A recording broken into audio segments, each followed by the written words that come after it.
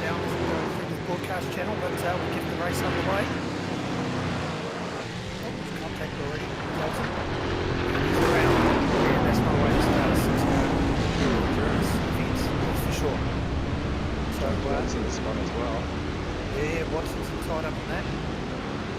So it's they haven't even got to the go line, and here he is just coming up to the green flag at the moment. So it's certainly going to put him on the back foot for the 6 hours ahead of them. So we'll see a noticeable entry here, heading up the mountain, trying to make amends for that early start mayhem.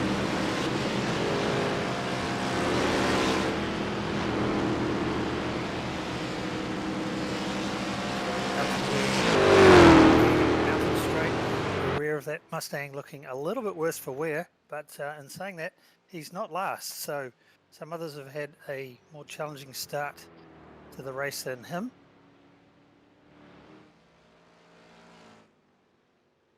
Climbing on up through into the cutting.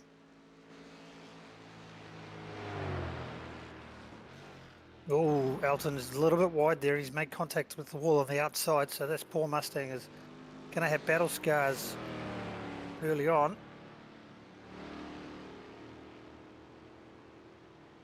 So he's just pulled himself over, and well, he's already coming across some other carnage. So as he climbs over the top of the mountain, we're just stuck on him at the moment as we're just trying to get some technical difficulties of our broadcast sorted for you, and we'll be bringing the action up front. So Elton's about to get past there by Stephen Gaskell. Oh, Elton. That car is well and truly christened now. I think he's got all corners. The only thing he hasn't hit is the safety car, and he started too far behind that to get to it on the first lap. So anyhow, he'll be off into the pits. But out front, it is Matthew Payne, the completion of lap number 1. And he's coming down under the bridge and will complete the opening lap. Reasonable, comfortable buffer there with Ante Rafael Sabo and Hugo Allen in the third place there in the orange Mustang. So Matthew by Andrew Dyson. Matthew Payne currently running over in Porsche Carrera Cup in Australia, joined up with his good mate from Pukekohe, Matt Stevens. A bit of an all-star team there. Their other good mate, young Liam Lawson over in the DTM, couldn't make it for the race, unfortunately. A little bit busy with DTM. Yeah, he was a bit busy in that race too, wasn't he? He got taken out from what I see in the reports there, unfortunately. Yeah, stayed up and watched it, and definitely liked that. Definitely had a shocker taken out. But no, Liam actually is our defending champion of our Bathurst 6-hour race. We've had a couple other Enduros, but this is our first time back at Bathurst since Paul Stubbs, Quiet South, and Liam won the inaugural one during our last lockdown. So pretty cool to see drivers who've done stuff with 2K Cup doing so well. And then Matthew Payne, also the current New Zealand Grand Prix winner. Yeah, look at some big hitters in here, and Mark Mallard, expert commentary there. You're jumping in later on in the race, have you? Yeah, James and I are just sharing a car. We run the race, and one of us is race control, and the other one is the driver. So I'm jumping in to do a bit of commentary with you guys to do it. I'll do some during the race as well while I'm in my stints as well. Give you some live from car action.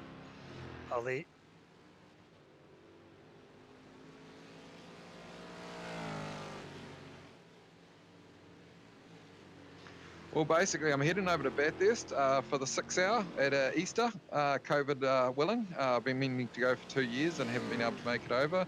And we're doing it in a Holden SSV Redline Lounge Edition. And the closest car to that is this car here in iRacing. So it's a bit of a pig, but so's the Commodore apparently. And it just means I get a whole lot of practice. And well, then I put together a few sponsors with Waikato Cars, IQ Security, Creme Insurance, and the 2K Cup. Put it together to make it so everyone could have a bit of fun during their lockdown. And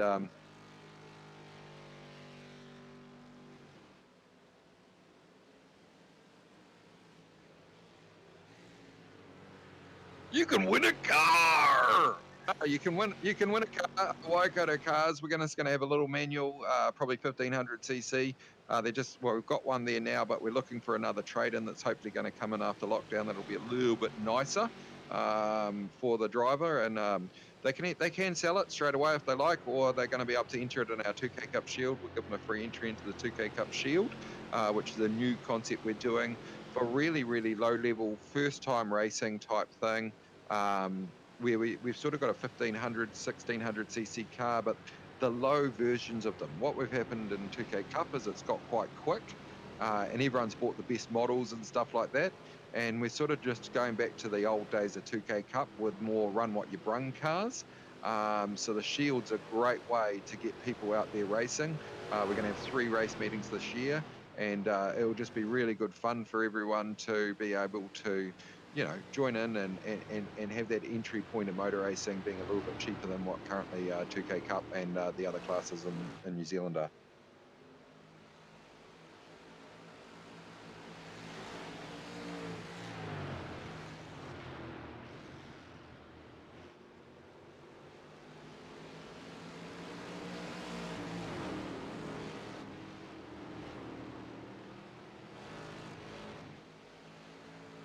Oh, you want to see a car get destroyed on a racetrack? Well, I will be in the Shield if I win it, trust me. James has already got his Shield car. I wasn't planning on doing the Shield, but if we win the car, I will definitely be doing a round in whatever we get and having a good laugh with it. The Shield's inspired actually by SVG. I'm lucky enough to be a GT member out at Hampton, and SVG's was continually going around in an old Corolla.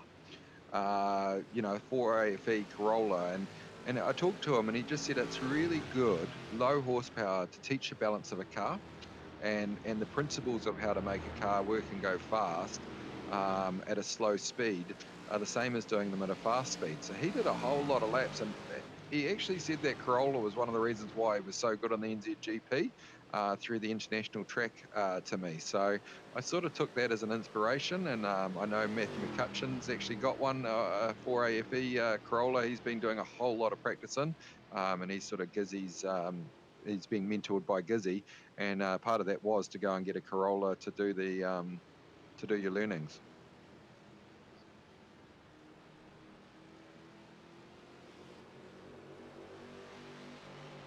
Well, he's currently just had a little touch into one. We're down in 19th position after he spun on the first lap. I'm sitting in car with him right now. I don't know if you can jump in car. Maybe I can commentate a lap and give you a few of the gears and what's happening around here with James. All right, so that's third gear through there as you come up Mountain Straight and into third. Now you'll pop up here, you'll be flat through the first part, and then it's a big break, and then pop down a gear, and then he tips it in. And look how close he is to the wall here. He's driving well. Oh, whoops, sorry, I'm on the wrong thing. Sorry, I've got the wrong one. No, I've made a mistake there. Don't worry. You've got me coming up Mountain Straight now. Yes, sorry, my mistake. So James is in there in third. He'll come up here. He'll try and make a little move here. I'd guess this is your last place to make a pass until you're sort of over the top of the hill. Oh, you're going to try and get on the gas here. There'll be a second gear as he pulls up in through third. You hit third as you come over that bump.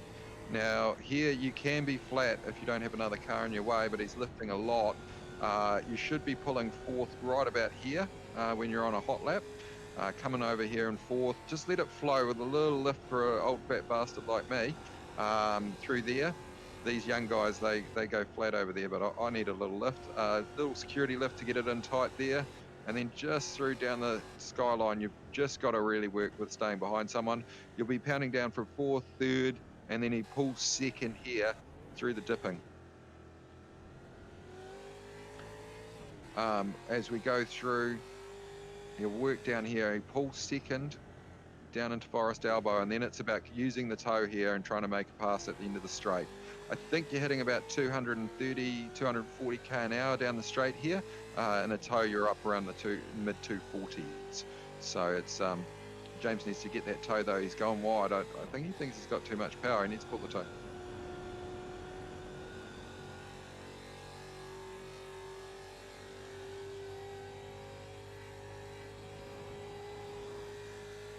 He made the move there around the outside. That's a big move. And oh, there's one wide in front of him. He's picking through the field. He's gone back to last and he's picking his way back up, which is nice. Currently, I think we're up to about 16th now, so that's not bad from last over 3 laps.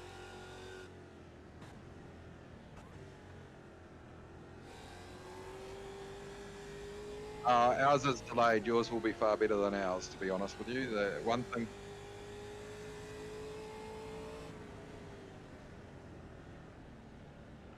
Well, James second quickest on the grid. He's a good peddler. He's coming to join me in Sangyong Utes this year. Yeah, come back into the Sangers. And, you know, he's a very good driver. Drives the Swift DB4 a lot. Is quite quick in that. I think his goal's to break into the 1 minute lap times around Hampton this year. So that's rocket ship fast, and he's a very good iRacer.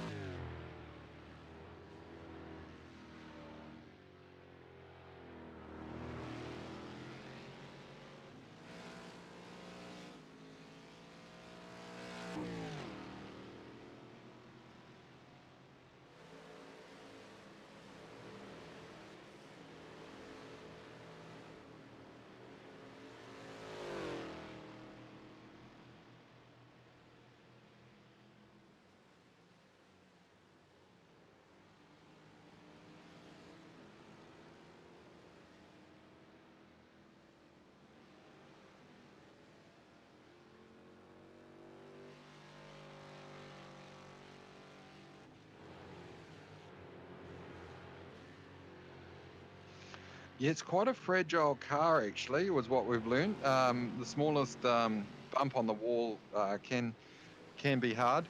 You'd actually mentioned a name there, Antal Rafael Sabo. He's an absolute, we call him an alien in the sim world. He's got over a 5,000 I rating, which is how I rating rates you. I think he's one of the top 3 in New Zealand for I rating. Really good young driver. We actually threw him in a Sangyong Ute after what we saw in a sim last year, and he got second in the championship in his first ever running in a car. So really good young driver that's yeah, he's done no racing, but his I rating was just insane. And you've been in sessions with him, Sooty. It's a pleasure to be second and within a second of him.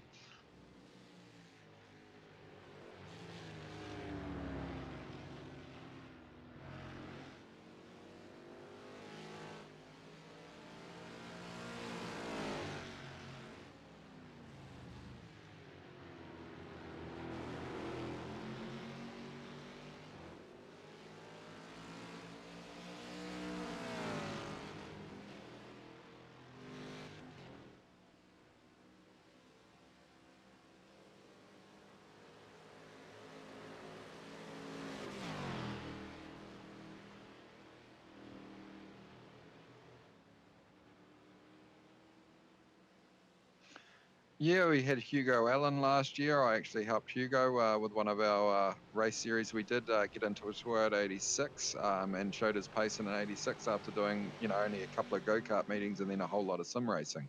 So Peter Vodonovich is another guy that has come from the sim world. So there's a whole lot of people that have come from the sim world and are really showing that those skills do transfer across.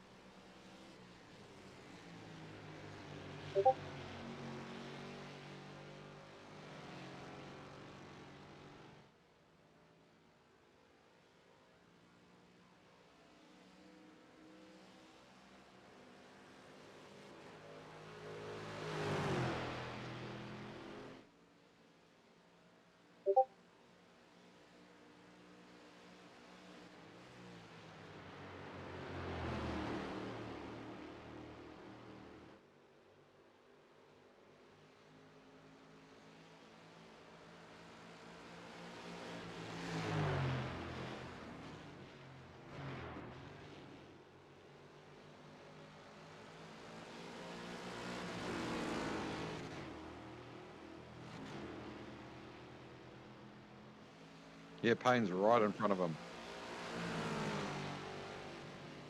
1 and 2 within 2/10.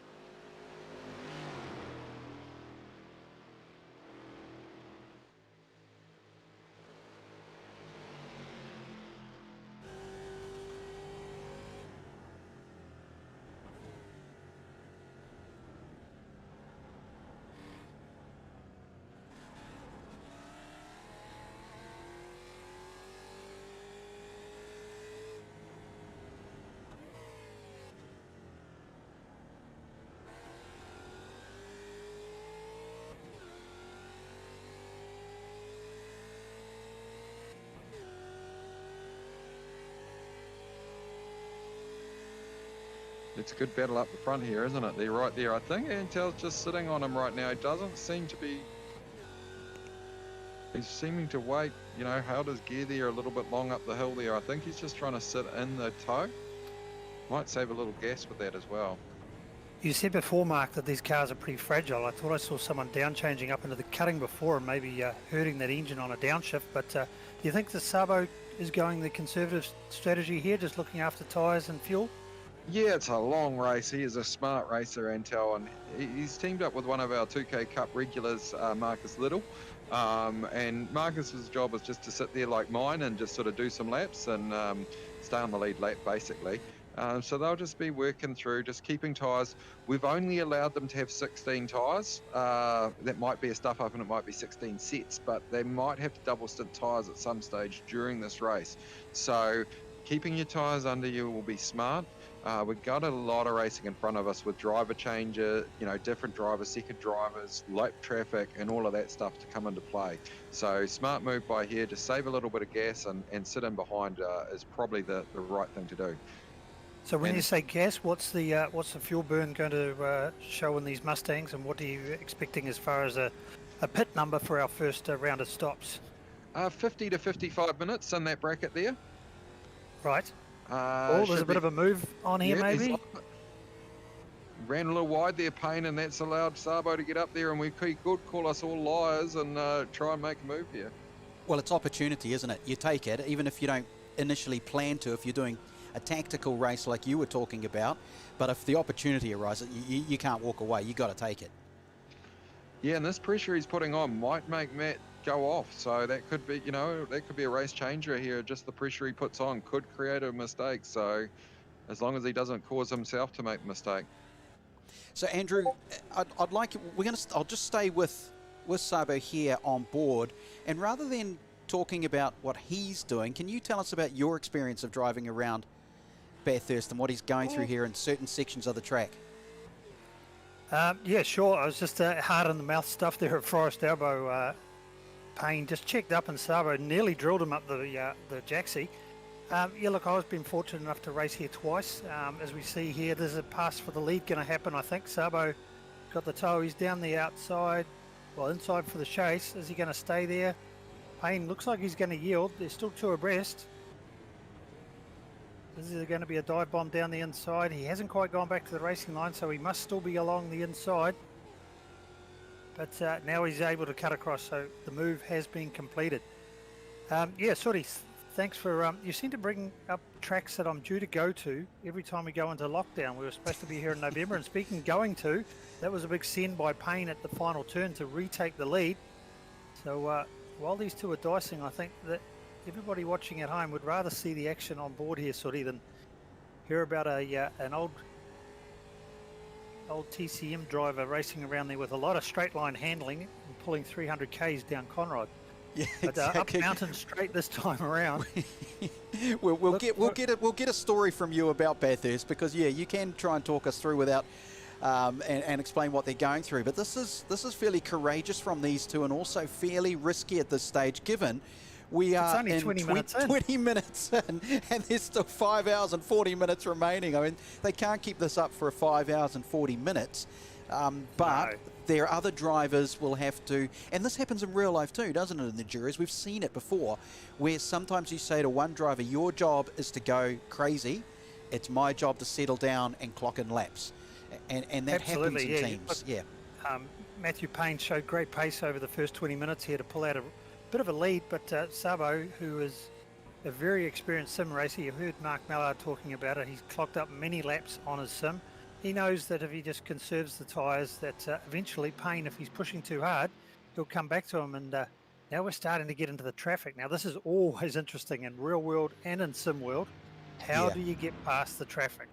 Yeah, and I was talking about this before, how a lead driver has a slightly different mindset to the chasing one, because you're going to be looking as a leader, looking in your rear vision mirror while trying to concentrate on what you're doing. The chasing driver is just concentrating on what you're doing. They don't really care about anyone behind them initially. They're focused fully up ahead.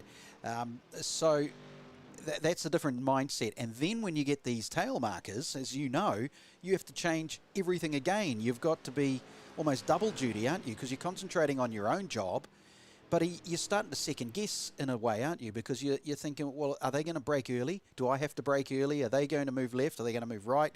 Are they staying there? All these things are going on at once, and it's quite a mission to decide what to do, because your whole race could be ended in a millisecond. Oh, absolutely, Suri. The biggest thing when anyone's coming up on lap traffic is you just want them to be predictable. And just be consistent. You know, whilst they're closing the gap, they'll get a read on them, where they're positioning the car and things like that. But when they actually get up onto them and do the overtake maneuver, that driver just needs to continue doing what he's been doing for the lap or two that driver's been closing in. Because if he suddenly changes and does something completely random, it'll catch up the overtaking car, because he just won't be expecting it. Gotcha. Yes. So if they decide, or even if they suddenly decide, I'll let that driver through, they might go to the left or right that they haven't done previously, and it'll catch out the chasing driver, because it's that predictability. Yeah. Okay. Now, speaking of catching out, look at the front of Sabo's car there. He's sporting a little bit of right-hand front damage. So whilst we were watching this battle unfold, he maybe has just nudged up to the back of Matthew Payne and just given him a little bit of a nudge. Well, he's hit someone at some point. At some point to get to that position, he's tapped someone. I can't see damage on Payne's car, so maybe someone he passed earlier might have been. But either way, yeah, he's lucky to still be out there after what Mark Mallard was saying, is these cars are very, very fragile. Is that a Ford thing, Andrew? Just asking. Pardon? You know, how Mark was saying they're fragile. Is that a Ford thing? I'll ask it again. I said, pardon? What? Yeah. No, I didn't hear you. Well, anyway. You thought I hadn't yet. No, look, Ford's, man, they're first on race day. What are you talking about? There's going to be a Ford victory here today at the mountain in the 6 hour. Oh, yeah. You heard it here first. That's a very, very good point. Yes, okay. Now, I'm just scrolling through while we stay with these two just for now. In fact, let's go. No, why not? Let's just wander around a little bit. Here's Harrison. Now, he's doing all right, and there's a bunch cars here. Dyson. Now, Dyson is way down, I think. Let me try and find. No, he's in the fifth position at the moment. So when I say way down, I'm saying to where 1 and 2 are, because they're just walking away. But yeah, 5th position's pretty good, isn't it? So it's like 5.5 hours to go. There's a bit of damage on that car too. Yeah, it looks like it's impaled itself somewhere into that right front again. So that seems to be a common area that the cars are sporting damage. I did spot the 3rd place car there of Hugo Allen just following our race leaders. He also was sporting some right-hand front damage.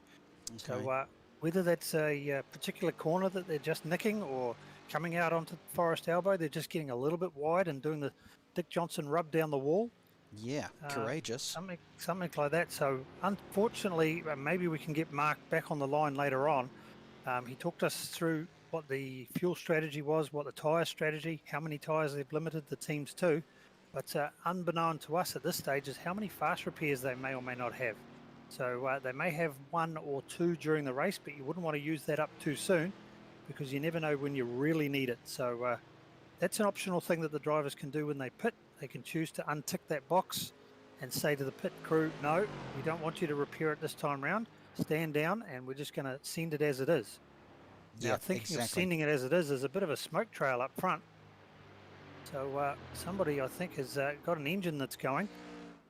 And there it is. Indeed.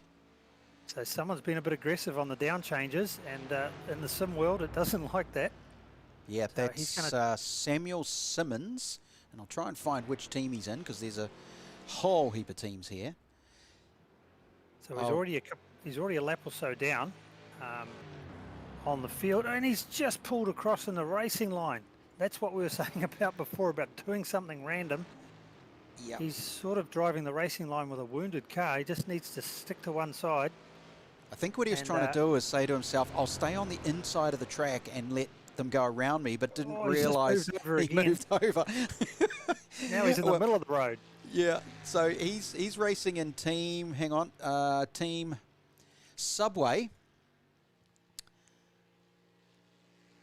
He's doing it. He's decided he's going to do it just for something to do. Well, what he's going to have to do in the next couple of minutes is limp it through to the pits and hope that he still has a fast repair to repair that engine.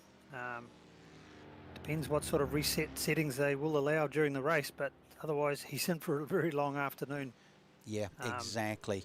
And he's going to be running out of oil shortly, so anyway, we're back up front. It's all on here.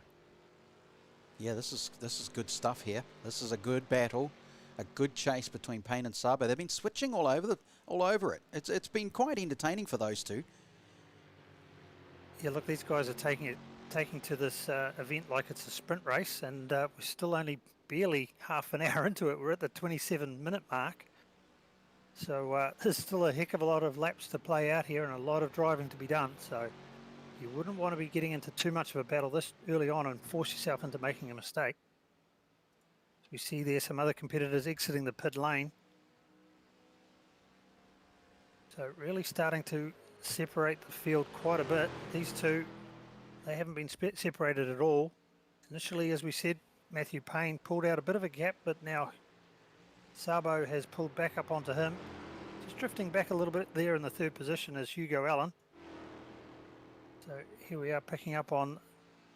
It's got damage to his car as well, is 32, it, on the right front? Yep. Same thing? Yeah, that right front again has suffered somewhere into the wall or a tyre barrier. And it could be here or coming out onto the back straight, isn't it?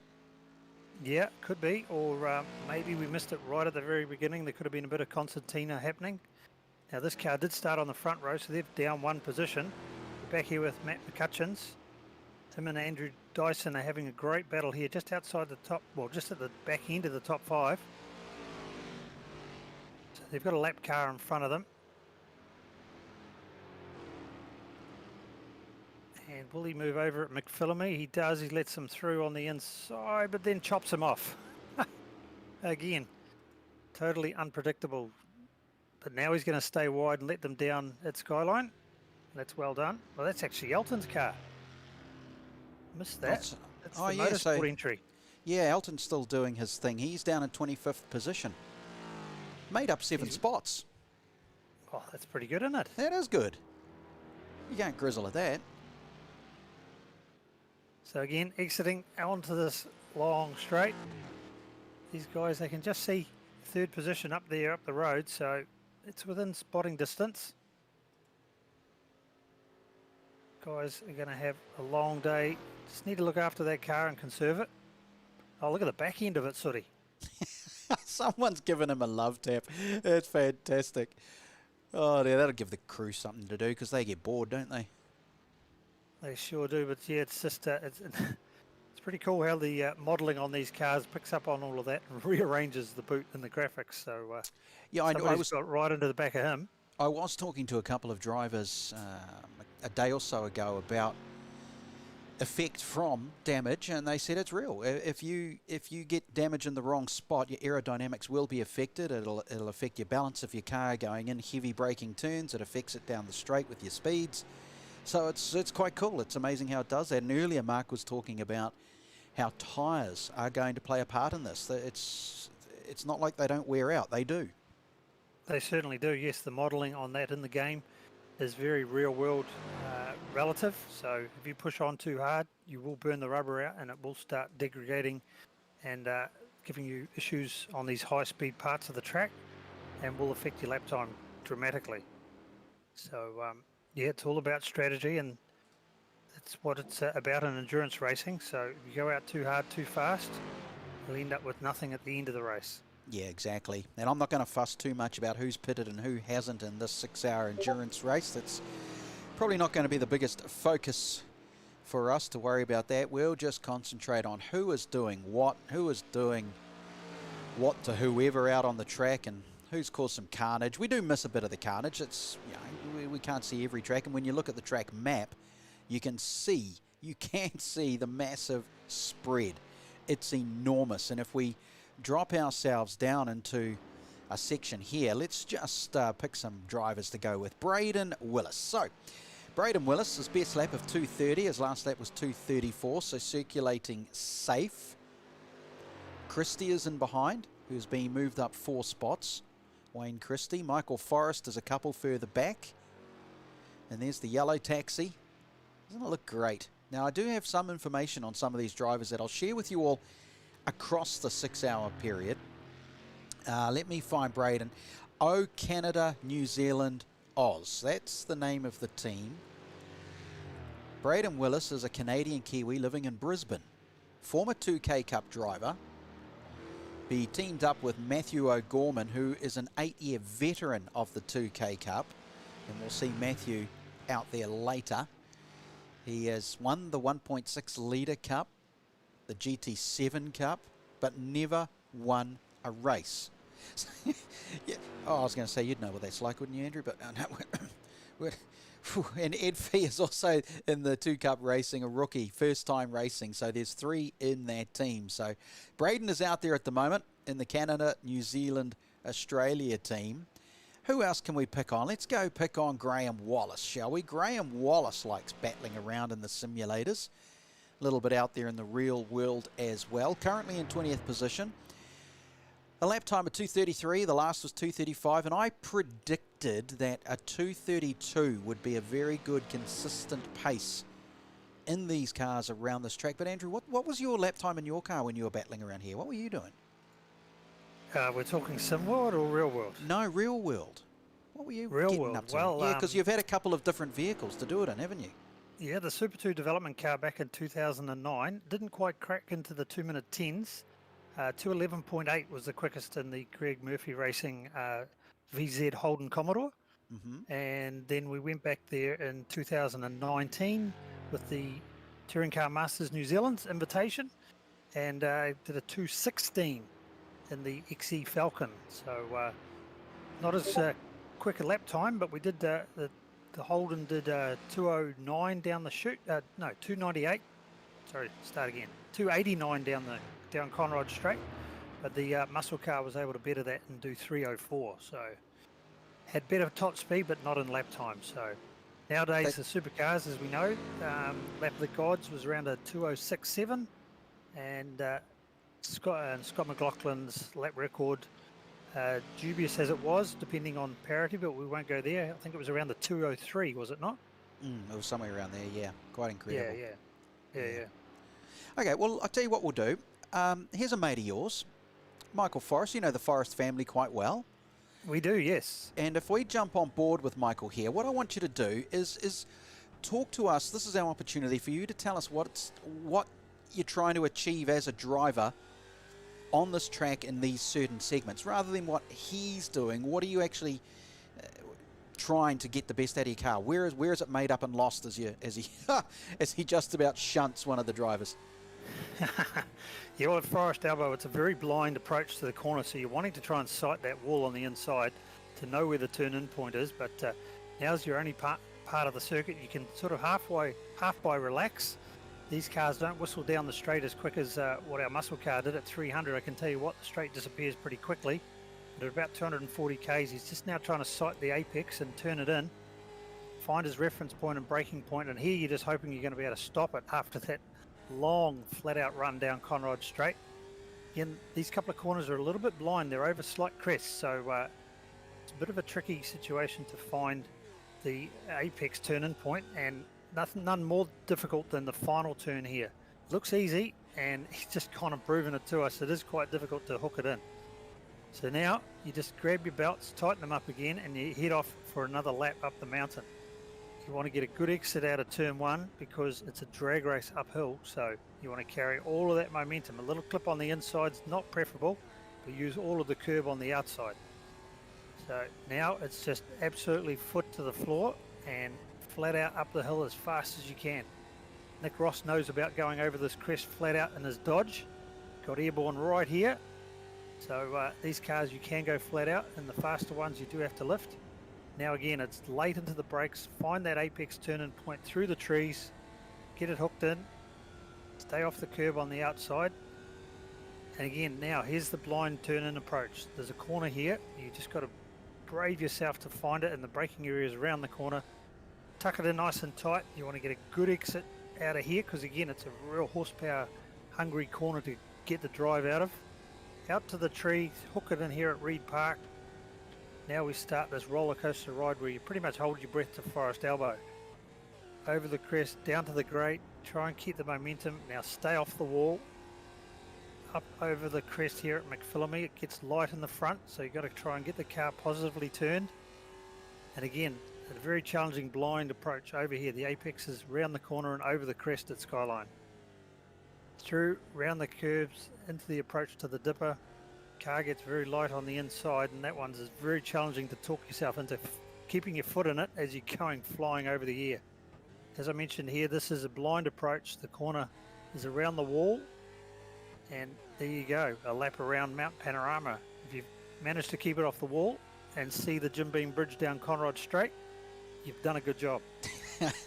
Yes, I suppose you have. And it's those blind turns that are the ones, aren't they? Because if you're a little bit, like if you're, when we say a little bit, 200-300, or is it more like half a metre out? If you're 200 or 300 mil versus half a metre, or we know if you're a metre off your line, then something's dramatically wrong. But how much leeway do you really have? Yeah, look, if you want to be fast, you want to be brushing the mirrors on the wall. Okay. But yeah, for me, I was half a metre. My Right. brave pills have worn out. Yeah, fair enough. We're joined here by Mark Mallard again. He's back in it. Oh, Mark. I just wanted to bring your attention to a race. Maybe we could look at Wayne Christie and it looks like Wayne Christie and Elton Goonan back in the field a lap down, but they're not too far apart from each other, and that's a battle of the Motorsport New Zealand office. Oh, it's changed. There's a massive gap now, so something we have missed. And yes, there is damage on the Wayne Christie car. We're following him now, and the gap has moved down. I'm just trying to find the 5 seconds. gap. They're about 5 seconds apart. There now. it is. Yeah. So something's happened to dramatically change it. A coming Well, together of wills. Elton's moving up the straight. He's struggling. I've just gone in car with him, and he's getting past here, so he needs to.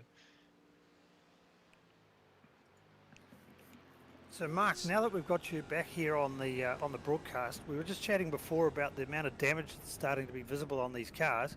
What's the rulings for this endurance race with regards to fast repairs? I'll just double check, but I think 6 fast repairs for the race. So that's about as many pit stops as they should do. But if they have an incident in between, then they'll need to at least have one stint where they do go without any damage, or won't be able to do the quick stop. Right. Oh well, that's pretty conservative. We're downplaying that at maybe 1 or 2, but No, we give them a chance. a lot of rookies out here. A lot of people just having fun. I mean, the top guys should really not use them much at all, and it will slow down their cars during the stint. But overall, it's sorry, I'm watching in car with Elton. He's having a whole lot of work here. I think his car's damaged, but yeah, he's it's just trying to keep everyone racing for 6 hours really and having fun, and it's a fun lockdown event for 2K Cup, which is entry level motorsports. So I wish we had these things called fast repairs and the real thing. It's a whole lot cheaper, isn't it, Andrew? Are you? Yeah, I was about to say. Hang on, for what? Do you guys have to repair your cars? Do you? Is this how it rolls? Well, yeah, well, in the real world, yeah, it seems that, I have to spend a few dollars with Toyota New Zealand with my 86 and with the other things in Sanyong and all of that. So, yeah, we do spend a few dollars on fixing them. So the fast repair button is a wonderful thing. So how is that distro study? Yeah, let's not talk about my wagon, eh? That's that's off. That's barred. Okay, the ban button will come out if you start talking about that. All right. Yeah. Give but don't take. All right, fair enough. Yeah, that's exactly right. That's how we roll. Oh, I shouldn't have used that word, should I? Yes. Okay. so when are you planning on jumping in your wagon there, Mr. Mallard? Let's just have a look at the fuel mileage. What we got left? 6 laps of gas. So 6 laps. I'll be jumping in the wagon. I'll do a stint now. Get some of the slow driver stint out of the way early. We were talking about me starting, but just with the cold tyres, even though with what James has done with spinning it on the first lap, first corner, we just thought it was better to put him in and try and have us with the lead pack. So right now we've got a nice little gap in front, well behind, and yeah, we'll catch up with this gap over the course of the 6 hours to the group in front. So I'm going to have a nice little quiet stint, I hope. Excellent. I'm just watching Elton and who is that? Vaughan. They're both damaged quite badly. I'm sure that was Vaughan. They're not actually in order of race. Vaughan is up in 10th position, but I think he's got car problems as well, although let's stick with him for a second here. So Vaughan is on, yes, 10th position, and it was just the two of them having a drag race. So Elton's decided to keep going, and we'll catch up with him later on. We'll bring him into the broadcast channel and have a chat to him live. I think he's, to be fair, he's probably struggling out there with the racing itself, so bringing him in to commentate at the same time could be damaging. We won't do that. I'll wait till he's got Geordie finished. Peters with him. Is Geordie in the Discord? Could you grab Geordie out and thing, because they might be having a pit stop soon. Oh, well, I hope so. I can see Elton's name in a chat area that I can get him in here to talk to us, but I can't see Geordie there as well. Oh, okay, he must be coming on later. He must be out there. Well, you can't really be out there doing anything, can you? No, he's probably having lunch. You know, he'll be whatever. I'll come and see you around about 1 p.m.ish. That's what PR and media people do, isn't it? That's what that's all about, lunch. You've got a car to go drive, don't you? Soon. Right, so there's Timothy Vaughan. Pit stops starting in the next sort of 3 laps or so, I think you'll see.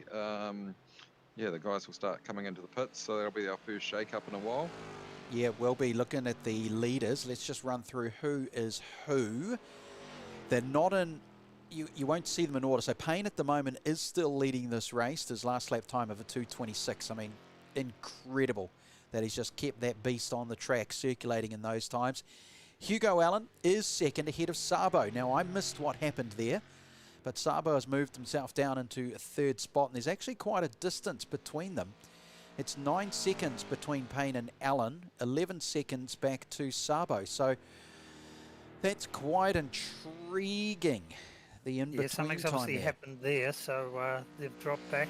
They were battling pretty hard, but Mark, before you jump in your car, you mentioned about the fast repairs, tyres, fuel, etc.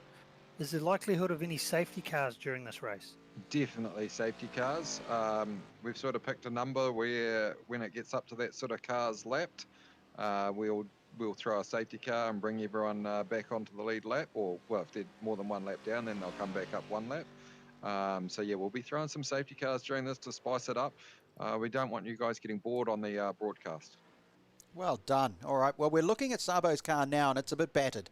It's been smacked around, so I think he's had a really good chunk into a wall somewhere. In fact, I don't think there's a straight panel on the car.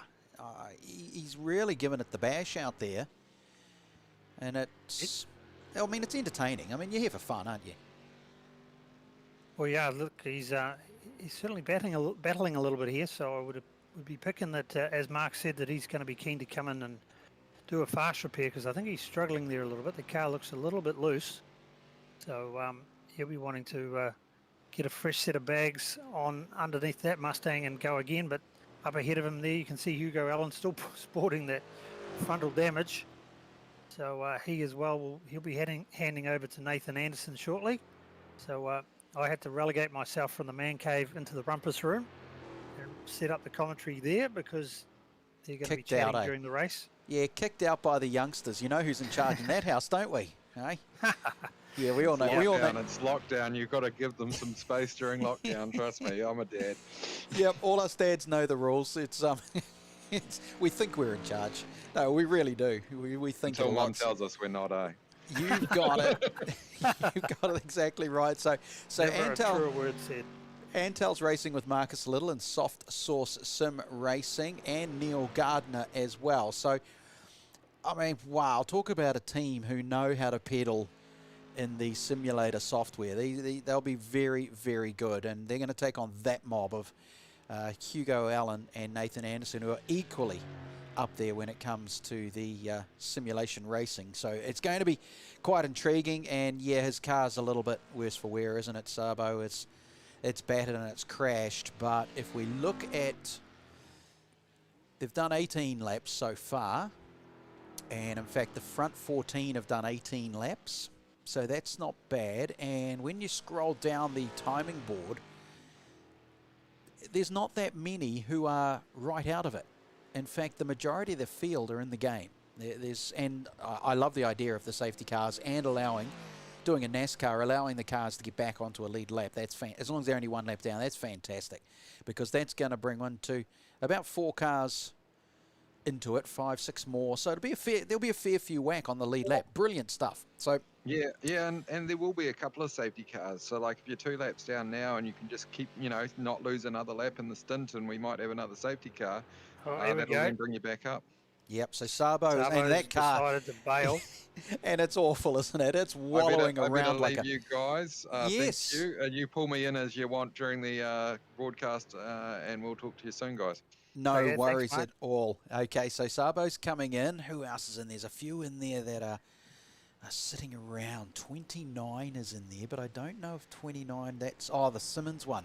They are in the pits. Sabo's coming in now. Joel Herbert is coming in as well. There's the fast repair done, clicked. And so they'll be doing tyres and fuel. And this stoppage time is the realistic area of your refueling and doing your tyres. The fast repair, for those who are wondering, who are not fully up to play on the simulation system, you can select if you allow the teams to have an instant repair of the car or whether you do it in realistic time. So Mark Mallard was saying we're giving every team 6 opportunities to do a fast repair. If they smash any more than 6 times, well, that's their problem, and he thinks the faster teams will only need 2 or 3 opportunities to do so. So that is what they chose to do, and Sabo is out. I'm not sure who's in.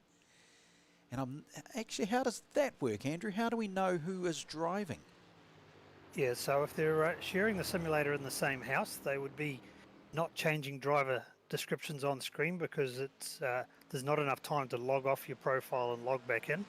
But given that we're in lockdown situations and these drivers will be competing from different venues, they can actually physically do a driver change in the car. So the name will change on the timing tower. So it appears that Sabo is doing a double stint this time round. So he's gone again.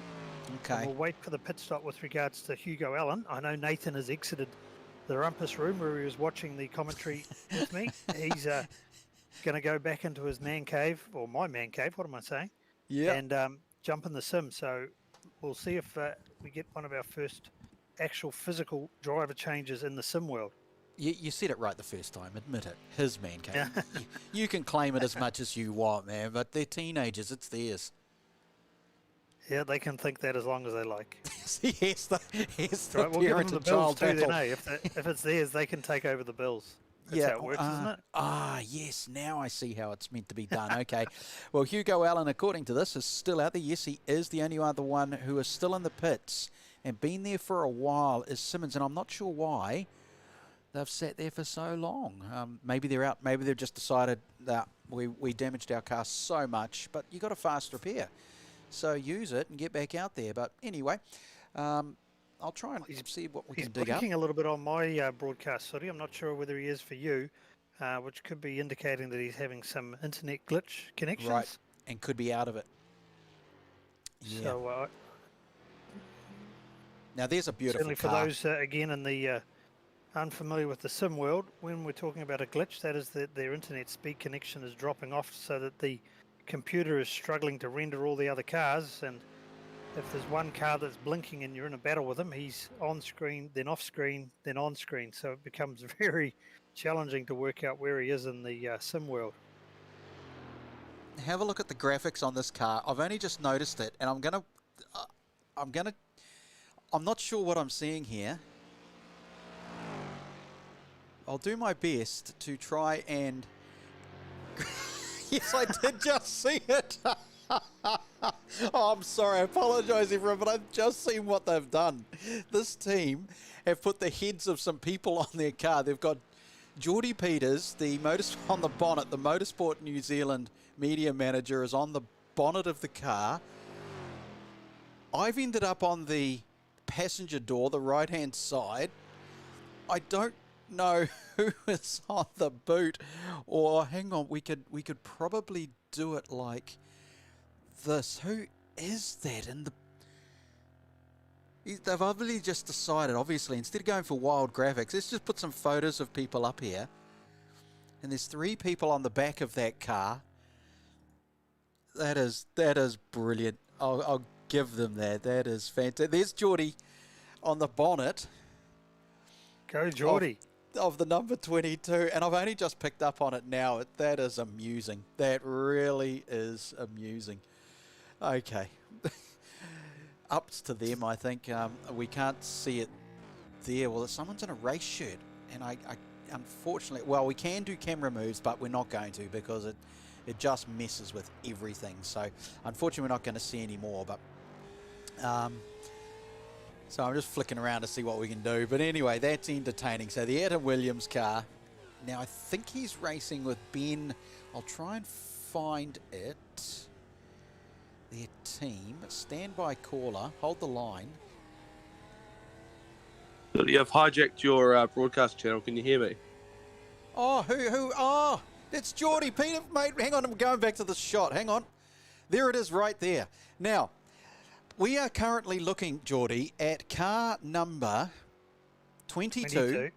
It is 5th on the racetrack, and we are staring at the bonnet. Can you please explain? Well, I woke up this morning and I had a message from a very good friend, the Formula First expert, Jonathan Morton, saying, I see you're featuring in the race. And I said, well, if Elton hurries up, we might be able to make qualifying. And he goes, no, your face. And I'm like, what are you talking about? And I go on Instagram, and then there's my face and your face on a race car in iRacing for the 2K Cup 6 hour. So I think that's Ed Williams, Jensen Bate, the Speed Sport Scholarship driver, and Ben Stewart, I believe, are in that car having a little bit of fun. My face is on the bonnet, your face is on the side, and then there's a couple of others as well, which I couldn't make out, but they're certainly having a bit of fun with it. It's quite entertaining. Now, if you... oh, dear. I'm going to focus on a car. It's car number 34. Now, car number 34, Geordie, has had a few issues. Car 34 is covered in the livery of Motorsport New Zealand, and it's... Mate, I don't know if you can say that's... Any publicity is good publicity, right? So can you please talk us through what's been going on? Look, I'm starting to regret making this livery late last night. It was a last-minute thing. It was a bit of a throwaway line in the staff group chat. Hey, Elton, should we do the 2K Cup Enduro? And he actually said yes. And I thought, oh, gosh, here we go. So we made the livery. I jump in at about 10 to 12 this morning. Elton gets off a couple of commission Zoom calls with I think it was our Club Sport Commission. And he goes, right, what do we do? And he jumps in. Unfortunately, he didn't get to set a qualifying lap because we had such little time left in the session. And pretty much he's had no practice. I've done about 5 laps. So unfortunately, he's had a few incidents. We've only got 2 fast repairs remaining. So we're going to be struggling to finish this race, I think. But he's got the first 90 minutes. Then he's got to do a phone interview with some radio station. And then I'll jump in the car and we'll see what we can do. So it's certainly not been a great start, but we're up there. And we've also got our big boss, Wayne Christie, the president of Motorsport New Zealand, but he's currently beating us. So we've got some work to do to catch him. Now, oh, yes, he's just in front of you. Now, are you on the same lap? No, you are 2 laps down on Wayne Christie. Yeah. I don't want to rub it in, but just saying that's 2 laps. It's a lot of work to do. Yeah, it is. So, Wayne, we're watching him right now, and he's smashed and bashed his car as well. I guess the tactic here could be not to use a fast repair now unless you really desperately have to. Well, I think if what are we now? We're now just under an hour into the race. So if Elton has to come to the pit, I think I'll pull him out of the driver's seat. I'll jump in there, and we'll see what we can do while he's talking on the radio and making us sound really, really good and talking about all things esport. But yeah, you're right. I think we're going to have to limit the fast repairs. We've got 2 now, and we've still got 5 hours in the race. Just, Oh, I shouldn't laugh, but this is entertaining. It really is. This is what it's about. It's a lockdown special, you know. Yes, there is a race car on the line to win, but at the end of the day, the chocolate fish, the talk, the banter, the water cooler chat for the next 12 months about today's race will be quite entertaining. Yeah, exactly. That's what it's all about, having fun while everyone's locked down in their living rooms, not able to do the real thing. And I mean, I just look at the livery passing me now. They're certainly having a bit of fun. I'm not sure if it's the same on your screen, but it's all about fun. Yeah, it really is. And Mark Mallard is now in his car, which means Watson is Oh, no. out. Oh, who have we seen smash? Tell us. Oh, no, nothing's happened at all. Elton's kept it on the track nice and cleanly. We're fine. Okay, we're following him now. Thanks for that heads up. Yes, so once again, we should say. Or maybe we should be saying, hey, this is good news. Elton is still on the racetrack. Absolutely. Great news. He's still going strong. Nothing ever happened. Yeah. Now, talk us through his racing experience. I know he is on the broadcast channel, and I'll bring him in after his stint because I don't want to multitask the guy. But what's his racing simulator experience? His simulator experience is fairly minimal, I think. I hope I'm right, because at the end of the day, he's my boss. But he's basically, we got a couple of simulator computers at Motorsport New Zealand just before lockdown last year. They literally arrived the day before level 4 lockdown. And we knew we were going to be doing some esports stuff, and lockdown, obviously, perfect opportunity to get it kick-started. So during lockdown last year, he had a Logitech wheel, plugged in one of the work computers and had a bit of fun in the few spare moments that we had. So pretty minimal experience. And in terms of preparing for this race, absolutely zero preparation. Well, I can tell you they are a whale of a car to throw around. And they're basically, I wouldn't say awful, but I'd say a handful. And when you look at some of those boys up the front who are doing the 25s, 26s, 27s, 28s, it's like, how on earth are they doing it? So it's quite a skill set. But if we keep your Motorsport New Zealand hat on here for a second, Mark Mallard was talking about the likes of Sabo, who out of sim racing jumps into the real world racing and achieves, and other drivers who have done the same thing. This is kind of one of the targets you're looking for, isn't it?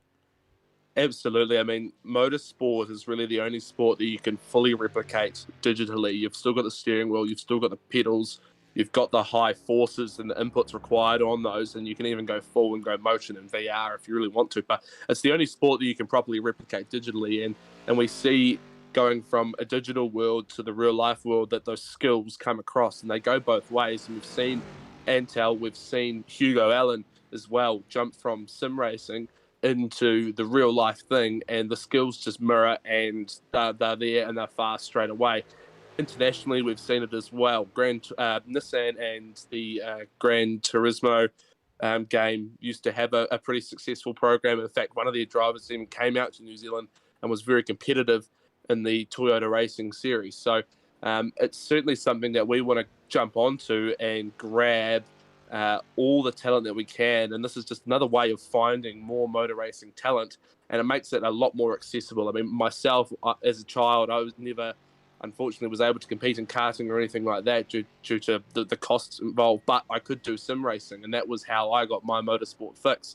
Now, I'm not very good, I'm quite terrible, so I never really got behind the wheel in real life, but that just shows how it makes the sport so much more accessible for young people and for people who don't have budget or whatever, you know. And I suppose it also, you have to play the other card as well, because if you've got drivers who are exceptionally good at the simulation world, the mirroring of it, and they go out into the real world and achieve the same, you then look at people like me who are very average on a sim. So I'm probably going to be fairly average in the real world on a racetrack. So you have both sides of the coin there, don't you? Because that's why I've always said those who can do and those who can't, I talk about it. Absolutely, and that's why I'm talking to you right now. I'm not very good. Andrew, are you still there? Yes, we're here. Is that why you're talking as well now? Have you proven to yourself you're not good enough to be out there? Oh, I didn't say that, did I? Sorry, caller, you're breaking up. Yeah, well, you missed it before, Geordie. It was fantastic because Andrew did actually talk us through the intricacies of going around this track. And I mean, it's a funny combination for the 2K Cup category to choose this, to use the FR500, which is basically a road whale, and throwing it around Bathurst as fast as they can. It's quite entertaining. It's a funny choice, but I like it rather than going a properly built, specific, works around Bathurst machine. They've chosen this Mustang. It makes, for me, that's entertaining. Oh, absolutely. You know, it certainly is entertaining, City. I mean, it crossing over and doing a little bit of real world in the sim world, and that is taking a challenging road car and asking it to do something it probably wasn't intended for off the production showroom floor. But yeah, these guys are enjoying it, and it's certainly a track that a lot of the sim racers gravitate to with cutting laps, because yeah, fortunate enough in the real world to have done it, and I know of a lot. We heard Mark Mallard talking about it as well, that a lot of racers would love to just cut laps in anything around this track in the real world. Yeah, well, the most I've done in it is a rental van when I've gone over to cover the races over there, so that's the best I can do, and even then it was at the slower guided speed limit that you're allowed to go, which is a shame. That's as fast as I've gone around Bathurst in a rental Toyota van. It's nothing to be excited about. Let me run through the numbers here at the moment, with quite a few of the drivers having switched out, and some, Andrew Hansen thinks some of them might have stayed in, the likes of Sabo, who is currently in second place, but Matt Stevens is leading this race, and we're focused on him right now. His best lap is a 2:25. That's just incredible. And a 2:27 was his last lap, and even that is fairly pacey in this car. Antal Rafael Sabo is still leading in that pack, second place. Nathan Anderson has taken over from Hugo Allen, and they are still holding in third. Sam Dunstall is 4. Daniel Misdale is now in 5. Ayrton Williams in the probably the pick of liveries of cars today in that 22. Timothy Vaughan is back down in 7th position. There is Timothy Vaughan at the moment. And there's a little bit of a bust to move. Someone's pulling over to let it by. Car 143. Let me just double check who that is. Oh, Forrest. So Michael's still out there. So he's letting someone by, and there's going to be a fair bit of that over the next 5 hours, because we have just clicked over our first one. Further back is Hayden Warrington in 8th position, and Mark Mallard. They have actually lost 5 positions. Now that, I don't know if that's racing or during the pits, probably a little mix of both. And if we go to Mallard right now, who was actually in the top 5 during the qualifying practice session, he was really pumping that car around this track. He's done an exceptional job, and we'll just stay with him for a second to see what his last lap time. Not wonderful, 2:27s to 2:30s. He's quicker than that, but maybe he might just be settling in. So down in 9th, and in 10th place is Hamish Cleland, and that car looks incredibly clean, but it may have had a fast repair. And I'm given the jocularity of today's event, I'm not going to focus too much on who has done how many pits and all that kind of stuff. We don't need to worry about that. Then, of course, we've got Travis, Gillum, Adams, Stillborn, Bryant on the lead lap. Those are the drivers. They have all completed 25 laps. Bryant has just clicked over now. Gaines is about to do the same with Clive, Forrest, O'Gorman. We can see on our timing change, so O'Gorman is back there. Blick, Wayne Christie. Now, Wayne Christie has gained 5 spots, people. 5 spots. But when you go down some of these names, here we have Joel Herbert, who's lost 10 positions, and I'm really surprised by that. But you can get caught up in incidents here with other co-commentators. They've spoken about that. And Skeets, they have lost 16 positions, so from 11th to 27th. And that there, I'm not sure who that was. Sorry, That Skeets, it looks like it's exited the server then. Yeah, it's gone from, hang on, sorry. Oh no, Motorsport New Zealand Mustang is looking like it might be using another fast repair. Yeah, let's try and find it. Sorry, it's jumped to, there we go. There he is. Oh, Oh, Elton. dearie me. Oh, Elton. Geordie, what do you think about that? Have you seen the state of your car? I have. I will see what happens if he comes into the pits. I might be cheeky and I might pull him out of the car, which could be interesting come staff meeting tomorrow morning. But we'll see what happens. Even the wing is bent. I mean, what do you have to do to bend the wing on a... Oh, it's because it's shunted up from the arm, I think. But He's backed it into the wall. Yeah, I'm just looking. I think the left side panel's okay. That's all right. He's wobbling around a little bit. Let's go on board because I think his max speed is small. His staying online is lacking. There's not a lot good going on here, and we are going to pick on him over this. We're going to give him plenty about it. Car 25. Oh, look at him, the way he hits that ripple strip. I'd be careful, Elton, because if it goes off the state of the way the car's looking at the moment, it'd probably go into the wall. Third gear. Yeah. Hang on, we're still on board. He's pitting. He's pitting. Geordie, are you going to race? Here we go.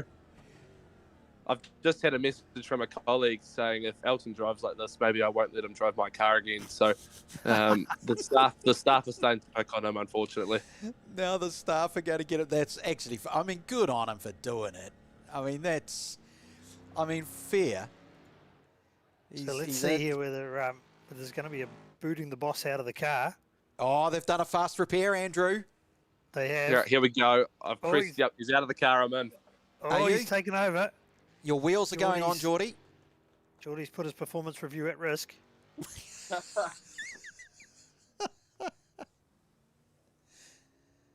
Okay, he's not only taken the car. He got kicked out. Oh no! Really? Is Elton doing another stint? No, I'm back in. I'm pulling back out again. Okay, so they've had a scrap, Andrew, in the pit lane. Have you seen that before with drivers fighting over who's getting in a car? I think they used to do that in the 80s in the Touring Car Championship. Well, I know Brock did it at Bathurst several times, didn't it? When he jumped into the number 2 car, he kicked the co-drivers out and said, "Nah, this one's mine now, boys." Yeah, nasty that was too, actually. I suspect that a lot of people haven't forgiven him for doing things like that. But that's okay. Motorsport's all about the rule book and understanding it. It really is. Okay, so it's a fast car and Geordie's in. We're going to go on board, we are, people. We're going to and then we'll wander off to some of the other drivers, but let's just go on board with Geordie, put him under pressure. He's here with us in the broadcast booth while driving. How good is that? And Mark Mallard's now joined us. And Mark, I can tell you what's going on. We've got Geordie Peters with us, Mark, who has actually just jumped into the completely destroyed Mustang from Elton. So we've put Geordie under a lot of pressure. Well, it's a virtual safety car right now, so we're just cruising around right now. We got the leaders together, so the virtual safety car has come into action. So Geordie can make his lap back up, and he's got a nice clean car now, so fast repair will help him. So don't stack it during the safety car, Geordie. I'll try not to. There's no pressure. Okay. Well, I'm going to move Geordie down to the Motorsport News, his own little page just for a little bit, his own little channel to talk to Elton. So he's not with us in the broadcast now. He can focus on this. But let's go and have a look around the field, shall we? What's been happening out there? Here is our leader at the moment, Matt Stevens, in the virtual safety car. So just for those who have joined us in the broadcast, Mark, what's the deal? What's the deal? iRacing's pretty average on the safety cars, and 2K Cup themselves brought in the new technology of virtual safety car. So... Sorry, there's just an announcement over race radio. So, yeah, we just get behind the leader and slow down and allow everyone to make their passes to get back on the lead lap. So it's just a bit of excitement to add to the race and to make sure if you have an accident, you can still be in the race. Get the Geordies of this world not so annoyed with their teammates. Oh, very good idea. Right, so I've just added, we're going on board now with Antal Raphael. Are you there, Antal? Hi, mate. Yes. You are live. You are broadcasting while you're under a virtual safety car. Can you, first of all, I got 2 questions. The first one is, what was with the damage? Just unfortunately got a bit too close for the game liked and copped us some damage, so we had to start managing that. We're down on the straight a few Ks, but trying our best here to stay with the front guys and put on a show for everyone watching. Okay. Yeah, we are watching. And the second question I've got is, you're doing a double stint, is that right? Yes. So what's the mentality behind that? Just we don't want to change too much of what the battle is looking like at the moment, so we'll go as long as we can. And hello? Yeah, yep. We still had, yep. Oh, you can hear me. Yes, sorry. My team told me I dropped out of Discord. So we're just trying to keep things the same and keep the flow going. So as long as the flow still kind of stays as it is at the moment, we're happy with how it's going. So, yeah. Okay, fantastic. All right, well, I'm going to throw you to join your fellow drivers once again, and you can have your you can talk about your secret squirrel tactics away from us. We don't have to listen to you anymore. That's fine. It's now if Bring in Matt Stevens, or whoever's the leader. yes, The let's Brookcoe find boys him. that wanted to talk to you. They were desperate. Matt Stevens actually wanted to do live laps with you. Oh no, sorry, it might have been Payne. They're keen to do some during the race. We've got quite a That's few. what We've got quite a few hours to do that, but at the moment, I've just dragged in Matt Stevens. Copy there, Matt. Are you reaching us? What's that, sorry? Oh, you've got us. Welcome to the live broadcast, pal. So now Hello. there's absolutely no pressure, but you are currently leading with the virtual safety car, and you're talking to us at the same time. So if you crash, it's our fault. Okay, yeah, I'll blame you guys. Yeah. Very good. Okay, so how's the team tactics been panning out so far? I mean, must have been okay. You're leading the race. Yeah, it's pretty good. We just put the fastest driver in the car to start off with, and then got the slowest driver in at the moment, and then hopefully we'll have the fastest driver in for the final stint. And yeah, win the race. There we go. That's the plan. So are you going to do it as every time there is a due pit stop, like a regular pit stop? Are you going to do a driver swap at that point, or are you just playing it by ear? I think we're just playing it by ear at the moment. I might do a double stint here because Matthew's got to go have some lunch. That's very important. So yeah, I'm just playing it by ear, to be honest.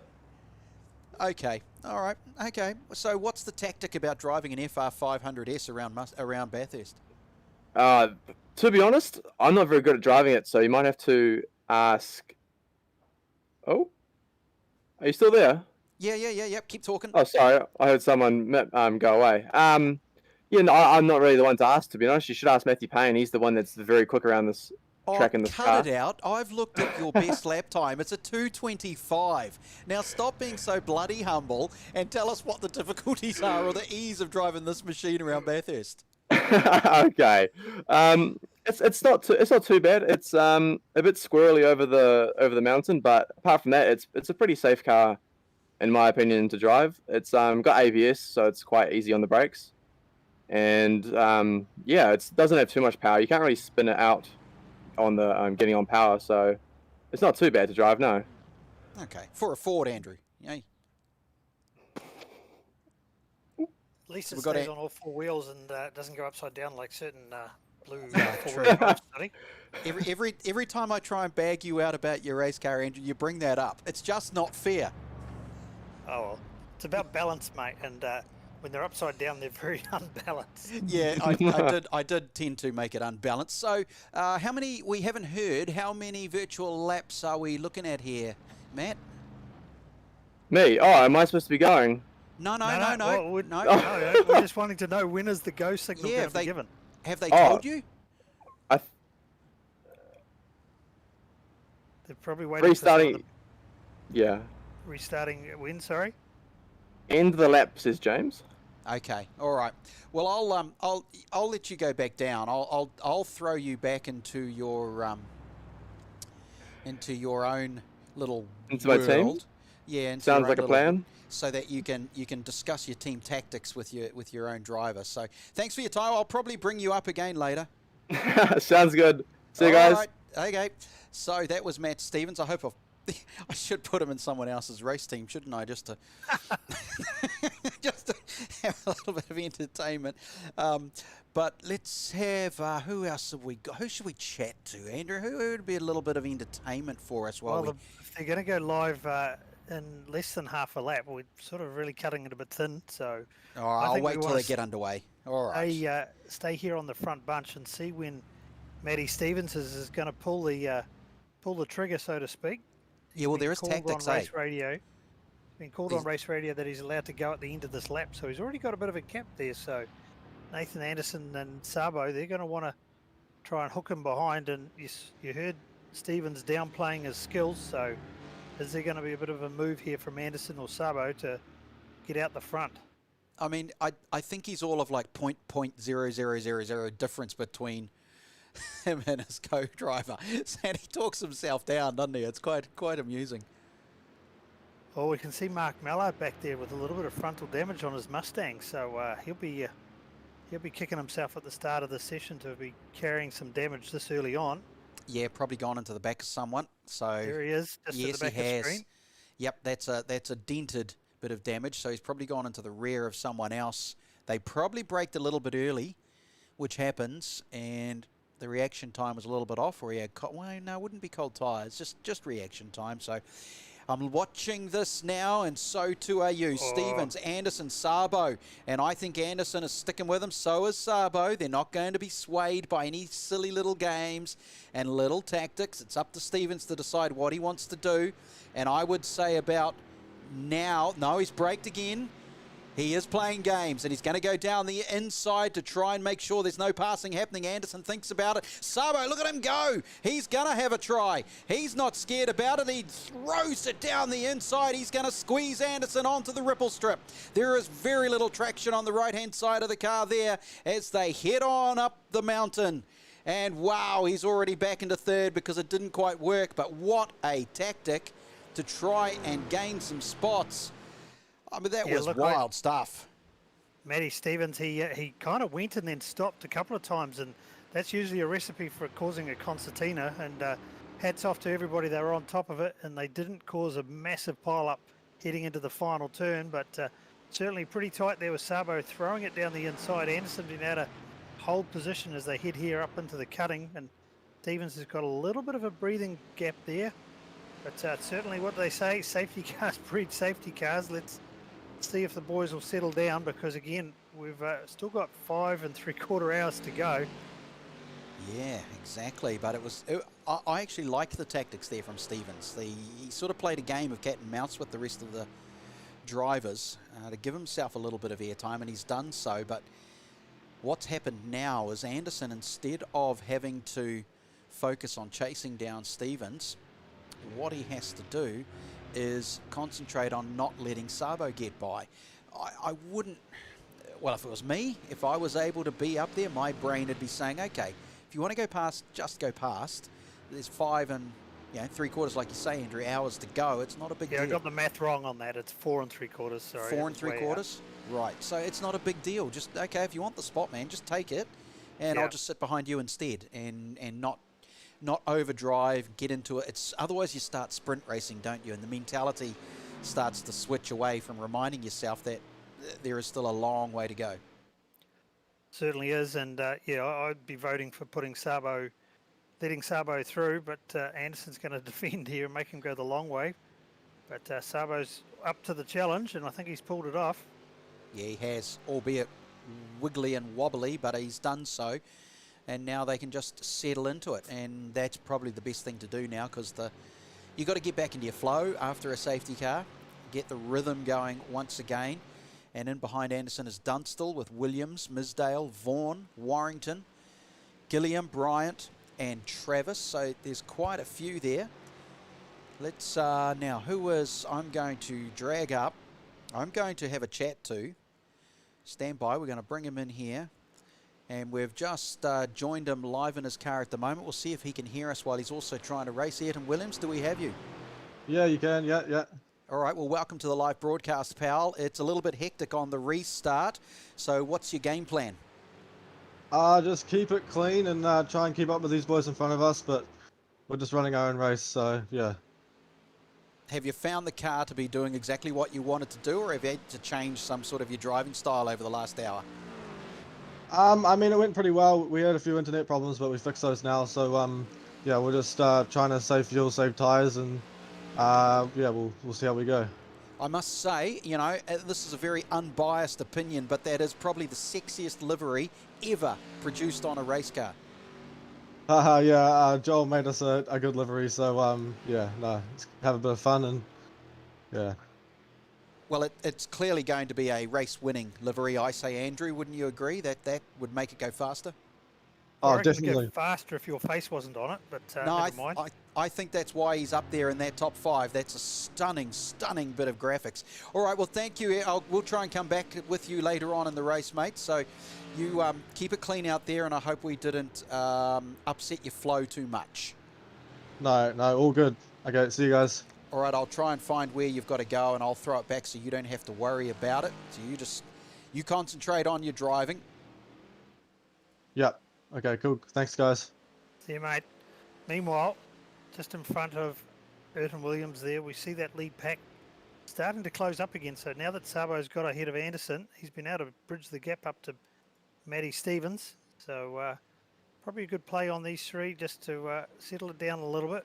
And certainly in the mixture is Sam Dunstall. He's sitting in the prime position, just watching these top three battle it out. And if anyone's going to have any contact issues, I'm sure he'll be there to pick up the pieces. Yeah, these front runners, they'll start to pull away from the field. I'm pretty confident of that, and they'll start to produce quite a decent gap, but it's only going to take one little touch for things to go wrong. And I guess Andrew, now is the exact right time, an hour 22 minutes in, for you just to deep breathe and settle in rather than think sprint racing. Now's the time to just, whoa, hang on, let's just circulate. Yeah, well, in Nathan Anderson's case, this is the second driver in the car, so now the nerves are out and he's had a chance to get a few laps under his belt. Sabo, as we heard before, is double stinting, so his co-driver's yet to get in, so he'll be still somewhat nervous having not turned a lap yet in this race.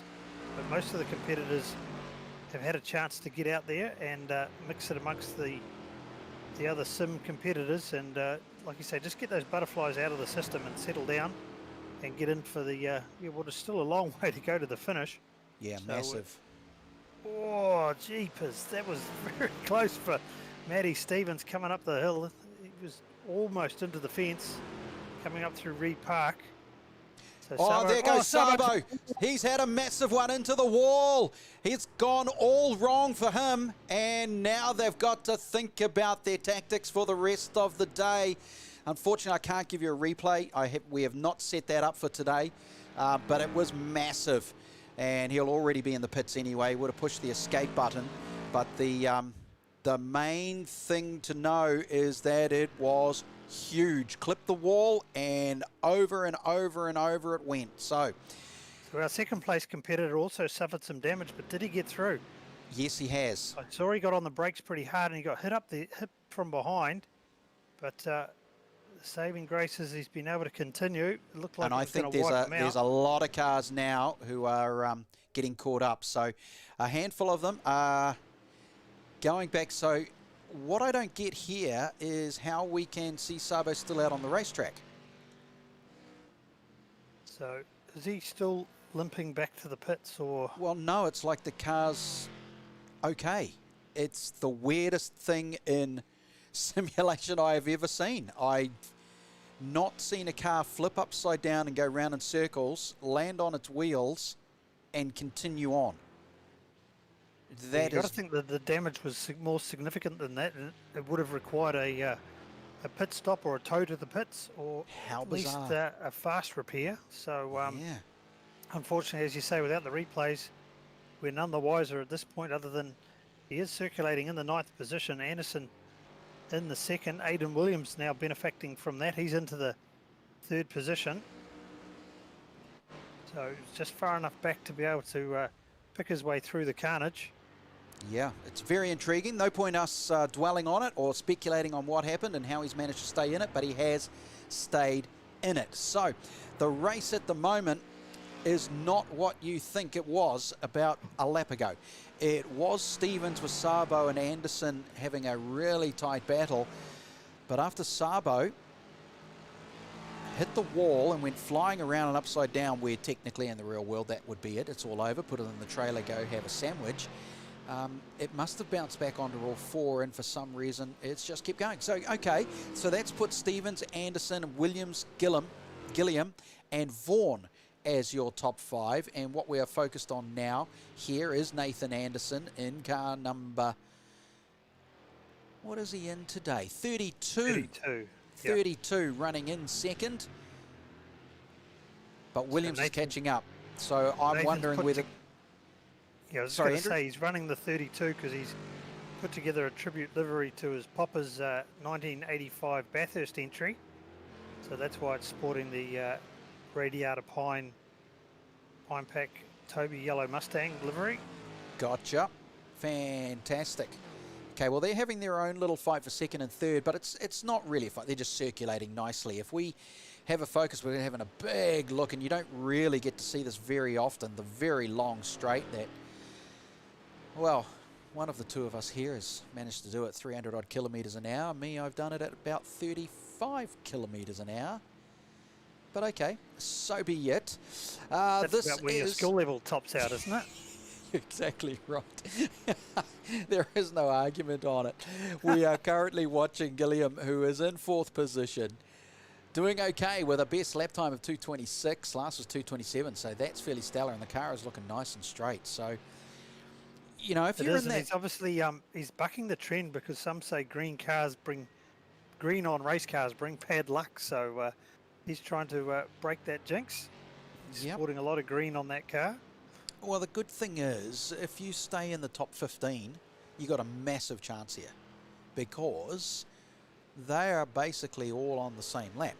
Well, in fact, there's more who are, but that's like any race. That's where you want to be. There's no arguing about that or debating it. But for this one, you can be around 15th and have a really good shot of getting up there, because, well, the damage happens, especially as time goes on. The drivers will get a little bit wary. You can lose focus. You get, you know, simulation eyes, the whole thing. Let's go down to position, just for the heck of it, down into 10th, shall we? Now, 10th currently is Scott Hassler, and they've been, well, just circulating nicely. Scott has a claim to fame, by the way. He is technically, could arguably say that he is the fastest man in the world, because on Hamilton Island he had a go in the karting and he beat Usain Bolt's time. So therefore he has beat Bolt, so therefore he can claim to be the fastest man in the world. Does that make sense, Andrew? In Suri's language, yes. In other people's language, I don't know. It's a bit of a stretch. But oh, look, you claim any linkage you can these days, and no, look, good on him. He's, there's not many opportunities to say that you've beaten Bolt, so I'd be claiming it. Yeah, too right. Okay, well, the car's looking a little bit munted. Does that mean because I beat Scott Dixon in the Nissan Sentra series that I'm better than a 6-time IndyCar champion? Yes. Yes, you can claim that. Yeah, that is good. I'll put that on my CV. Yeah, I would. I'm going to now, because we're going to join Scott live on the broadcast. Have you got us there, Scott? I do. Hello. Hello, and welcome to the broadcast as we look at your bashed and battered machine going around the circuit. What's going on? Look, we had a bit of a rough restart there. We were in the wars for a lap or two. So I think we're going to just try and hold out until we can get in for a fast repair, and hopefully get it together towards the end of the race. Have you done any fast repairs yet, or will this be the first one? No, we did have to do one. We had the subway car pull out in front of us at the top of the mountain. Yes, this will be our second for the day. Okay. Well, you're circulating okay. I mean, let me have a look at your time. You're 10th position. You're doing some 27s and 29s. That's still... See, I predicted before this race started that 30s, maybe 32s might even be the race pace for the front runners, but you're all cracking under the 30s. Yeah, look, it's definitely a quick field. There's a lot of talented guys here. We're a bit down on straight line speed at the moment, so that's costing us a bit. I think if we can get towards the 28s, that's probably about where we should be. Okay. We'll see what we can do. Okay, and the virtual safety car was quite intriguing. They'll no doubt the 2K Cup team will throw some more at you all, and that's an opportunity to jump and bounce around again, isn't it? Yeah, for sure. So we pitted right as it came out. So that threw me into the car for the first time as almost a fresh start of the race. So that was a bit of a baptism of fire, but definitely gives us an opportunity further down the track. Okay, all right. And any specific team tactics you can share with us, or you're just going to swap out at regular pit stops? Yeah, look, I think we'll just be rotating each stop, and we'll see what we can do. Okay, all right. Well, good. Any technical questions for him, Andrew? No, Andrew's gone walkabout. Okay, well, I'll go through. You go back down and talk to your own people down in Calioth Racing. So, well done, Scott. Keep going. Thank you. All right, Scott Hassler there in the beaten and battered Mustang. Jeez. It's not looking pretty, is it? It's looking a bit rough down there. Now, what I want to do is stand by while we just continue to watch. And let's go see anything else. If we see here Matt Stevens. Yeah, he's still leading, but he's coming up against some tail runners with Nathan Anderson having a run here. So Nathan Anderson is still in a three-way battle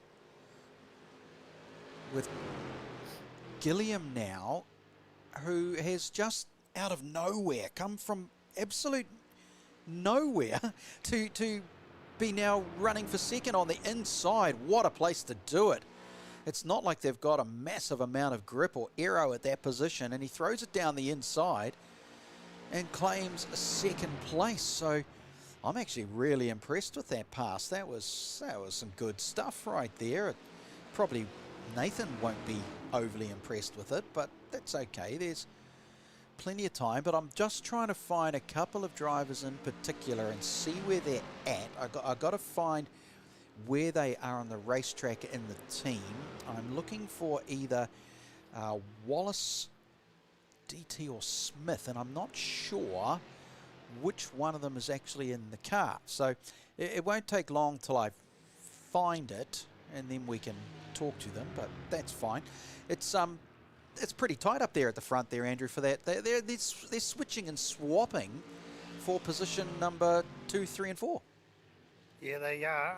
I'm just debating about whether or not maybe that rear wing damage is causing the car of Nathan Anderson to be a little bit down on straight line speed.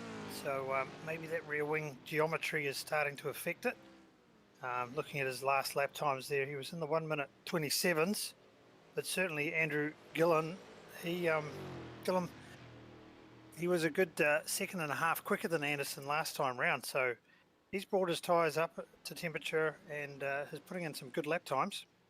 So he's going to be a factor in this. And this bunch is just about 7 seconds, I think, off the leaders. So off the leader, sorry, that is Matt Stevens. So he's just going to stay there. We heard before from Mark Mallard that there's every likelihood that there's going to be additional competition cautions, the virtual safety car in the 2K Cup world, as they called it. And that means they don't have to panic, eh? That's the point of that. Yeah, you just got to stay comfortably inside the lead lap, and you can see the leader just climbing the hill up in front of them. So they're certainly well and truly in contention. It's about being in the race for the final hour or the final half hour. You heard a bit of strategy being called from various teams about which drivers they're going to put in at what part and who they're going to put up against who. So at the moment, these guys are pretty comfortably just circulating around. Just got to go through the motions of ticking over the time and then put yourself in a position at the end of the race to have a battle and have a sprint to the flag. Yeah, very, very much so. Okay, so that's where we're at there. I just want to go back and have a look in 5th position and just see how he's faring at the moment. Sabo, he's coming back through the field. I'm still bewildered by what happened there. It's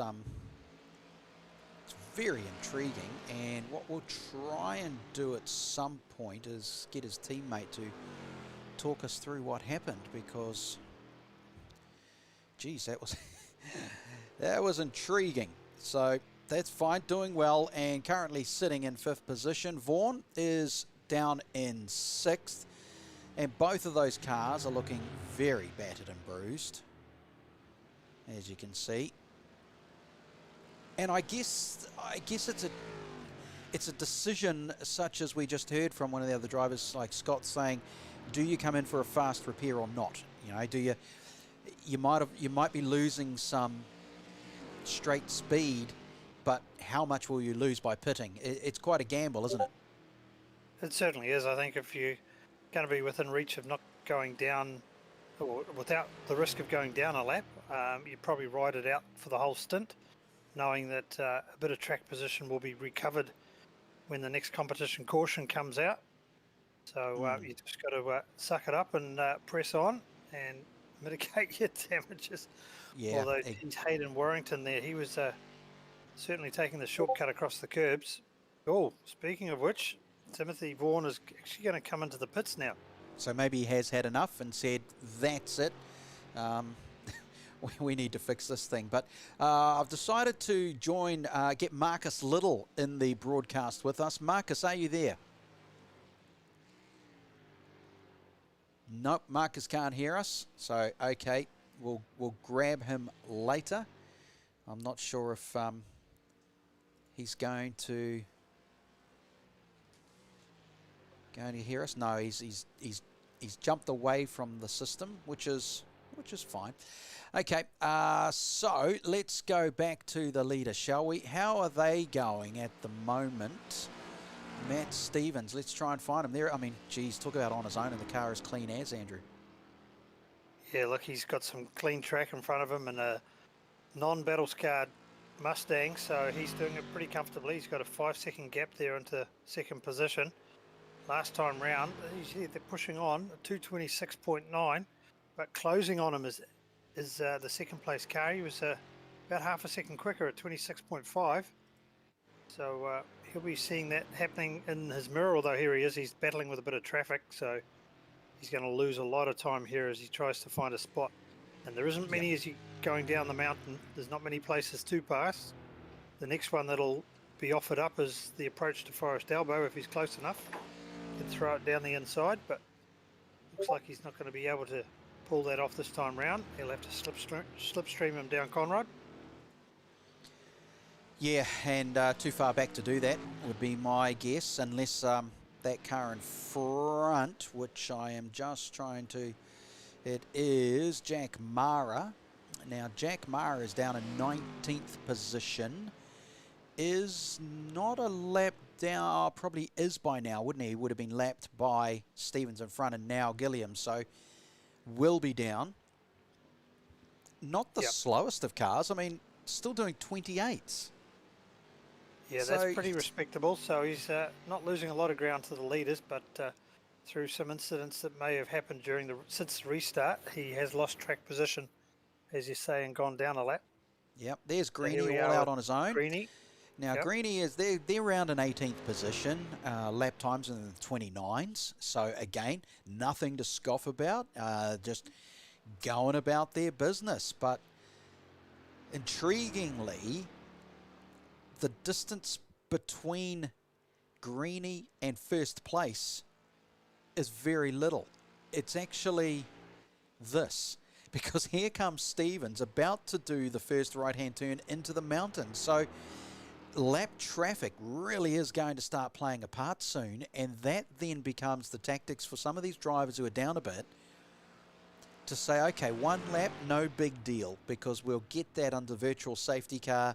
2K Cup the officials are letting them get a lap back on, but as soon as they go 2 down, then they're going to have some problems. So they need to keep their pace up, and I think anyone who's now my numbers are changing, anyone who's starting to go around higher than a 2:30 is going to start getting into trouble by the time the 4, 5 and 6 hours kick in. So at the moment, Stevens leading this. Position number 1, the lap times. 25 is the best, 27 currently. That's fairly impressive. Where else is there a battle at the moment? We'll try and find one, shall we? It is for position number 3 and 4 between Nathan Anderson and Ayrton Williams. Still, I mean, these two have been going at it for the last 3 laps. They haven't let up on each other. They are still into it, which is pretty cool. Rafael Sabo is down in 5th on his own. Hayden Warrington in his damaged machine is basically out on his own as well. Currently in 6th place, doing lap times in the 27s and 28s. Again, not bad at all. So we'll go on board with him, shall we? We'll just see how he's tracking with his speed and the car stability. Hey, Sooty. Oh, I've here made we it. go. We've been joined now by Marcus Little. He's decided to come and join us. Now, you're not out on the track at the moment. No, unfortunately, we got one of those situations where it's going to be nearly impossible to get Antel out of the car. He's driving angry, and people ahead should probably watch out. Do try and tell us what happened there, because we saw him clip the wall and the car went all over the place, and we thought that's it. He's got to go back to the pits. But he's still out there. No damage. It was a total glitch. He actually didn't hit the wall. We've reviewed the replays, etc. It was like a glitch as he hopped off the curb, and it just launched him. Oh, so it was like one of those netcode thingies. Yeah. And Wow. in effect, once he landed, corrected, and got going, he's perfectly fine. And he's only lost about 3 or 4 well, he'd lost 7, 8 spots, but now has gained them back and is in 5th position. Yeah, he's kind of on a mission. Is he? A little upset? Well, no, he's keeps calm, but you know it's there. He's working hard. Okay, But, well, we're looking at him now on the broadcast, so he can visually see those in front of him now. He can see Williams and Anderson ahead. Gilliam and Stevens have taken off, but the yellows, the safety cars, are going to change that, isn't it? The aspect of the race.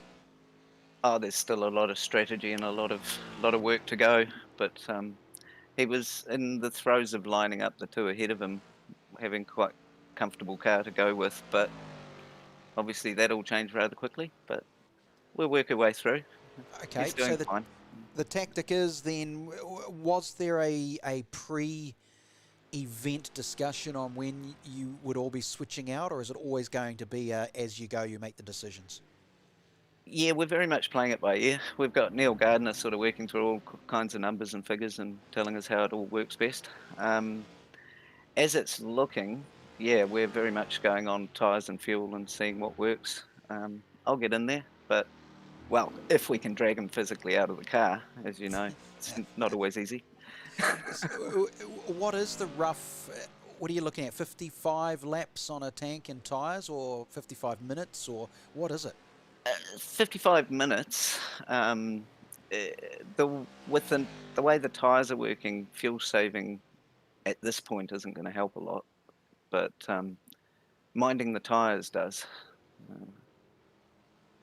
And where do you mind the tyres on this track, though? Well, that's kind of the art. Yeah. Certainly there's some heavy use they're getting at a few points that could be eased back a bit.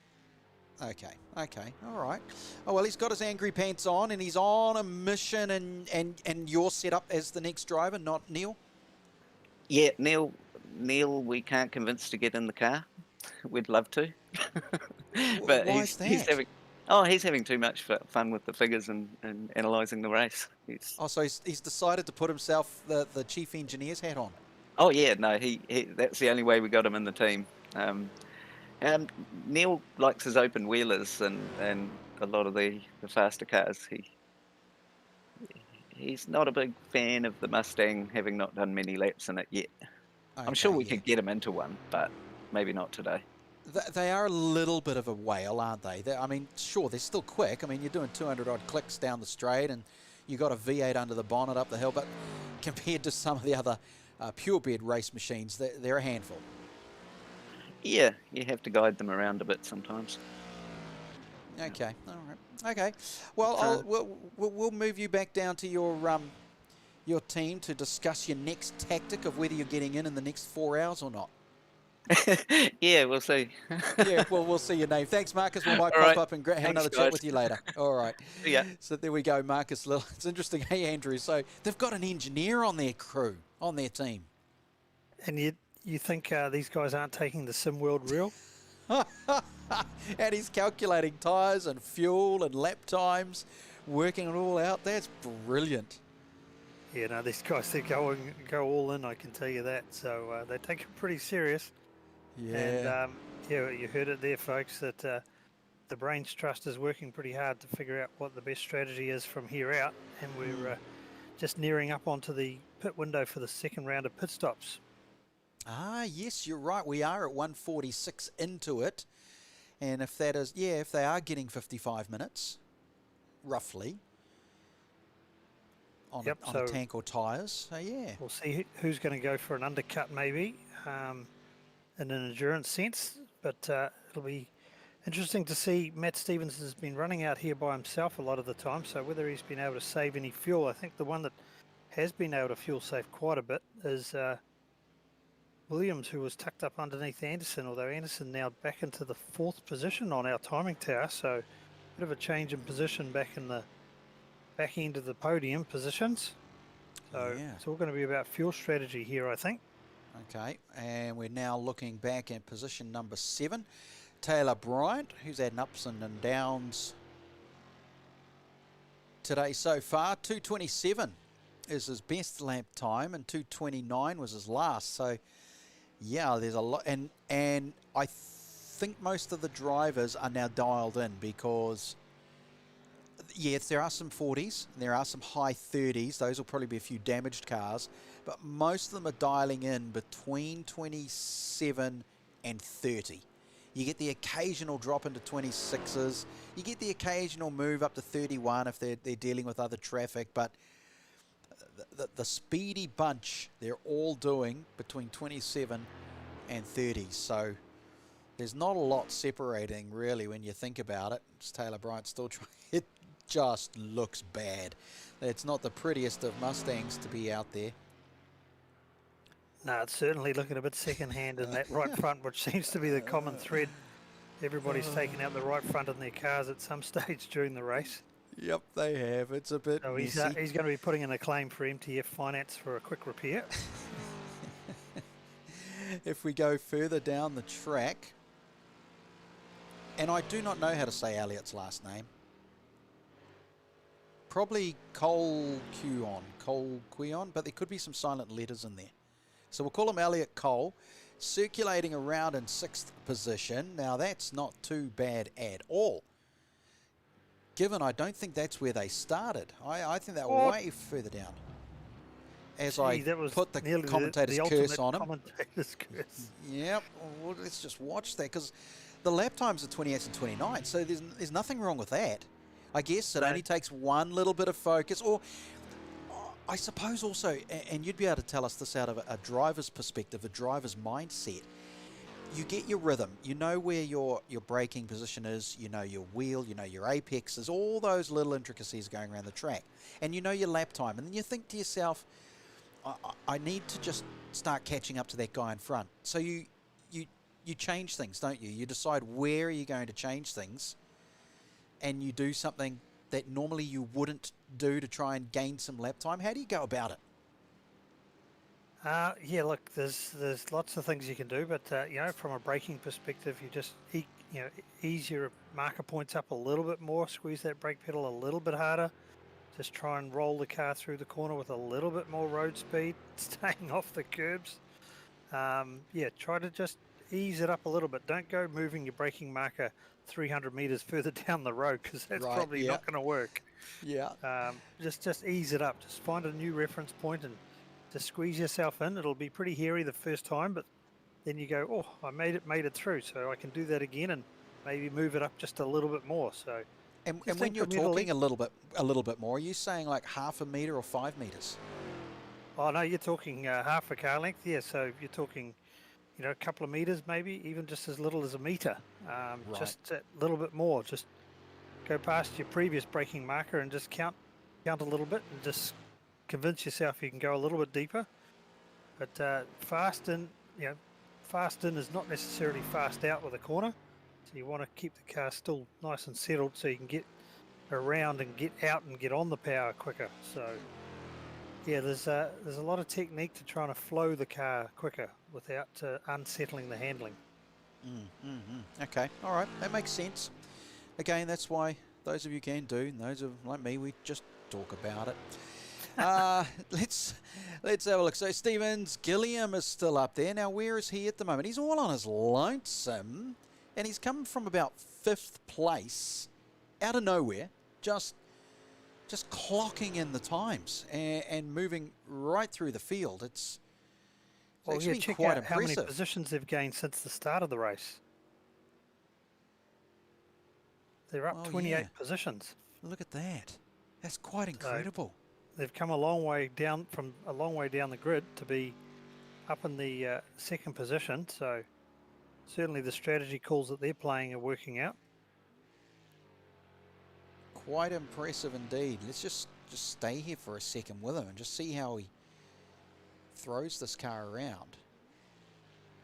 That time across the start-finish line, a 2:26. So a good half second quicker than the race leader.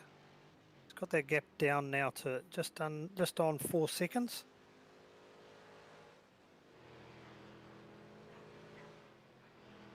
So cresting the mountain this time round, you can just see Matty Stevens just up ahead.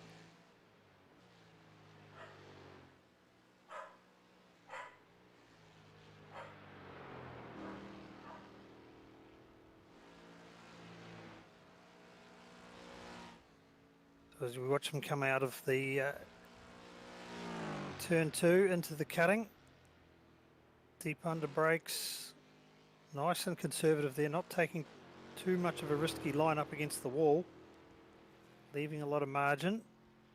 But in saying that, this is obviously working for him. He's putting in a pretty respectable pace, and will be doing it pretty comfortably by the looks of it. Yeah, it's actually just, it doesn't seem to be missing apexes or braking points. Everything is super smooth. I guess you look in your rear vision mirror, you look at your relative timings, you go, well, there's no one behind me. I'll just tickle on through. So the battle further back, though, has changed a fair bit. So just to update everyone, so Williams is alone in 3rd, like big time alone. Was at one point fighting with Nathan Anderson, but they, I think, they've done a driver swap. So they've obviously had a pit. Warrington is in 4th. Bryant is in 5th, all on the lonesome. Elliott there, we were talking about, in 6th. Dunstall is back in 7th position, again, on their own. There's really a massive point of separation between a lot of these cars. Back to 8th is still the beaten up Scott Hassler. They've decided to just keep going and not do a fast repair yet. Ben Stillborn is there in 9th position, chasing down, and I suspect will probably get by because the Hassler machine is looking a bit lacking and probably won't have the top end speed. So at the end of the straight, we'll just stay with it. It's likely that the gap will be closed a little bit. See them here. Lap times in the 30 was the last one there for Stillborn. And if we actually bring up the last lap times for most of the drivers, we can actually see that Hassler's last time was a 2:30, which is basically equal. So here I am talking about losing a bit of speed, but you can see the gap is closed up. So down that back straight and probably climbing the hill as well. Just losing a little bit of pace and therefore losing track position. The gap will close. Now I don't think that we have radio with Stillborn. It'll be nice to just try and get out of him what he's up to, but I don't think he's with us today, which is fine. We can cope with that. We'll just pretend that we're talking to him. How's it going out there, Ben? You going well? Yeah, mate. Yeah, doing good. Yeah, I'll pass him soon. Okay, right. Thanks very much. Thanks for joining us. Now, Sabo has dropped down. This is the interesting one. Sabo is, to me, he has fixed his car. So I wonder if he's been in for a pit repair. Dropped down to 10th position. Very intriguing. Looking through the scoreboard here, I'm picking he hasn't gone into the pits yet. He's still only showing his 2 stops. Matt Stevens out the front is showing just the single pit stop. So you're right. Him and Williams will need to be coming through the pit lane very, very soon. Yeah. The rest of them, as you know, Anderson's out of his car and handed it back to Hugo Allen. So Allen is behind Sabo. So that's relative on track to a pit stop cycle. But, in saying that, Hugo's certainly got a lot of cars between him from where he was on track, or where that car was on track with Anderson before. So they've affected the repair to the rear wing. So that's going to bode well for Hugo during this stint. So we certainly will be keeping a watching eye on the timing tower to see who cycles through pit lane, and we see one coming in now. It's actually Burton Williams has come into the lane for his next stop. So where will he pop out relative to the Hugo Allen Anderson machine here that we're following down Conrod Straight?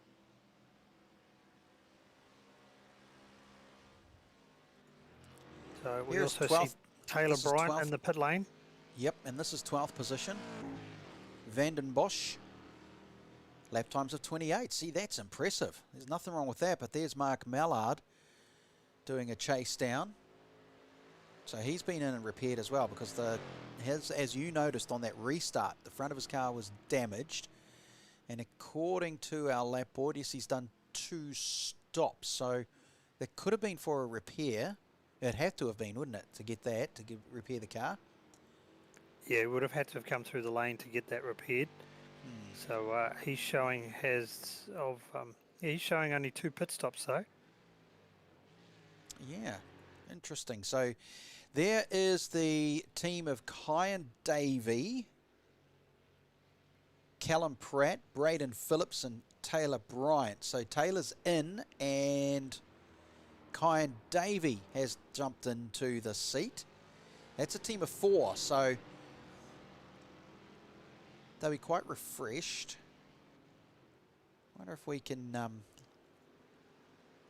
let's try and grab them, shall we? Why not? Why don't we try and see? Have we got Kyan Davey online with us? Kyan, are you there? Hey mate, how are you? Yeah, doing well. Welcome to the live broadcast. You've just jumped into the car. What's the plan of attack?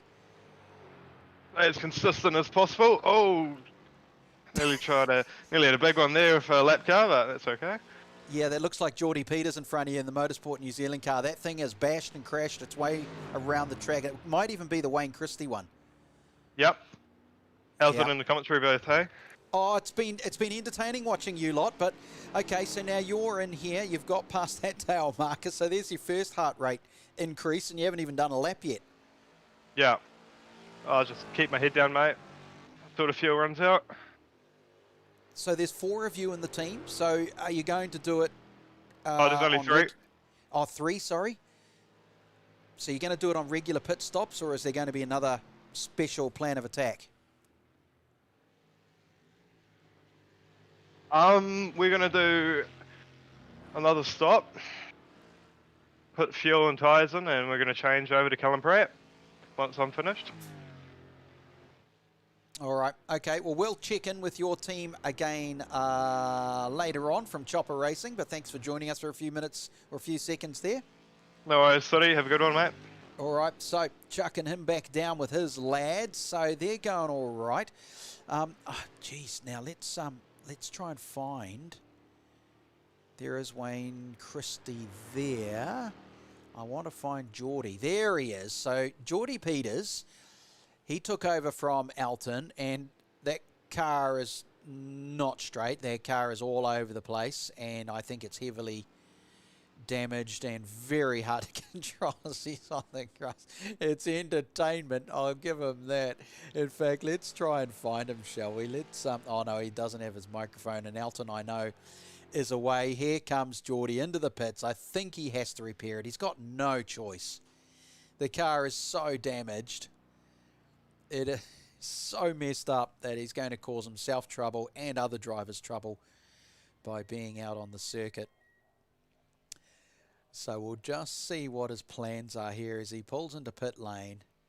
Other cars are getting themselves repaired. Other cars are sorting themselves out. Here is Geordie. He's actually, we might be able to get him and find out what he's up to once he unmutes his microphone. Here he is, Geordie. We were going to drag you up anyway, but oh my God, I think is a certain way of putting it.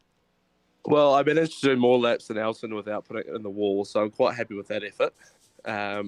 But the car's not too great, and we're out of fast repairs. Oh dear, so you've got to do standard repair. So what are you looking at, 2.5, 3, 5?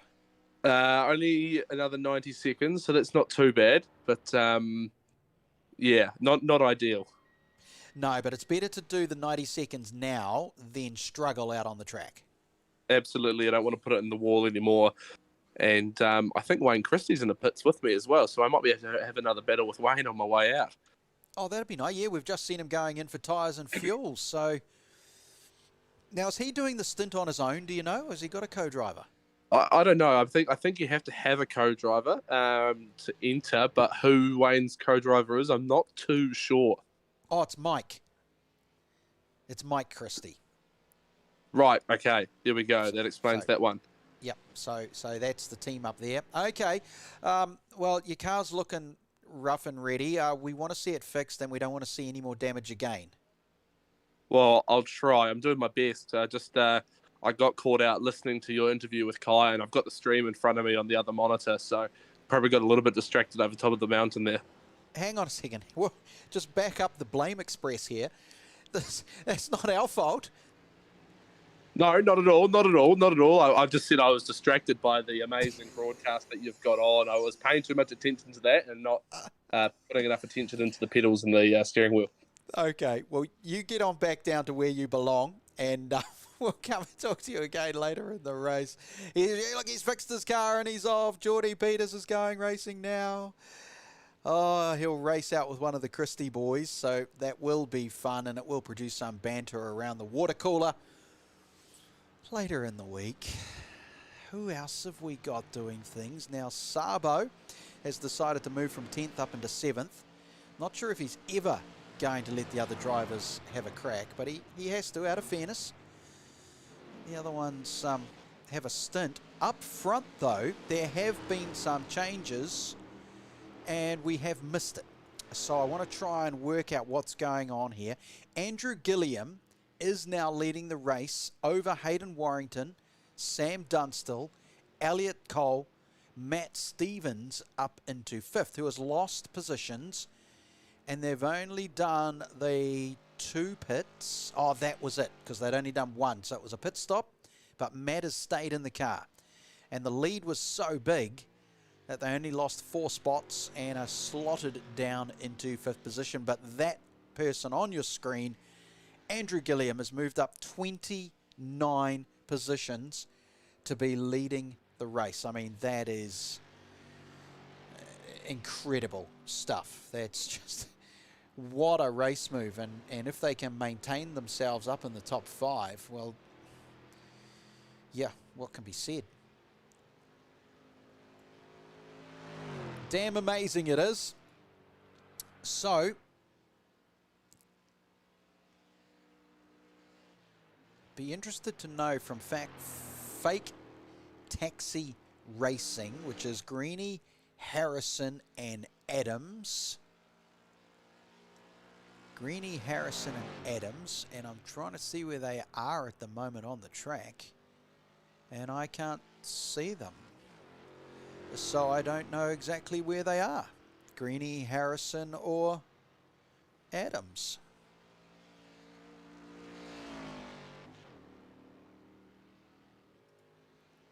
Paul Smith is down in 23rd position, and I know that Oh, yeah, there's Greenie. He's in 16th at the moment. Ah, 16th, right, okay. Well, there we go. But I know that Paul Smith is down in, where is he? Paul Smith is down in 23rd position. I've linked into him for a bit of race broadcast live from Bathurst. Paul, have you got us? Jeez, mate, I'm going over the top of the hill. Exactly. We'll let you focus while you try and talk. Hang on, we'll just talk him through here. He'll be listening to us while he's going over the hill. He's coming down through one of Andrew Anderson's most enjoyable parts of the racetrack. Cars are catching up on him. You've got to try and keep this Mustang under control. We'll just stick with Paul here on our broadcast. I'd say that passing manoeuvre there. Now, oh dear. Okay, Paul, talk us through that and remember you're live.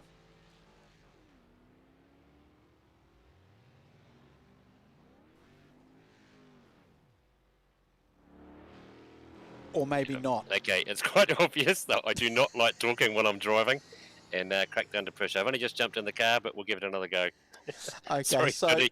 that's all. I mean, the passing manoeuvre that he tried to make on you was a little bit insane in my books and probably should have been looked at. But, okay, you're in the pits. You're having to do a repair. Do you have any fast repairs on your car? How many pits have you guys done? Yeah, we've done 2 pits, so we've used up 1 fast repair, so we're okay. Okay, all righty. What's the tactics for your team to go around here for the rest of the afternoon? Well, it was to try and stay out of trouble, but that just didn't work. But we'll still keep trying to stay out of trouble and just put in consistent laps, and hopefully we're still there at the end. Yeah, that's exactly right. See, I love the positive attitude, Paul. Well done. Thank you. Yeah, okay. All right, I'll chuck you back down to talk to your team down with the Love meat your works. fairies. Okay, he's down. There's damaged cars coming out of pits. Some of them coming into the pits. They've decided to sort themselves out. Now, Andrew was telling me that Greenie there, he found him in 16th position. So what we can do is go link into his race radio in Fake Taxi Racing. And Fake Taxi Racing now joins us. Paul Greenie, you are live on the broadcast. Can you hear us? I can, but I'm going to do a Paul Smith. Don't talk to me while I'm driving. Sorry, that's against the rules. You have to discuss things with us, but we'll let you have some grace. You don't immediately have to respond. Good as gold. So you're over the top of the hill. We can see that. You're focusing coming down through there. Don't worry about us. Do your thing. We'll talk to you on the back straight.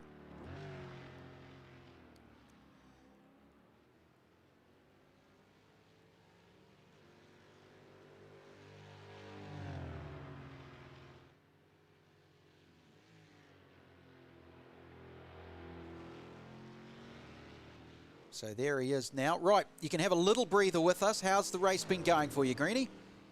Yeah, pretty good, pretty good. We had a bit of an incident lap 30 odd, but we're just doing our best to stay on the lead lap and hopefully be there at the end. Yeah, exactly. Are you finding the tyres to be doing their job right through the stints? Yeah, they're good as gold. I just did one of my best laps towards the end of the stint, so no complaints. All right, we'll let you focus. I can tell you got your race game A on, so we'll put you back down into, I can't even remember where you were. 16th. I know, I mean in your race team, but I'll find it for you and I'll put you back there so you don't have to focus on it. Good as gold. Cheers, buddy. Okay, the Fake Taxi, that's right. Fake Taxi Racing, Paul Greenie. So they're doing their thing. He's joining them again. And, talk about entertainment. Right, now we're going to have a little look here at James Mara and see where they are. They are currently down in 17th. 17th, Andrew, for them. So now I'm pretty sure we had a link to them. So they've pretty much been holding station and where they started the race. So yeah, they're actually up one position. So they're pretty consistent so far in amongst all the chaos that's unfolded. And it has been chaos. The lap times are still pretty consistent. A 2:28 is the best, and the last time round is a 2:29.1. So that's pretty close to their best. So showing consistent form, and currently sitting near the back of the lead lap. So again, if another competition caution comes out, they will be in good stead to make up some track position and be in amongst the bunch for the, well, what will be second half of the race. We're ticking over 2 hours 10 minutes into the 6-hour race so far, and their car's looking pretty clean and tidy. So far they've been in the pits twice and looking like they've still got a few fast repairs up their sleeve should they need it later on. Yep, it's clever. It's clever driving, staying at that.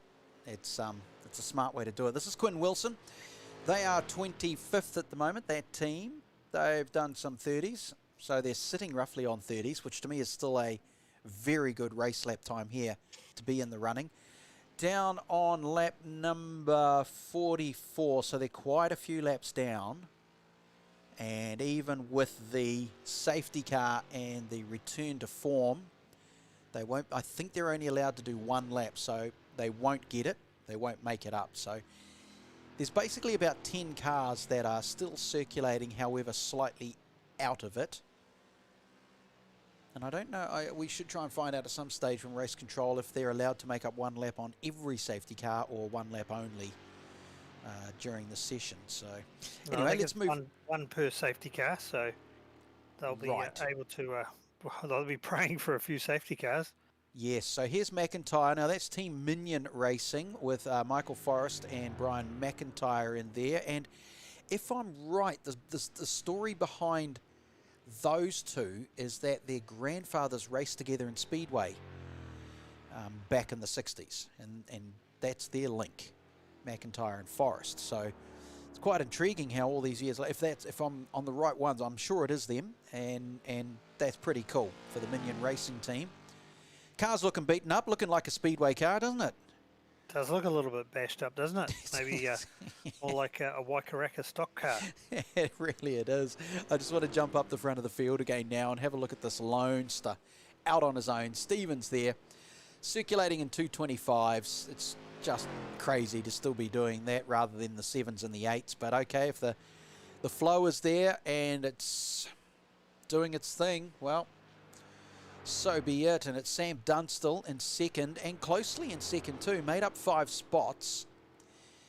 But one that is very interesting, who is back to where they started the race, is third position Sabo, still in there, hasn't handed the reins over yet to his driving partner, and that's going to take some conversation to see if that's going to happen. But the one that's moved up and down because they have done a driver change, Talihansich, is now moved, just been passed by Hugo Allen, but is going to make the pass back. Maybe, might have to give it up because we'll be squeezed onto the outside here as they go around the turn and will slot back inside. So that kind of makes sense. That's really the right way to do it. So that puts Hugo Allen into 4th position.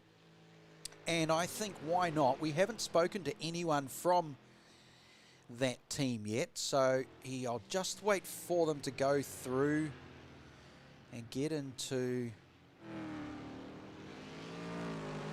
the straight while the focus has been on making a passing maneuver and getting some clean air and out of trouble. It's down there now, so let's drag Hugo up into the live broadcast. Hugo, do we have you there? Yep.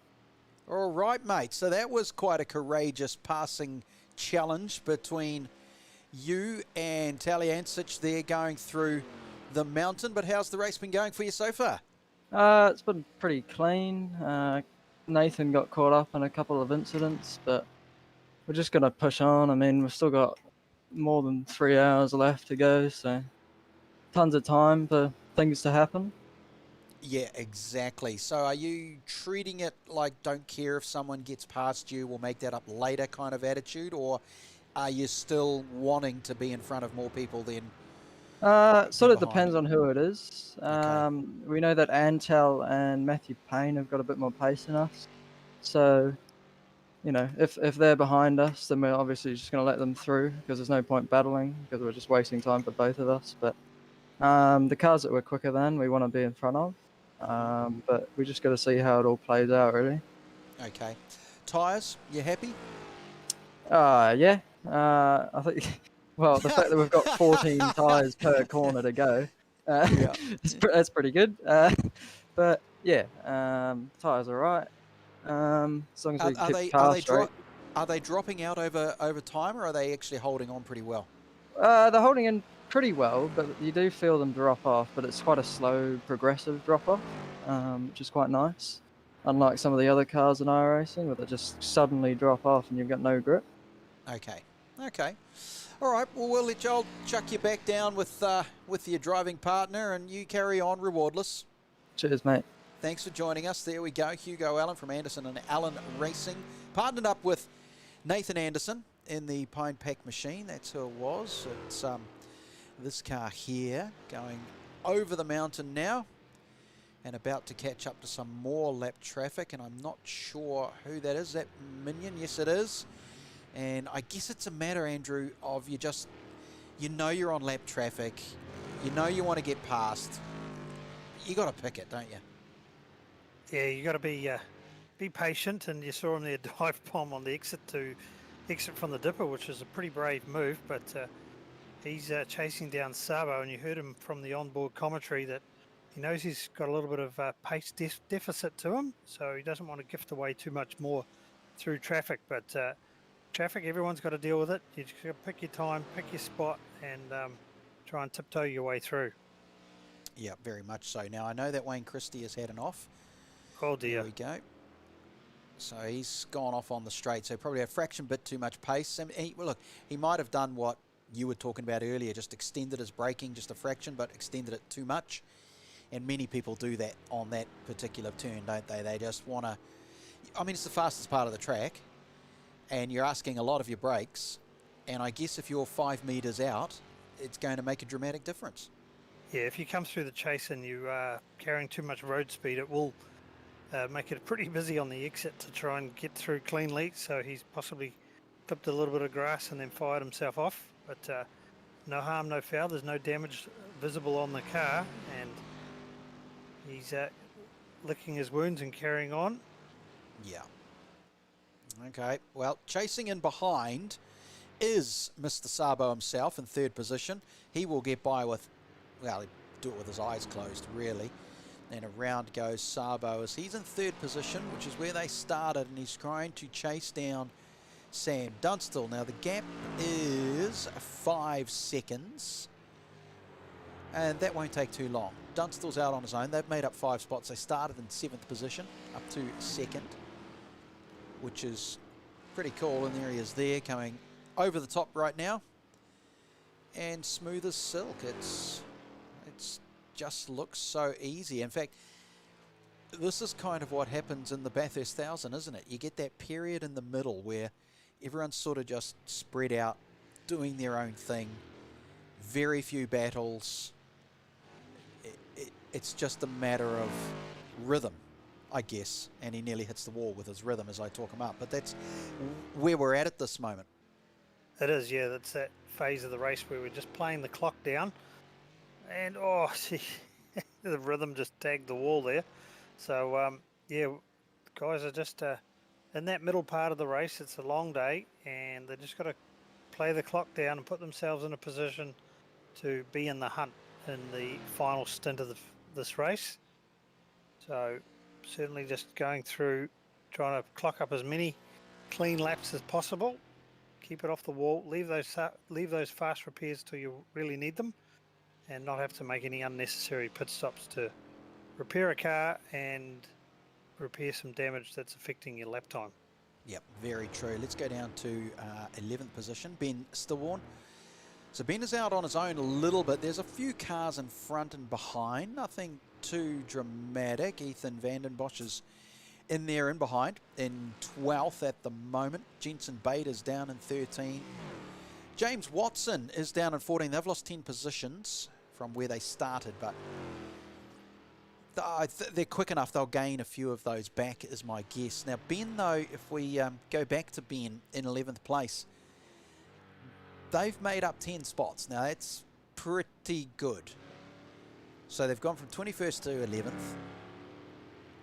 and circulating quite nicely. There's no issues. Up 10, that's great. and still circulating in those 30s. So again, drivers are doing exactly what they need to be doing. And if I look at the last lap times, you can see it for yourself. Stevens doing a 26 out front. Dunstall a 27. Sabo, as Marcus Little alluded to in his interview with us before, he's got his angry pants on, so he's doing low 26s, fastest, and he will move up. He's done a 25.3, but he'll move up the field and catch Dunstall and Stevens, I suspect, because the gap was 5, it's now down to 4.5, so he is certainly gaining, but so too is Dunstall on Stevens. I wonder if Stevens slowed down a little bit, but Sabo, Allen down in 4th position, Taliancic in 5th. Now, this is the team with Gilliam where they've made up 25 positions. Oh, that's pretty cool.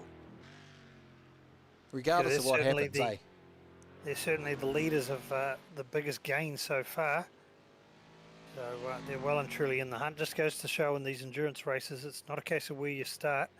Got to keep your nose clean and tidy and keep out of trouble. And you never know how the race may unfold and it may come to you. So certainly coming to these guys, and 2 hours 21 minutes into the race, if they carry on that number of passes for the rest of the race, they'll be 3 or 4 spots up in first position. Yeah, exactly. Now, Sam Thompson, I just want to go up to 8th. Sam Thompson is in Smooth Brain Racing. Now, apparently, in preparation for today, he's been at the gym doing deadlifts just for this particular race, this 6-hour enduro, and it's paying off. He's making some moves there. They've gained 6 spots with his co-driver Elliot Cole Kuhon, or I can never say his last name. Like I say, there'll be a silent letter in there somewhere. I don't know what it is, but it will exist. And we'll try and actually, I think Sam Thompson is in the car. So let's bring Sam away from the Smooth Brain Racing and bring him live into the broadcast. Sam, do we have you there? Yep. How are you, mate? You and your cohort, your partner in crime, you guys have been doing well. You've moved up a fair few spots. It's all strategy, you know. We had a little whoopsie right at the very start of the race, about 4 laps in, and had to make an early pit stop, and then that actually lined us up real nice for that safety car period. Okay. So you're going to do like, actually interesting, there's a lot of teams who are doing a tactic of play by ear, which isn't really a tactic when it comes to deciding when and where they'll do driver swaps. What about you two? What's your plan been? We're just going 1 for 1, making it a bit easier on each other, less time on the seat. You know, try and double step the tyres, making it a bit easy for ourselves. Okay, fair enough. All right, so you'll be in for about another 30 minutes, give or take?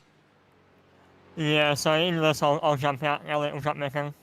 Okay, all right. Thanks for joining us from Smooth Brain Racing, and well done on the gym workouts to prepare for today. I can barely fit in the race seat. Yep, that's it. Yep, I bet you could probably lift the sim and carry it around the room. That's all right. So thanks for joining us, and we'll get his partner in crime as well up here later on. So they're doing okay. He's going well. Let's who's doing what? Jensen Bate. Now Jensen has lost a few spots here. Well, he is carrying your extra baggage on the side of the car. Come on, Sooty. You know. That'll be Geordie's face. It's all about Geordie's face. If you're carrying that sort of stubbly look, it's going to be affecting the aerodynamics of that car down Conrod Straight. But here's an interesting tidbit for this entry. So I've had, by good authority here from my old mate Phil Stewart down in Wellington there, that Ben Stewart is actually forming part of this team. And now I raced with Phil back in the NZV8 days. And interestingly enough, Ben is actually progressing up into the Mazda RX-8 series this year. So it's going to be interesting to see him move on up through and be a second-generation racer behind his dad. So I'm sure he's already showing his dad a thing or two on the sim, and I'm pretty confident he'll probably do the same on the real world. So there we go. Here's another example, isn't it, of how it can transfer across. Absolutely, and it's great to see Phil giving Ben an opportunity to come on through into the Mazda series. So got a little picture here sent through on private messenger of him sitting proud as punch next to his RX-8 that he's going to be battling around in the real world this season. So congratulations to Ben moving on up into the RX-8 series. He'll be a great addition to that, I'm sure. Oh, that's kind of cool. As well as being one of the sexiest cars ever produced. Just quietly. Let's go to... Oh, look at that shot, eh? Let's just hold on that. Look at that. That is just outstanding, isn't it? Maybe there was a strategy of putting friends on the car so that it encouraged them to stay away from the walls. They didn't want to scratch their mate's face. This is... Just look at that. How beautiful. Beautiful is a great term. Outstandingly beautiful does that look. All right, while Sooty has his little moment, there's actually a race going on here. Yeah, there is. Up front. And Matt Stevens still leads this race, and he's catching up to some lap traffic here. He's on top of 73. 73 is Darren Lobb. Lost 10 spots, that team. It's not, hugely bad. And we'll bring Darren Lobb up from simrings.com soon. We're just going to watch what happens here because now Lobb, they are in 15th position, and I'm just trying to calculate here what they've done. So Lobb and the team have had 3 pit stops, 10 laps down. They are on 1 lap off, so they could end up losing another lap here, which is pretty grim for them, but they'll do their best. So he's focusing at the moment to not only to try and pass someone, but also not be passed. We're watching him now go on the inside under the toe. That's a heck of a corner to do it, and that's, I think it might have been Christie machine. I was just thinking it might have been Wayne Christie. Yes, it was, and he. Well, would we say he went into panic mode just a little bit there of this is a bit hectic. I'm moving over. Yeah, which is not the right place to do it. Yeah, it's safe. He was safe, I suppose. But the wall starts to look a little uninviting at that pace, though, doesn't it? Yeah, it certainly does. So, meanwhile, he's out there. He's having fun, clocking up the laps, and I'm sure he'll have a lot to talk about at the next Motorsport New Zealand board meeting. Well, the interesting thing is he's ahead of these guys, Geordie Peters and Elton Goonan. So Christie's already got the talking points. He's winning that war. Yeah, but he might. Yeah, look, these guys, they'll be certainly comparing notes at the board table to say who's got the bragging rights. Exactly. Okay, Harrison down 2 spots, currently 19th position. It's looking pretty rough. That front car, it's yeah. Oh dear. Now who is that? That is, I'm trying to see who that is. Is that car 6'9"? That's Kyan Davey. So this is intriguing. So I wonder if Kyan's actually just got past them. I think that's what has happened. Kyan Davey, who is currently in 6th position, has just passed car 128, which is in 19th. But the Davey car looks really messy. I mean, it's looking in bad form. That's when you're driving like that, you can see why. It's pretty messed up. But as Mark Mallard said earlier in the broadcast, it doesn't take much. Just a slight touch, and these things start to crumple pretty quickly. Kyan Davey there in 6th spot. So we go back to Harrison. There we go. Thomas Harrison in 19. Now I know that Thomas was in the system somewhere. Yeah, he's down there. Oh, he was down there with Greeny, so he's only just taken over. So that's probably why they have dropped down a few spots. Jack Murray, they've done 5 pit stops. Amazing. The Forest Team Minion, they've done 6 pit stops. Geordie Peters, well, they're on 7 because they keep hitting the wall. But there's Michael Forrest there in Team Minion. So the team manager, John Forrest, he's sitting there watching on, but having just recovered from shoulder surgery in the real world, he's not able to join the team in the sim racing and hoping to be fighting fit again in the Minion Racing 2K Cup. And I've just had a visit down here in the makeshift broadcast booth here in Homeland, and the third place getter Hugo Allen is actually going to do a double stint this time round, as we see a virtual safety car is being called.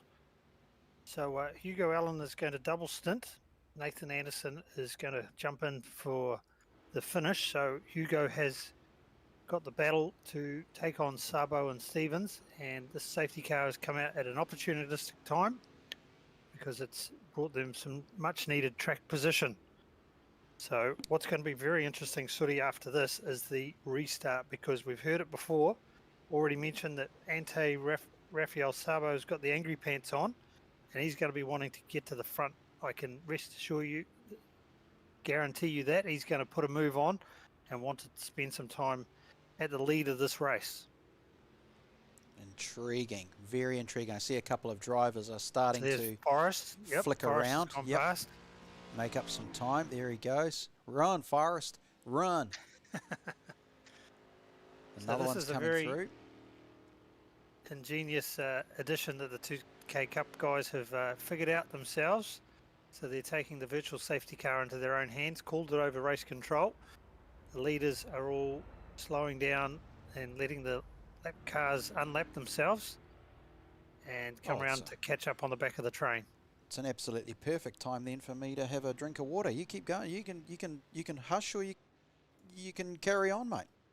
I just have me water delivered to me. What's the story? You got to go do it yourself. Yeah, I'll do it myself. I'll be back soon. You keep going. Very good, folks. So yeah, here we have it. We'll just run through the field for you. It is Matty Stevens at the front there. Then it's Ante Rafael Sabo, Hugo Allen. Then it's Michael Talanich, Hayden Warrington, Sam Thompson, Matt McCutcheons, Ethan Van der Bosch, and Kyle Davies. Rounding out the top 10 is Ben Stillborn. And from there, the field is Bates, Clallan, Watson, Lobb, Gaskell, Patrick, Edward Fee, Jack Murrah, rounding out the top 18. So meanwhile, we're flicking through the screens here, seeing a few of the competitors coming in and taking the opportunity to get a splash and dash. So this is some strategy playing out. We heard before that the pit fuel window is 55 minutes maximum, so you won't get through with just stops alone every cycle. You will have to try and do one out of sequence, and that's what Allen, Sabo, Warrington, Thompson, McCutcheons, Tanich have all decided to do. They've come in and grabbed a splash and dash, topped it up with fuel, put some tyres on it. So now we just have Matty Stevens doing the virtual safety car all by himself, a bit like yours truly in the commentary booth with me buddy off to the side who's abandoned me. But never mind, you'll hear him shortly, I'm sure. So those competitors that have stopped are now exiting pit lane. You can see it on the timing screen. So there'll be a rush of competitors heading up the mountain, and here they come. So bit of a shuffle going on there. I can pick it up from car colours that the Hugo Allen car is a little bit further down, unless that is lap traffic trying to get around. But here we go, Michael in the second position, so he's ahead of Sabo. So Sabo has lost one position. The field will have to be careful here as they catch up with the leader. Race control's calling it as to where the virtual safety car is. Nothing worse than coming up the mountain on the blind crest and coming across slower cars. And already there's a bit of damage there on the side of the 35. So looks like he's glanced the wall on the way to rejoin the virtual safety car.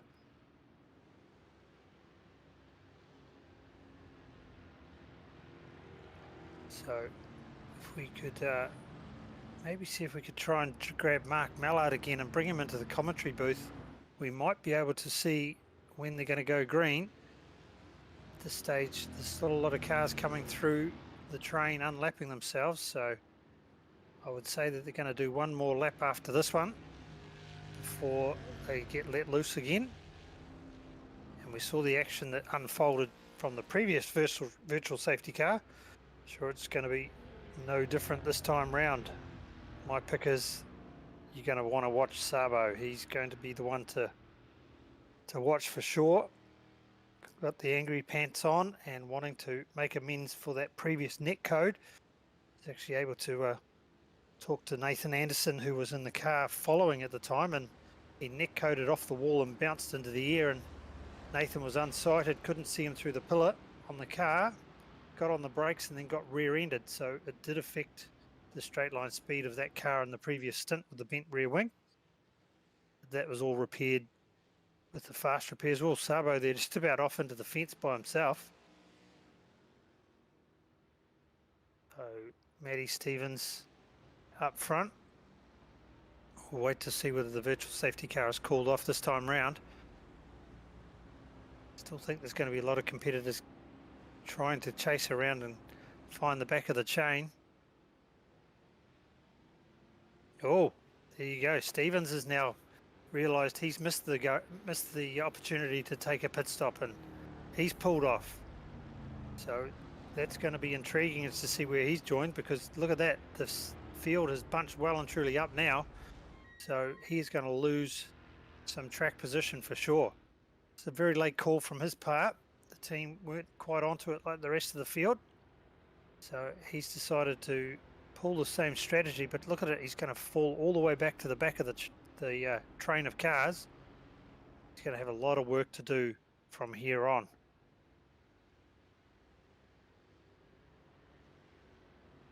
So taking over the lead is the 35.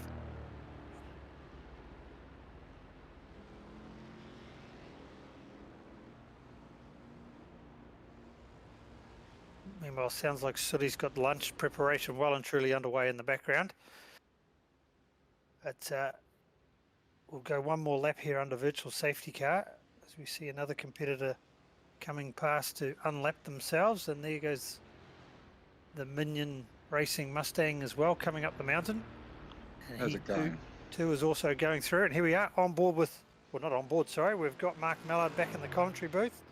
Mark, we're up. We've got our second virtual safety car period on. How long are we going to be behind? Probably another lap. Probably just another more lap so that some of these guys that have got the lap back get closer to the back of the line. Copy that. And we've seen a bit of strategy take place. A few people diving into the pits up front and taking on some tyres and fuel. Where does this fit in the strategy window for the rest of the race? For us, on our strategy at least, we think we can make it now with full pit stops from here on out. Maybe we're going to have a splash and dash. We're probably about 4 or 5 minutes short, depending on when this comes in. And if we have another safety car or not, we probably make it with just our normal stops. But that safety car could come at a weird stage, and then you got to make the decision whether you splash and dash and what you do. Right, and at the restart of the last virtual safety car, we had all sorts of excitement up the front with Sabo having some netcode issues and bouncing off the screen. So that was certainly very interesting for our viewers. The rest of the race, though, for yourself, we saw some damage on your car. Give us a bit of a rundown on that.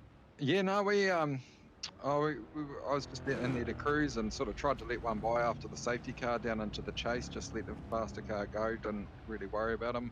Caused us to get side by side with somebody else and a bit of a hip and shoulder, and got put off at the exit of the chase, and then got damaged rejoining, so we're crabbing away there, and then had a good long stint, and then came down through the dipper, and there was 2 cars side by side, and young Kyan Davies, who's actually a guy sponsor, rear-ended me and put a fair bit and put me front into the cars that were stopped and damaged my rear. So I don't know if he had much front damage, but definitely slowed us down a bit.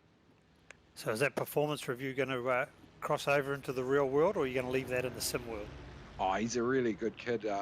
He's one that's having a good go at the Formula Ford Championship this year, and yeah, sorry, just do some race control stuff, but nah, we just got caught up with the car stopped in front. Fair enough. Look, Mark, look, if you need to jump out and do race control, well and truly we'll understand, and it looks like the field's getting set to go this time round. Did you miss me? Did you miss me, Andrew? Out of the chase, exiting, and under the Amaral Bridge one more time. Let's see how this unfolds. Last time there was a bit of a concertina risk happening with the leader going, then stopping and going again. This time round it looks pretty clean. And going to cross the start-finish line. There'll be one more under safety car. We're just waiting for the last ones to catch up. So we just made the call over race radio, one more lap. There you go, hot off the press, folks. We were just about to call it, wondering why he wasn't going, but there you go. They've asked to hold fire, don't pull the trigger just yet. So, Mark, when are you back in the car?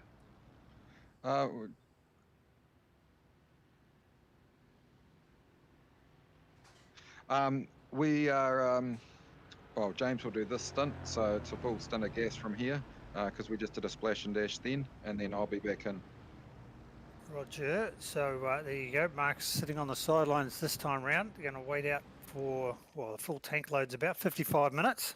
So Yep. we're coming up to the 2 hours 45 mark. So I'll get in, and then James will get in, and we'll forget. So we're going to raise the speed up now to about 120, get the tyres back to being warm, a little bit warmer for the guys, and we're back to starting on the next lap.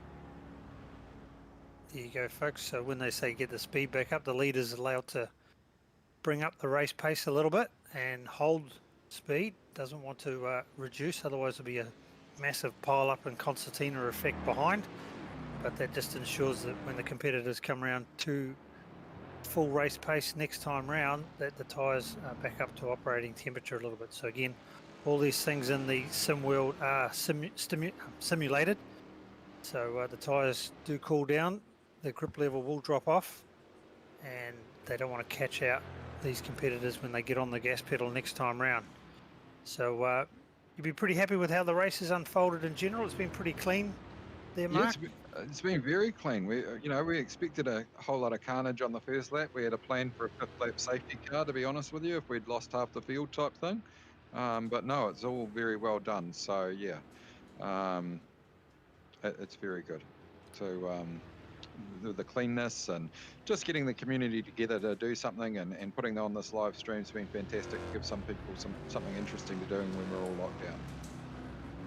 Yeah, no, we're certainly enjoying it so far, and we'll be enjoying the restart because bunching the field back up has been where it's generated a little bit more action. So we'll certainly see, and from all accounts, Sabo is wanting to get to the front. He had a bit of a netcode issue, as we said previously, and dropped back 5 or 6 spots, but he's been on the charge since, and he's now sitting there just in the number 2 position, waiting to pounce.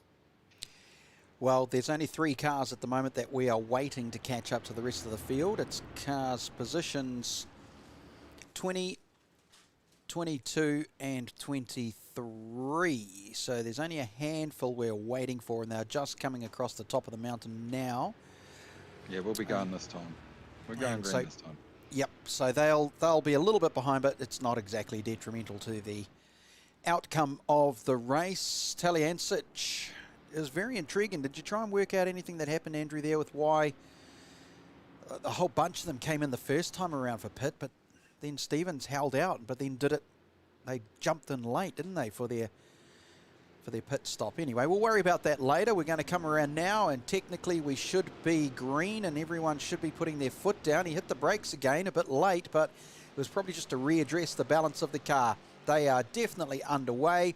Sabo thinks about it again like he did at the last restart, which was kind of wild, and he was lucky he didn't hit the wall. In fact, he's gone so wild, he almost went a little bit wider than he wanted to, and the bus isn't wide enough for Taliancic to hold him off. He got a very good run coming out of turn 1, and he will take over the lead. And Hugo Allen is going to try and join in this pack. I think he's a bit too far back, so Sabo will go down the inside quite easily, quite comfortably, and move himself and his team back into the lead of the race. The rest of the field, however, slotting around quite nicely as well. Let's just randomly drop down to 8th position. Let's have a look here and see what's going on. Van den Bosch just lost the spot down into 9. There is some passing going on here, which is kind of cool. As they go up the hill, it's nice to see it there. It takes a little bit of courage, especially in these cars. But away they go, and they start to sort themselves out. They're not exactly doing it slick and straight and clean. There's quite a dramatic difference between the race lines of some of these cars. Some of them like to hug the wall completely, and others are staying well off it. But as they go across the top and down through for the first time on this restart, which is lap 63, 2 hours 45 done, 3 hours 15 remaining. So we're basically nearly kind of halfway through, and we've still got a really good field of cars and no ultimate determination as to who is, I don't know, who is the one that I'd put my money on. I wouldn't at this stage. Well, look at those Pocky boys. They're way back. They had the later pit stops. They dropped back through the field. I'd say they're one to watch because they're going to be carving back through this field. The Pocky boys are quick. And this is the first time we've seen them out of the lead all race. So will that cause them to make some mistakes? That's the danger of making a mistake like this and dropping back in the pit. Is you then got some problems getting back through the field because these cars have been very hard to pass in. Yeah, have you found in your did you find in your stint that there was a particular spot that was just like, yeah, this is the place to pass? We're into back straight and through the last corner and the first corner sort of thing, up the hill. If you get out of that last corner, there seemed to be about, the first corner, there seemed to be about 2/10 with a good run that you could sort of gain and get the draft and go.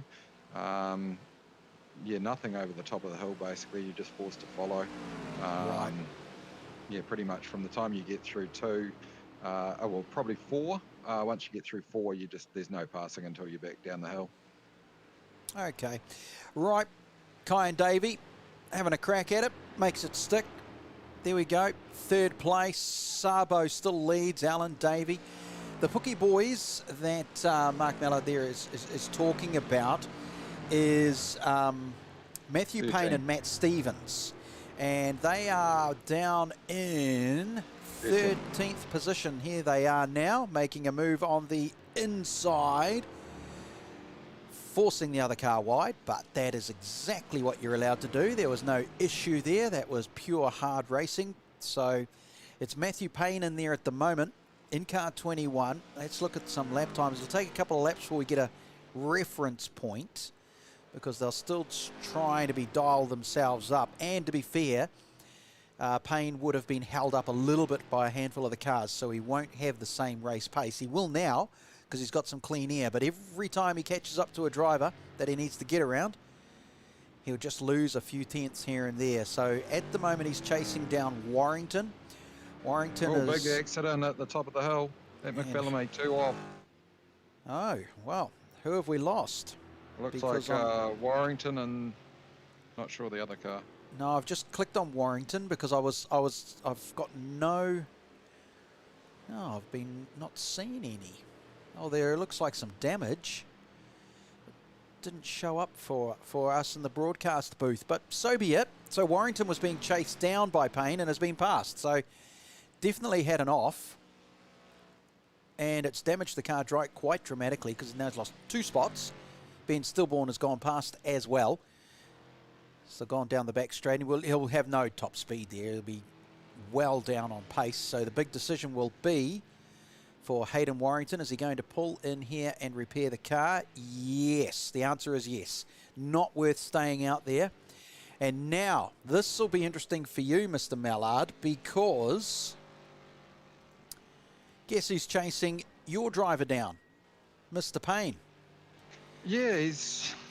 well, if I was in the car, I'd probably tell James once he catches, let him go and then let's stick behind him and he'll bring us to the front because that's the sort of pace these guys have got. James has got some serious pace. I think we were third in qualifying, so if he needs to go, he can, but we've got an angry pack in front of us that we're just sort of saying, hey, let's let these boys sort themselves out with 3 hours and a bit to go.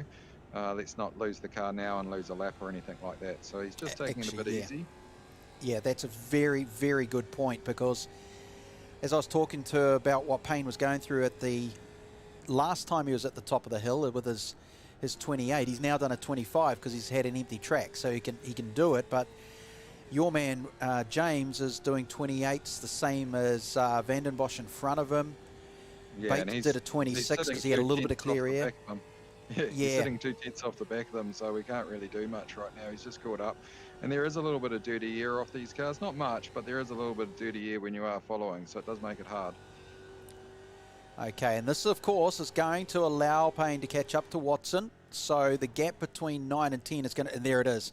It's just shrunk dramatically. Oh, he's just on us now. Yeah, and there's nothing that James can do about it. So Watson there in the Creme Insurance machine is just having to circulate in behind Van den Bosch and Jensen Bate. And look at the field right up in front as well. So just as you come around the corner, you think, oh, yeah, only a couple to go. And then, there's a whole heap of them. So, you know, that's the mindset. 3 hours to go. You got to play the right game here. There's some passing going on up front. It looks like McCutcheon is making a move, and he has. So he has gone around the outside of Taliancic. So Taliancic and Gilliam were the ones who actually, mate, what's with them? Mark, you might be able to advise us here, because at one point they were leading the race. They'd made up 29 positions. Even now in 5th place, they still have the number of plus 25 beside them. Talk about brilliant. Yeah, they seem to be on a slightly different strategy. They're seeming to be pitting a bit differently. I don't know if they had a problem or they just sort of ran the strategy game from the first instance. But no, they're driving very well, so it might have been a problem in qualifying or something. I'm not 100% sure, so we'll see. As now Matthew Payne just gets up the inside of James, and it's all on up Mountain Straight. Yeah, it is. Look at this big mob around us now. We have a whole bunch from 6th position down to 11th and 12th. And here's the pass coming. There it is. Now, look at that. So James got back in front, and now Payne has decided, hang on, I'll duck down the inside and I'll have another crack at it. But I think that was more just mind games than any actual decent attempt at a pass. So there he is, just slotting in behind. Payne currently in 10th position. Watson 9, Van den Bosch 8, Cleland is 7, Taliancic is 6. And Sabo now leads the race, and first still over Allen and Davey, with McCutcheon in 4. We'll stick with this little fight at this stage because it's worthwhile holding on to. With Watson, he's just stuck right in behind that 5.74, and look at Payne. He's got some speed. He's going to have a crack at it, then backs out under brakes. I mean, talk about a courageous place to try and pass. Probably a little bit opportunistic, to be fair. Thought that James might have been held up a little bit more by the red car, and I'll go down the inside. Has another look, spins him round, touches, he's made contact. I don't like that one, and race control will have to make a decision on that, but that wasn't very good at all. So he tried to dive down the inside, and Forrest stuck on the grass. There was Watson. He's got out of trouble and hasn't made contact with anyone else. It was a light spin in a very dangerous place, but I think Payne there was just doing a little bit of that overachieving. It's knocked Watson down to 14th. Not the end of the world. Still 3 hours to go. But of all the things to watch, Mark, that was one of them. In car with, I'm watching it in car with James while we do this, just in case I have to jump in and do anything. And yeah, very optimistic place to make the move. James was all over it, but oh well. We'll probably, as race control and it being our team, we'll probably let it play because, well, we're probably tougher on ourselves than anyone else. Yeah, it makes it difficult, doesn't it, when you're meant to be race control and driving at the same time. So, right. Well, yeah. We'll just go and have, what we'll say is we'll go and have a Pinot and we'll forget it ever happened. Good point. As race controls do. Yeah, exactly right. So that has moved Watson down into 14th place. And if we look a few ahead, we've got a Gorman there in front, and I think he'll get past pretty quickly, along with Lobb, because their lap times are a fair bit down in comparison. Now, Dan Patrick is in 11th, circulating nicely, just doing the job in car 65. It's got that red Mustang look to it. I think that's kind of nice. Just circulating and having a look at it and thinking about the opportunity here, because if I look at their speeds, Patrick in the red is a fair bit quicker. And could make something happen here on Stillborn. Let's just stay with this just for a sec. I know there's other racing going on, and we'll get to that as well, but I'm just enjoying this little battle over the top here. There's a bit of sizing up by drivers. You know, you just follow around a couple of laps and see how drivers attack certain turns. Do they like to duck in late or early? Is there an opportunity for a pass? You just got to psych it all out. There's on the wall, I think, and that was a touch up on the curb, and that allowed it through. Pressure gone, job done, simple. So that was pretty simple and done and easy, and here comes more of it. We've got more passing up front, way up ahead. There's nothing happening here, so we'll just go back to this one, shall we? This is Patrick, Stillborn and Lob. 65 Patrick got through. Stillborn made the mistake. Lob is in behind with the opportunity. Car 73 on 11. Will he make a move, or did 11 just have a little flurry, a little lack of focus, and that was enough? But under brakes, goodness me. Let's jump on board, shall we? Because Lob is on a mission. I want to watch what he's doing. He's going down the inside. He's going to have a crack at it. Last of the late breakers. Can he keep it under control? He wiggles the wheel. He turns it around. Very smooth application on the throttle, and he puts himself into a position. So, nicely done there from Darren Lob. I really enjoyed that. That was some good, clean, solid racing. Lob moves himself into 11th spot, and this mini battle pack are having a good crack at each other, and I think that Lob has an opportunity here to make a move. Thinks about it now. Goes on the inside. Heavy under brakes once more. There it is. You just saw the front of the car go down. Quite courageous on the brakes. Just hits the edge of the ripple strip. Perfect alignment. Let's see what happens as they go up the mountain. Check out his braking here. Is he a bit calmer? A little bit calmer. Dabs on it a couple of times just to readdress his position. Went in pretty hot to try and make a gap, but now it's all clean. Let's go to the front of the field, shall we? Because there has been another change, because Hugo Allen is now ahead of Antal Rafael Sabo. Kyan Davey is back in third, but this wee fight that we are seeing right now is heating up, and here comes some tail traffic. Tail traffic makes a massive difference. Let's watch them down the straight. Sabo has a good run down the outside. He's got the pull. But is he on the right side to do it? Will he have enough momentum? The brakes on the inside for Hugo Allen. But then it'll be under brakes on the inside for Sabo. They hold side by side. Sabo goes late and deep on the braking. Has he done enough? Will there be a switch? No, there won't. He shuts the door. Allen got a good run out of there. He's got the power down, but round the outside it's too difficult. And the door is slammed shut. Big time by Sabo. He closes it. They go around that final turn, the really difficult left-hander, and they're switching again because Hugo Allen got a good run. He's weaving all over the place. Well, that's probably some of the best sim racers in New Zealand who don't have the Motorsport New Zealand rulebook that we're quite used to there.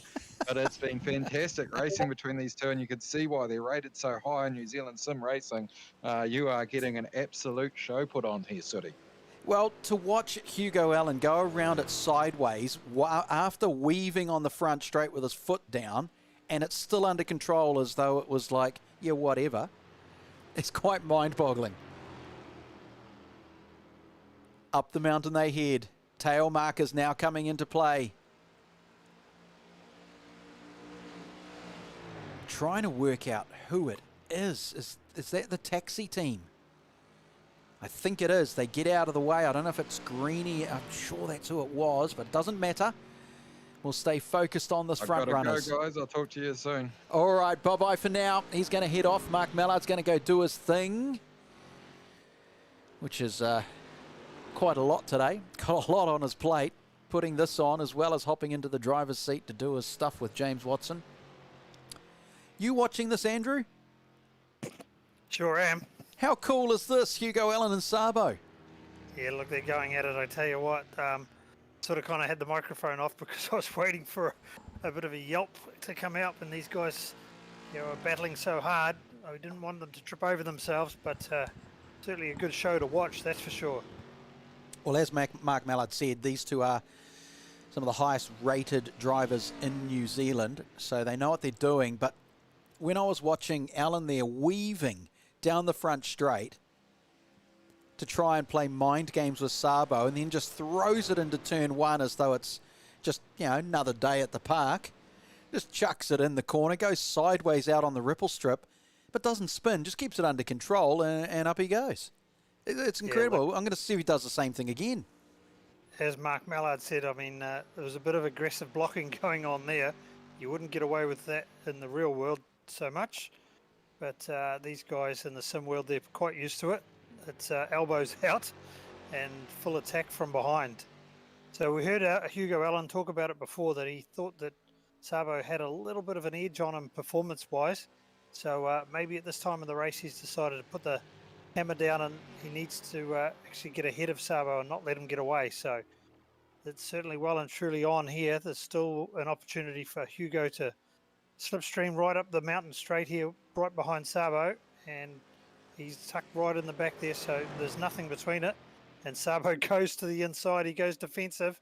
Hugo's going to go the long way. He'll have to go deep and late here under brakes, but he thinks better of it and goes for the switchback. Oh, those switchbacks are high-risk maneuvers because you could trip over the bumper of the car in front. So it's all to play for here. There's really nothing to win at this stage, 3 hours into the 6-hour race, but it could be lost here in the next few minutes. Yeah, that's a very good point. One of the things, though, that I guess Sabo, I mean, he's had his crack in the real world, and he achieved a lot very, very quickly. But he's going to have to remember that the tactics that you can produce here, like you say, they do not transmit to the real world because the officials don't go kindly to that kind of thing.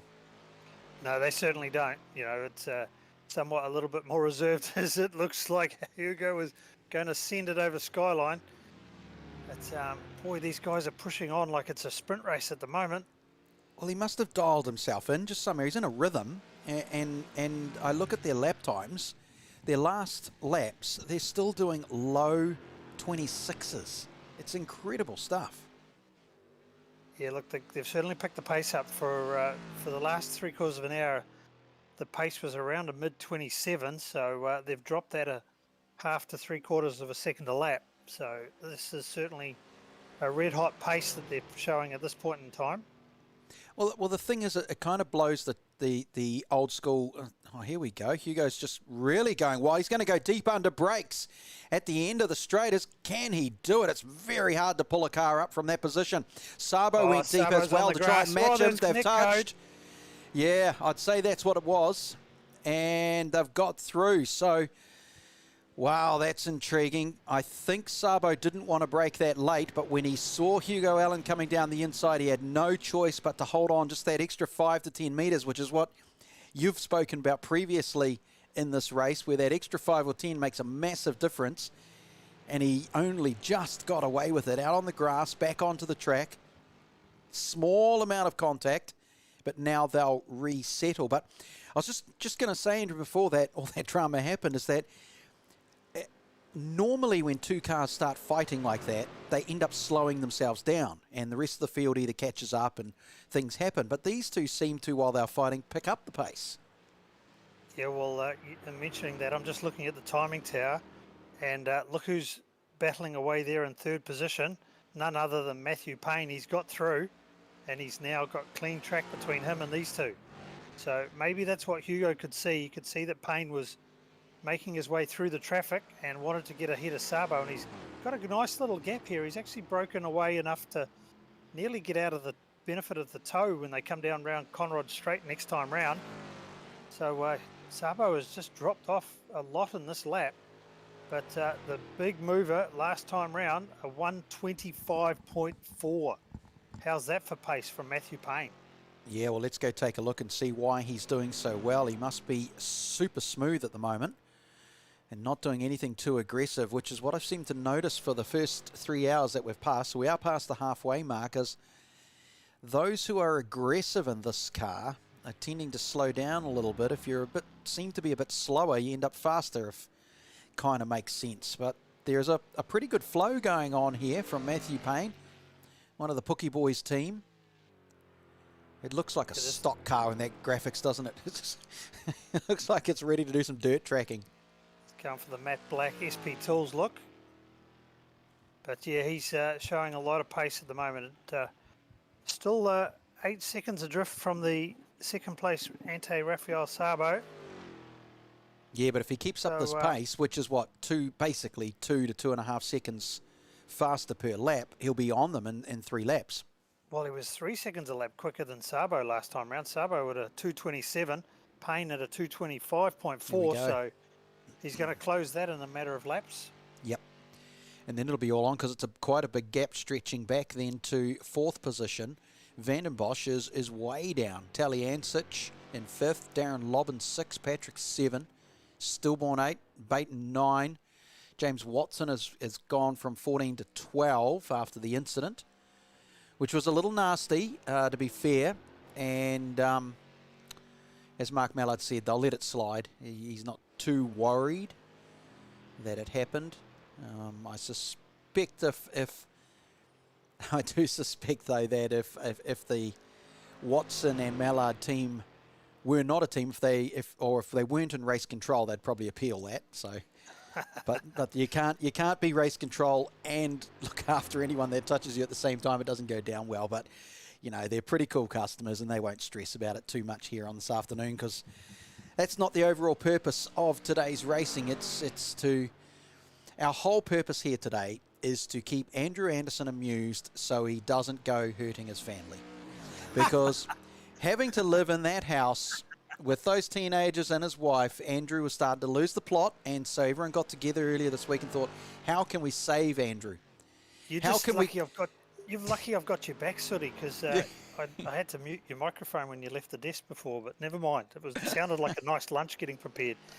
But no, look, it's not about me. It's about these guys on screen at the moment. And Matthew Payne, what a cool lap he put in last time round. Just about the fastest lap of the race, a 2:25.0. Again, over a second a lap quicker than the leaders ahead, but Hugo Allen and Sabo, they did pick up the pace last time round after their battle, and both were in the very low 2:26s, so they picked the pace up, but they are losing ground to Payne in the 3rd position. So I think you're right in the lap time, but I think it was the fastest. I'm just trying to scroll through and check. Previously, it was 2:25. Just a smidgen off his previous best of a 2:25.01.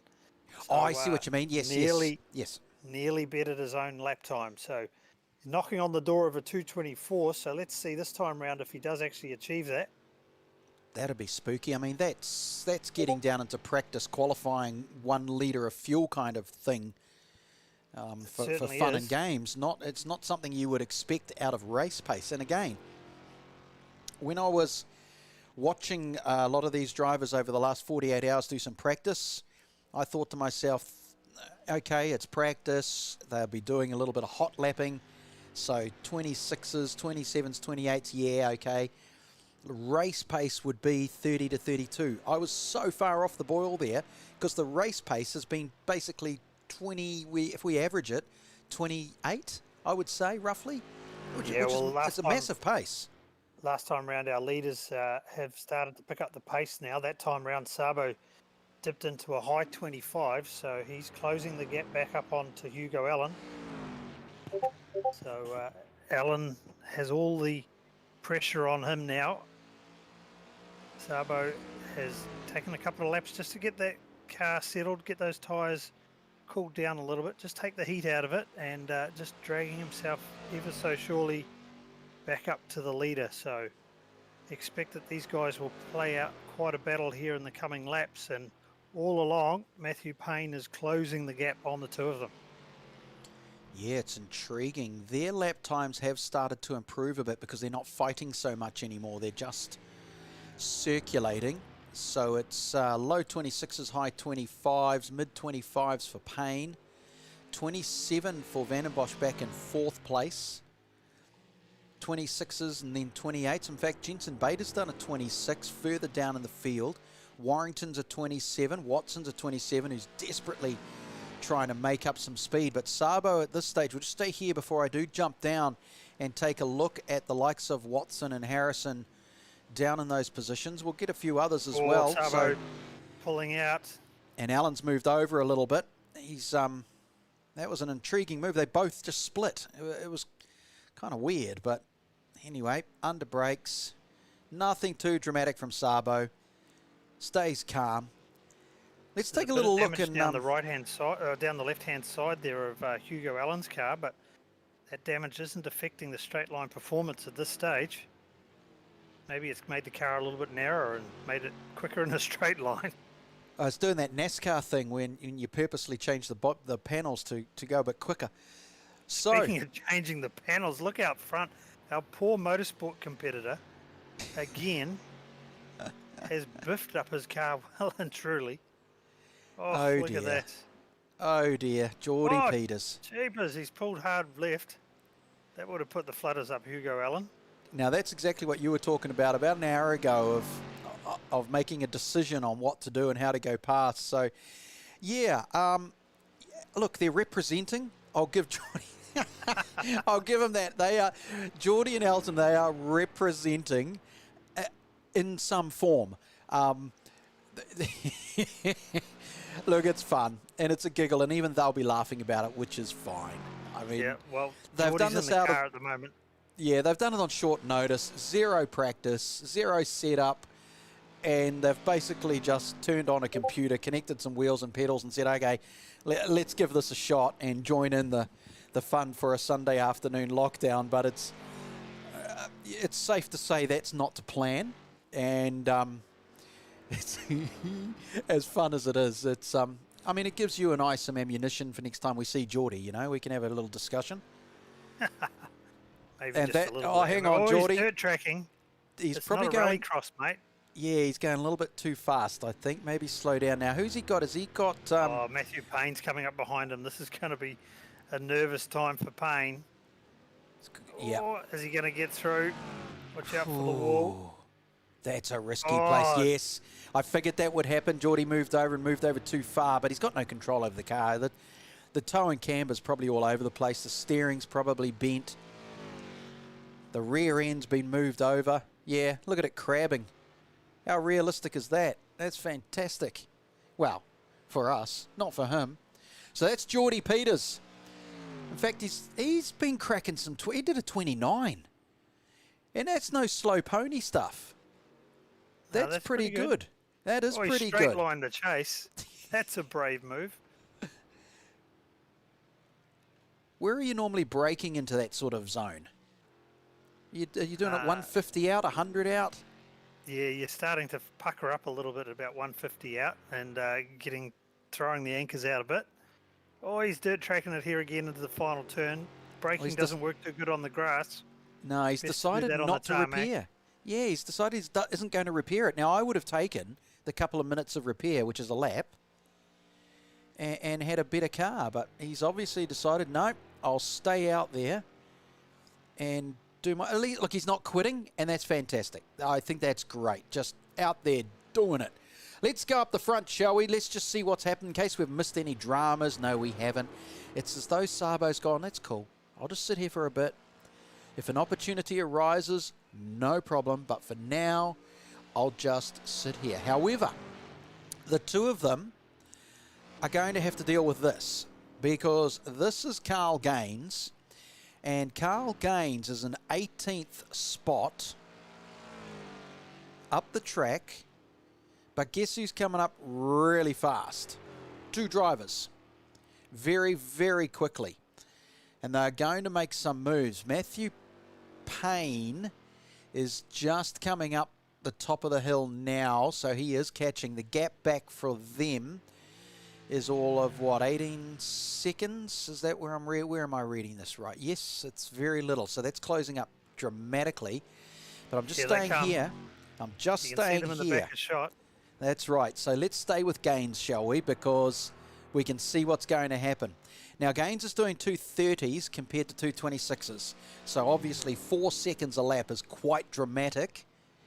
It's not tenths here. This is 4 seconds. So we're just going to stay with Gaines in a... It must have taken a little while to come up with that design of livery. They would have sat there for a while going, what should we do? Well, let's get some faces. And it's... Yeah, it actually looks like your face, Andrew. Just, yeah, multi-splattered all over the car. Yeah, that's what it is. Yep. It's actually... All right. I think it's the coronavirus. I actually do think it's the virus. It's been 15 minutes, so you got to get every 15 minutes bag Andrew. Yes, I get it. I get it. Okay, so it happens in the real world. It happens online. Back to the race here. Yeah, there they go. Look, they've only got to make up. So there's Carbo's looking down the inside. Oh, we'll see when we go to the mountain straight camera. No, he's been able to tuck him behind, but Hugo Allen's certainly got his mirror full, and so too is Carl Gaines, because they're gaining on Gaines. Yeah, and they're gaining on at the wrong place. This is going to be over the top. Yeah, this is going to be intriguing. Because especially if that 4 second lap speed is in one sector, and if it happens to be this sector, then he will be a whole lot slower than these two, which makes it even more dramatic. So let's just watch on. Getting tight. The pressure cooker situation is starting to boil over. So is this going to be the opportunity for Sabo to pounce? Usually you try and use a lap traffic competitor to your advantage, because Hugo's going to be a little bit hesitant as to which side does he go, and if he picks the wrong one, Sabo will go the other way. Well, what's even more interesting is that Gaines actually had a really fast lap. So he's seen them coming, and he's thought, right, I'll just up my game a little bit, which is kind of neat. It's going to happen down here at the Dipper. I think Hugo Allen is purposely backing off. I reckon he is. He's just breathing a little bit here, knowing that Gaines is there. There's no point getting on the tailpipe straight away. Just chill out a bit. Sabo wants to get on with it. Gaines has just about lost it. Yeah, he lost his line there, and it's sort of messed up both of these drivers now. So Sabo is going to get through. He does, because Gaines lost his line. His drive line missed the apex. The other two had to split off, and suddenly things dramatically changed. But it happened so fast, it was kind of, oh yeah, okay. But anyway, now comes Sabo with Allen in behind, down that straight. Will they try here? I wouldn't. It's a big risk, but they're going to do. I think Gaines has let them go, but he's going to come back on. He's going to take him out. He's got Sabo. Oh no! I thought he was going to carve right through the middle and get away with it, but the problem was he went a little bit fraction wide. It wasn't his fault. I don't believe so. The Sabo's still around and lost it. So Sabo was the innocent bystander there. He just was got absolutely cleaned out. But here's the interesting one.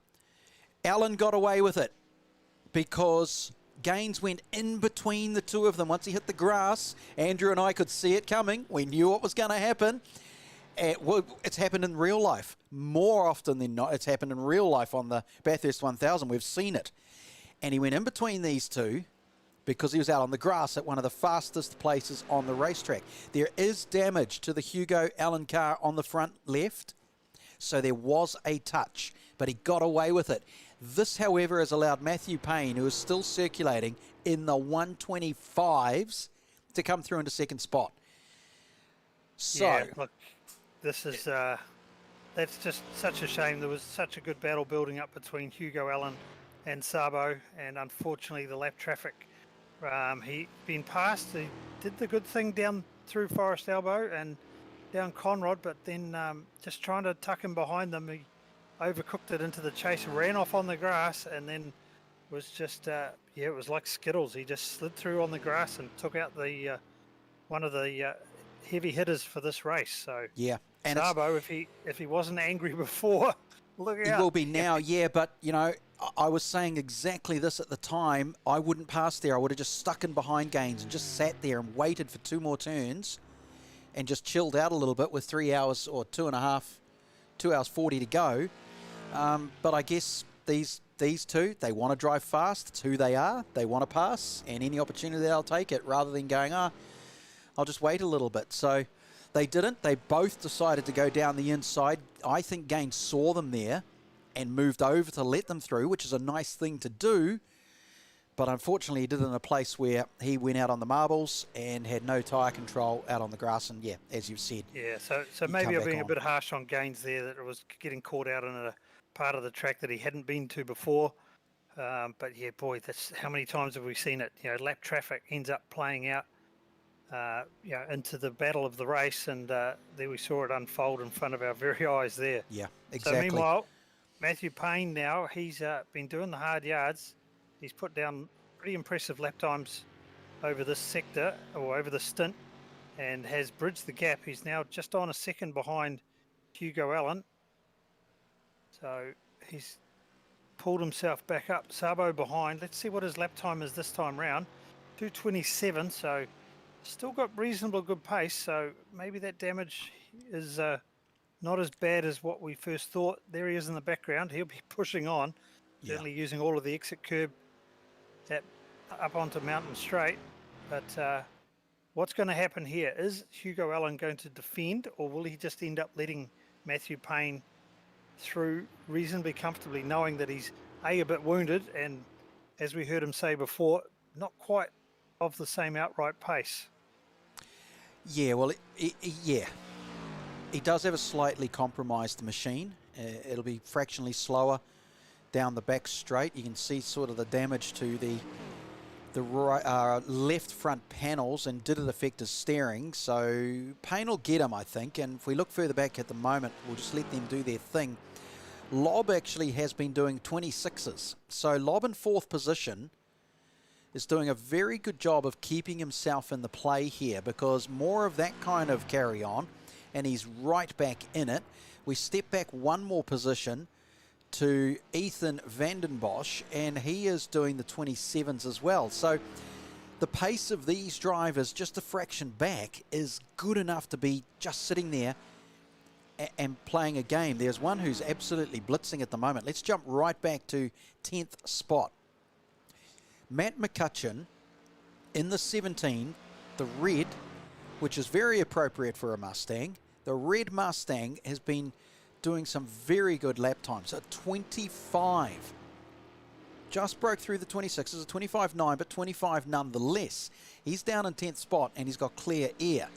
So he's got the opportunity here to move up again and keep himself back in it with this team. Further down, a few others. Let's just have a little look-see. Watson has been stuck in 12th. I think that is twofold. 1, the damage to the car, and 2, there's no one around him to pass, because he's almost doing the same lap times as those around him, like Thomas Harrison there in 13th position. So Harrison's still circulating around. If we go further back down the field, the gap is starting to get a little bit bigger. So Arthur Browen now, as he just comes down, his car's looking a little worse for wear, is in the 29s for his last lap, but down in 14th position. Scott Hassler, who was very quick earlier on, is sitting in 15th, also coming down the mountain now. And most of them are right down to position number 15, which is where Scott is. Then you're starting to get amongst lap traffic. 16 is Reese O'Gorman, and Reese is amongst the traffic at the moment. So Reese is getting caught up with other people. 16th position, but he's got 18 in front of him, 26 is in front of him. There's a fair bit to play around with. But, in saying that again, they will have another safety car. And those who are a lap down will get to do the circulate, get back in the feature, and all these gaps will suddenly close up. And, yeah. So in the 17th position, well, 16th position, yeah, the last of the lead cars just behind here. This is Callum Pratt circulating around. So this is one of those 4-car teams. So certainly a lot of sharing going on with this entry. And Callum Pratt there looking pretty clean and tidy. No damage on the side of that Mustang, and he's circulating in the 16th position. So that entry just down a few spots from where they started, but in the 227s again, and that's pretty respectable at this point in the race. So Callum, he's just got to stay there, and then if they have another competition caution, he'll be able to cycle through to the back of the lead chain of cars.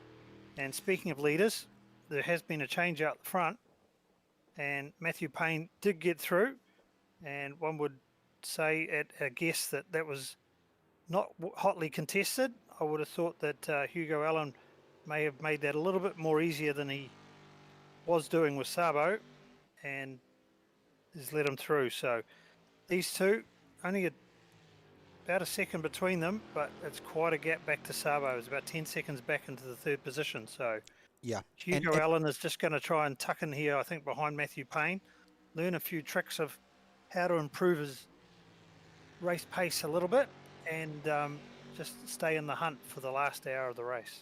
Yeah, well, the other thing is you don't really need to panic too much about the gap, do you? It's more your race position, due to the fact that race control will be bringing in more virtual safety cars. So that 10-second gap, or if you've got even a 30-second gap, it doesn't matter. It's all going to close up again, so you don't have to stress about it. All you've got to focus on is just maintaining your lap times so that you don't lose any positions, rather than where and how close you are. So it's probably smart now for some of these guys just to chill out a bit. I mean, Sabo's been in there for 3.5 hours. I don't think he's handed over to his teammate yet. And no, he's done the lion's share of the work so far, and we heard before that they were struggling to shoehorn him out of the seat. So it's going to take a quick click on the driver change button to affect that in the next pit stop. Yep, exactly. So let's wander down a bit. Let's have a look down here. So we've got Riso Gorman, and I know he's here. So he's from Red Bull Projects. That's the name of their team. And what we'll do is we'll say to Riso Gorman, welcome to the live broadcast, Reese. Have we got you there? Yeah, I'm right here, boy. All right, now the flames are going wild on the car. You're doing all right. You're circulating around. Are you pleased with your standing so far? Because you're, at the end of the day, you're sitting there in 15th currently with, 2.5 to go. You've moved up 3 spots from the qualifying start position. To be fair, we hold ourselves here to high standards here at Red Bull Rejects. We probably should be top 10, but just the consistency just hasn't really been there, has it? So, you know, it's a little bit disappointing. But is that you or your teammates, mate? Come be honest. Oh, no, it's me. 100% it's me. So that's why they say slow and steady wins the race, not fast and inconsistent. But that's the way the mountain treats you, isn't it? Yeah, it is. Well, you're still doing 28s. I mean, it's nothing to be scoffed at. And with the state of the way the virtual safety car is going to kick in, there'll probably be 1 or 2 more, and it'll close up those gaps again. It gives you the opportunity to make some moves. Is there anywhere on the mountain that you're really comfortable with having a crack at passing? Great question. Not particularly. I think I'll take my chances when they come. I love the answer. But if a gap opens up, then I'll be sure to look inside it. So that's for sure. What's the most difficult part in this Mustang? This whale of a machine with the beastie V8 underneath it, around this mountain? Where are you like, I struggle at this point every single lap? Where is it? If you're focusing just on these turns, you don't have to answer straight away. Nah, that's all right. It's definitely coming down the dipper for me. I think I'm pretty comfortable everywhere else. Just coming down the dipper and then onto Conrod straights. Probably, need some practice in there, but that's why we've got a 6-hour race, so practice makes perfect. Hey, you got plenty of time to practice. You got any tips for him, Andrew? I mean, you've thrown it through the dipper. Mate, my tips will get you nowhere. I love the honesty. All right, I'm going to throw you back down with your Red Bull Rejects team. A great name, by the way, and great livery. I'm loving it. Thank you. Have a good one. All right, so there we go. Riso Gorman from the Red Bull Rejects. I guess they have sent letters and emails and got no response, Andrew, so they're here with us.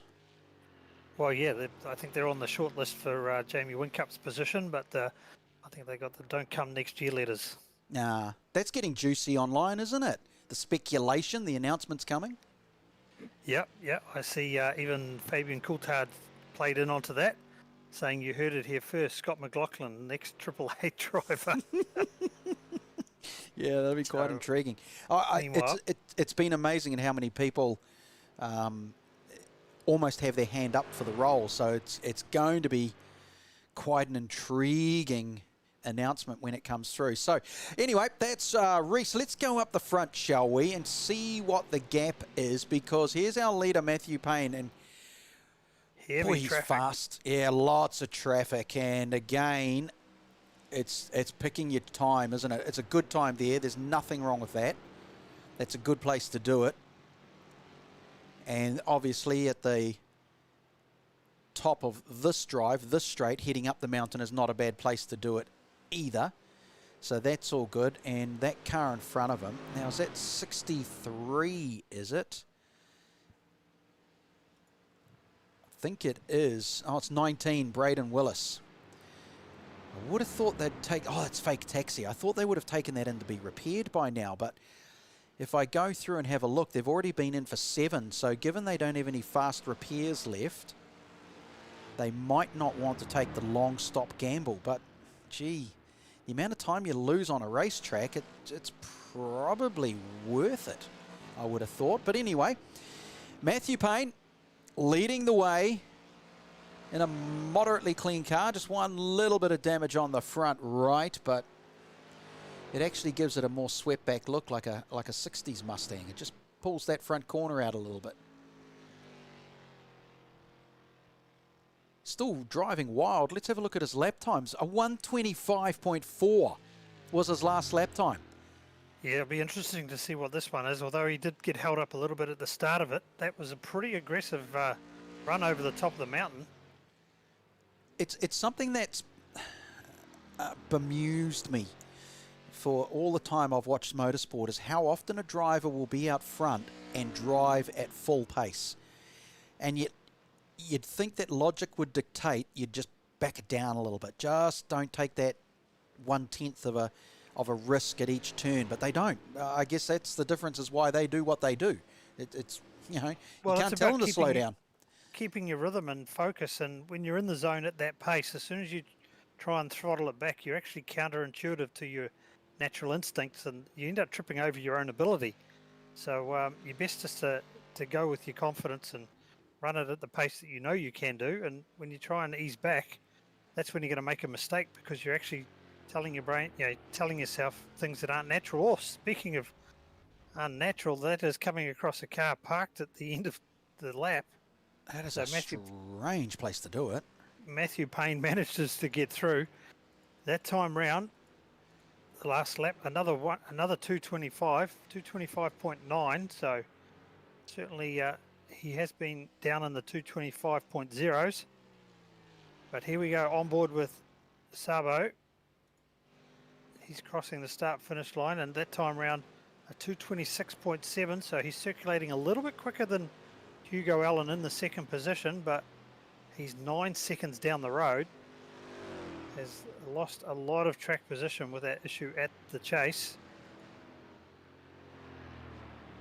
Jumping That's up the here. car. That's the car. Benjamin Adams was just sitting there on the out of the turn. It was just the most bizarre place to be.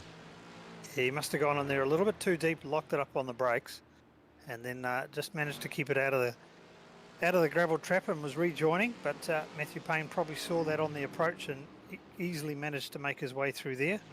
Certainly for us in the commentary booth, we were a little bit unsighted on it. Yeah. Oh, well, he's sitting in 17th position.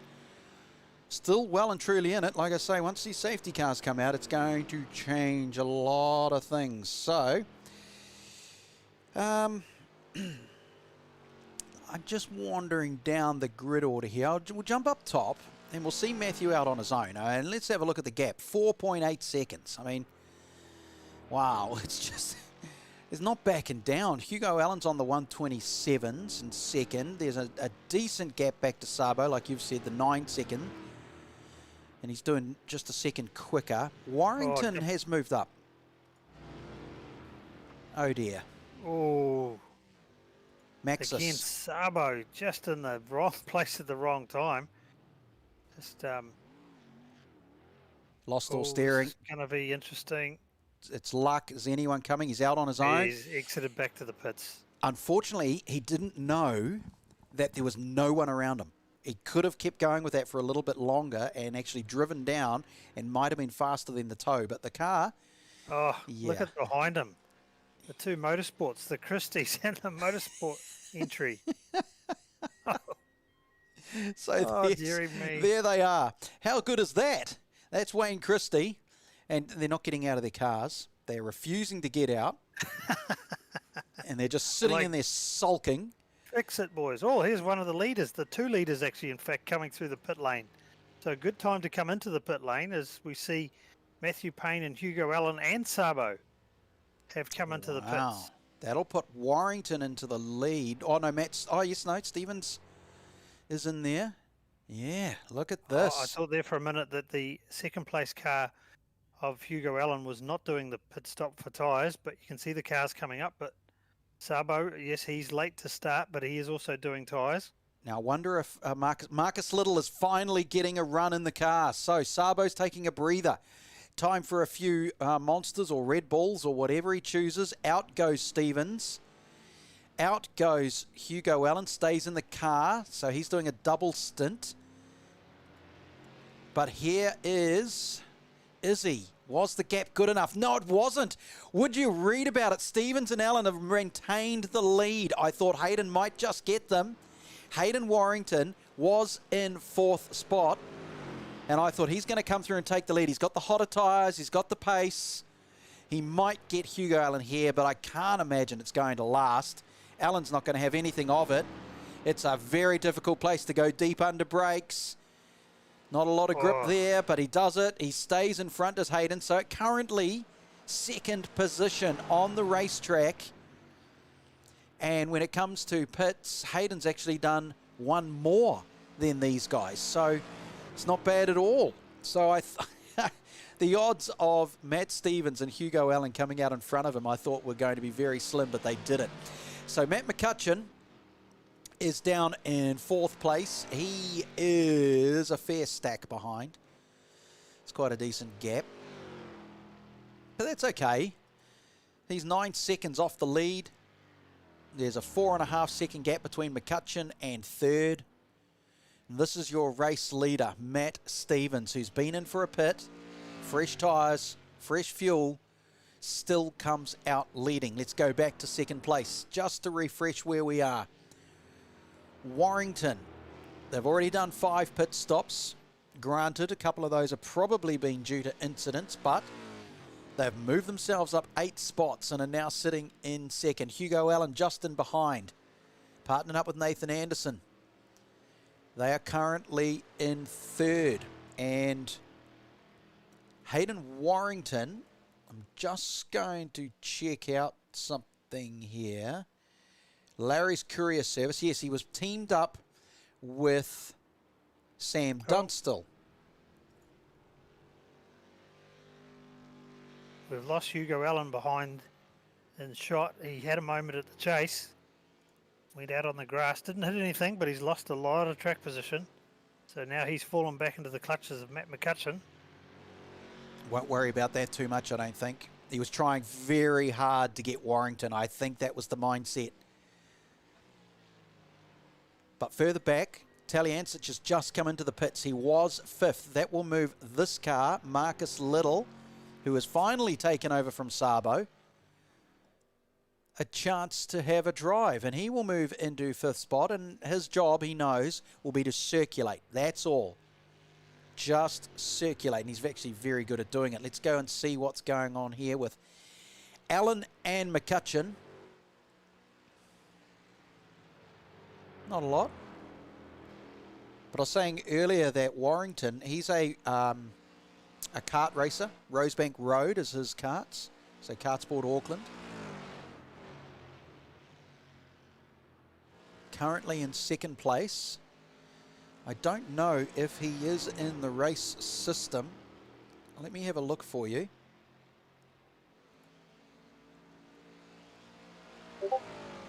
No, I don't think he is, so we won't have a chance to chat to Warrington. But never mind. Hey, look, I can tell you, ladies and gentlemen, if I had some intro music, if I had the ultimate sort of dun-da-da-da, dun-da-da-da type of music, and, you know, that epic sound that raises the spirits and brings up the heckles and makes your hair on your neck stand up, I'd play it right now because we're joined by Elton. Are you there, Elton? Your mic's off. No, your mic's on. Are you there? Yay! Hey, Sweetie, how you doing? Oh, here he is, Andrew. Yes. One Okay, and only. let's go find his car, shall we? It's down there, and Elton is sitting in the car, in the pits, in dire. Elton, what on earth is going on? It's you know the saying, practice makes perfect. Well, I think my effort today is pretty much epitomised that, where I didn't get any practice. It sounds like a driver excuse. Yeah, kind of a driver excuse, but no, life's been busy, so just didn't get behind the wheel, and had the call from Geordie last night. Bit of a Mickey take, really. Shall we have a crack at it? And I was like, oh yeah, okay, let's do it. And I don't think he was expecting it either. So no, it's been good fun. It's great seeing all the experts coming back into the fore again, particularly around this lockdown. The two challenges that Motorsport New Zealand obviously did on Friday and Saturday were great, and this is just capping it off. Really, it's great to see Matt Payne and McCutcheon and the guys out the front really showing how to do it. Yeah, exactly, and it's amazing, as Geordie was telling us earlier about, and even Mark Mallard was saying how much of the driver skill transfers across from this simulation into the real world. Clearly, that's happened for you and Geordie. I can tell that straight away. Maybe for me, Sonny, but not for Elton. Right.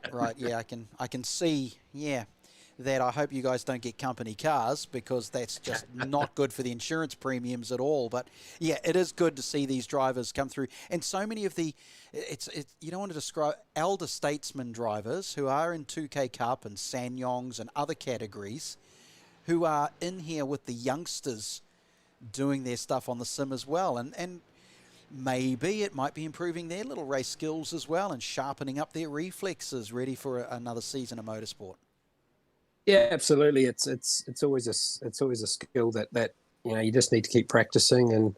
And my big excuse, I haven't been in the car for nearly 3 years, so that's my excuse anyway. But it's quite evident. You see what Brendan Hartley's done in the past with all his simulator work with Mercedes and Ferrari, and he was able to jump between the two and really keep himself sharp. And I know Matt Payne is a real prime example of what he's doing, and his lockdown in Aussie and restriction. I know he's been getting lots of practice time. You look what SVG's doing as well. It just keeps the skills honed while doing the simulator work. Yeah, exactly. So, Geordie, obviously around the water cooler, there's going to be some good banter going on, given that. Hang on, are you hitting? No, Wayne Christie's still ahead of you guys. Yeah, unfortunately he is, but you're right. The water cooler chat's already started. One of our colleagues just put in our staff group chat, who's the better driver? So between me and Elton. So that'll be an interesting one for Monday morning to discuss. Oh, life is all about banter. Yeah, it's what you got to do.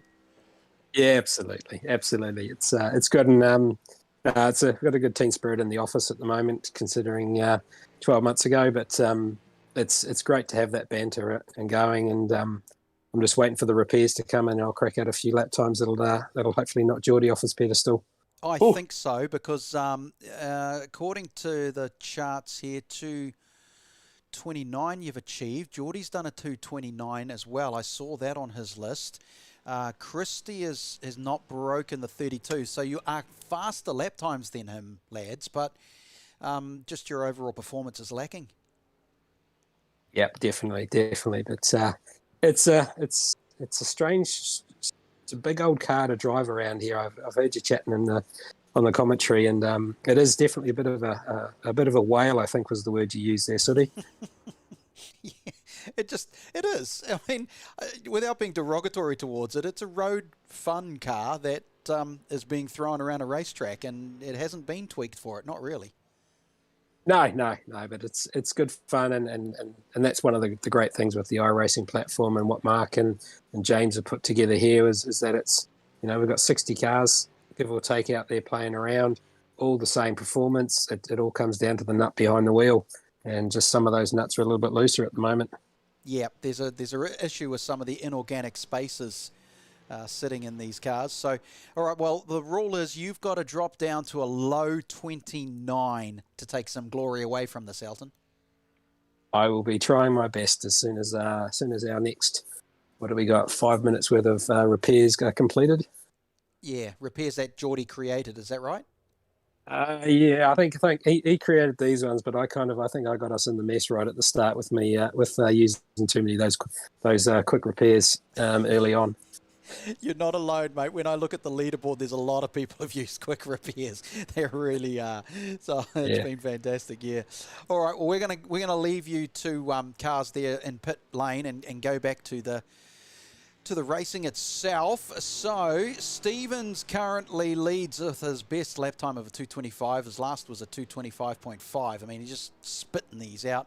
Hugo Allen is a whole 5.7 seconds back, which is kind of massive. It's a big gap, but as I've been repeating, there will be another yellow. There will be a safety car called at some point. Race control will make that executive decision, and that'll bring the field right back together again, which will make for quite a dramatic couple of hours. We've got Hugo Allen down in second place. He is that 5 second gap back. It's then 8 seconds back from the leader to Matt McCutcheon. 2 seconds between him and Hugo Allen.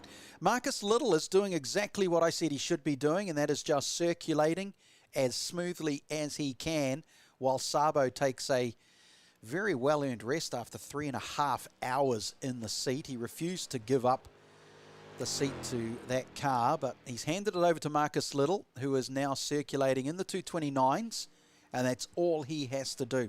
Hassler has moved up again. Now, Scott Hassler has been the sort of sneaky one. He's been wandering all over the place, and he's moved up 8 spots now into 5th position with lap times in the 27s. So there's nothing wrong with that. Ben Stewart in the most gorgeous car in the world with Geordie Peters' face on the bonnet. I mean, it doesn't get any sexier than that.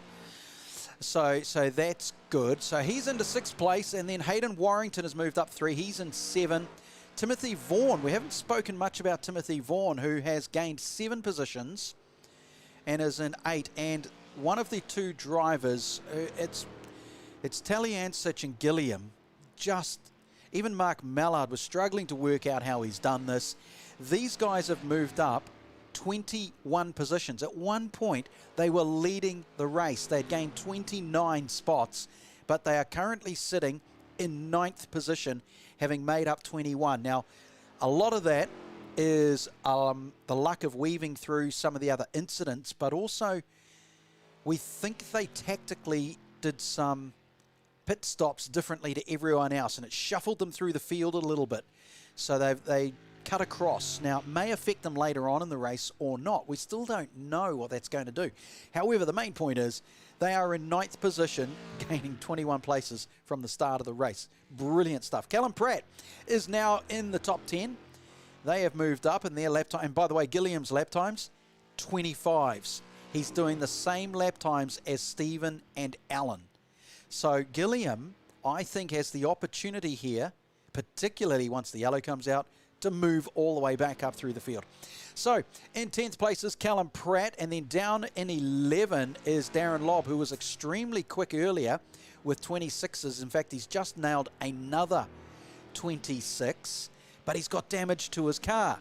So something has happened in the last lap that has caused him to stove in the front of his car. I think it looks like he's slowed down dramatically there, doesn't it? So we may see Lobb come into the pits. And how many pit stops? He's only made 5. So there is the opportunity.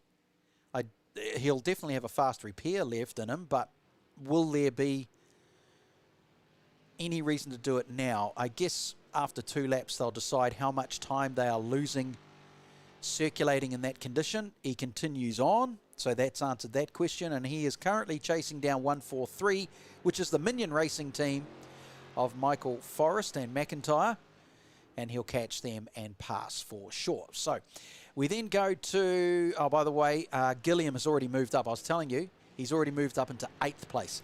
Let's go down to 12th position. Mark Mallard is back in the car. He's shoehorned James Watson out, and he has jumped back in.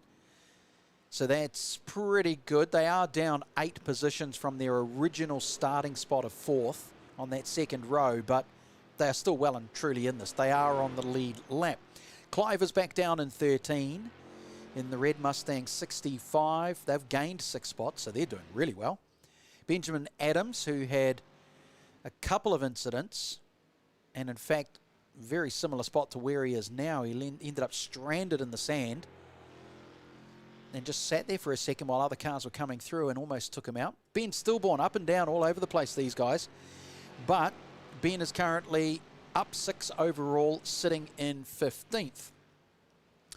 Scott Travis has positioned down and it's taken over because we spoke to, I can't remember who it was, but we spoke to his team as co-driver. That was the Red Bull Rejects team. So Scott Travis is in their car now. They've done 8 pit stops, and following him behind, a fair way down the circuit, is Sam Thompson in 17th. They have done 8. And now we get into big numbers, the 7s, even the 9. So Corey Crossan in 419, moved up a few spots here, sitting in 18th position. A nice clean red Mustang. Didn't bother with the graphics, just wanted to get out there and race. And doing clean. Now, he's doing 20... They've done 28s, so there's nothing wrong with that at all. They just keep circulating around. We go down to Braden Willis in 19th position, but that is not looking pretty, is it? Now, is that the fake taxi? Virtual safety car, virtual safety car. Ah, here we go. So this is what we've been talking about. So while we wait for that to happen, let's just keep wandering through. So Braden Willis has had a major shunt somewhere, and that is dramatically going to cost them time. Maybe now is the right time to get into the pits. Michael Forrest is up there with the Minion Racing in 20th position, up 6 spots. Doing 30s and 32s. So it's not going to be earth-shattering, but it's safe. It is safe. However, they are 4 laps down, so they're gained 1 back now. They're not going to gain any more. And then we get into cars that are way down in laps. Wilson is actually going to pit. Yes, that's not Wilson. Yes, it is Wilson.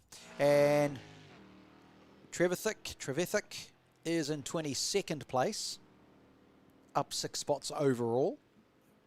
There's a few coming into pit. Mark Mallard's pitting. Andrew Dyson is pitting. Nathan Clive is coming in. Wilson in 14 is coming in. Aidan Lamont, down 7. Not good. Dropped down a few spots. Currently in 23rd. Gaskell down in 24th. And look at the state of it.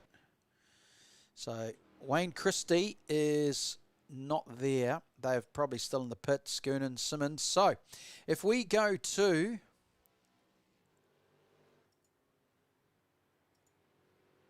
some reason no one's in pit lane. Right, okay.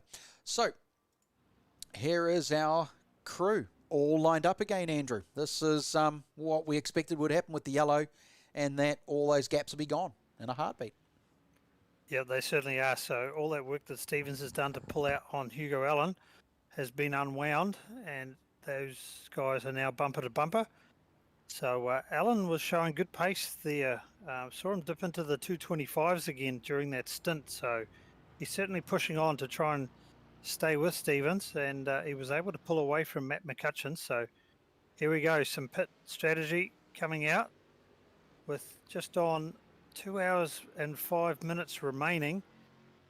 They will need to stop again, and maybe a second splash and dash. Oh, bit of carnage there in the pit lane by the looks of it. Yeah, a little bit chaotic. How do they get away with that? I think, does the sim allow this? This is intriguing. Yeah, look, everyone's limited to their pit lane speed limit, but there is no contact in the lane, as you see Hugo pulling over and straight through. Because you can ghost, yeah. Yeah. So you can ghost in pit lane. As soon as you get across that control line, it will reset and basically you're free of contact. So yeah, Nathan, just there, sorry, Nathan Anderson has jumped in. Yes, Sabo's back in. Sabo's back. Geez, that was very quick. Little only did a couple of laps. Little did little. We'll bring him up soon. Find out what's going on. In fact, I'll go try and find him, shall we? This is quite intriguing. What's going on here? So interesting that Stevens didn't take on much fuel. Either that or he didn't take tyres and only took the fuel, but now has quite a lot of track position back to Anderson and Sabo, who have exited the pits but are at the bottom of the pit, bottom of Mountain Straight. Now, Marcus Little, do we have you still? You do. Okay, you may need to talk us through that because little did little. Yeah, as it worked out, well, I sort of got the car up to temp and speed, and then we got the safety car, and let's say our fuel strategy works out about exactly right, so it was the time to pit.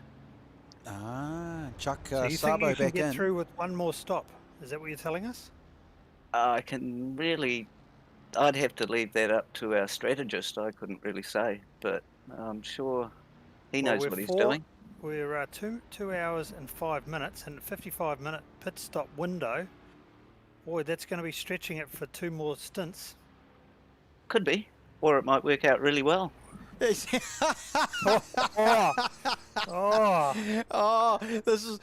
see this up and down pit row all the time in racetracks, don't we? Where the engineer doesn't tell the commentator anything. Oh, the engineer doesn't tell the driver anything either.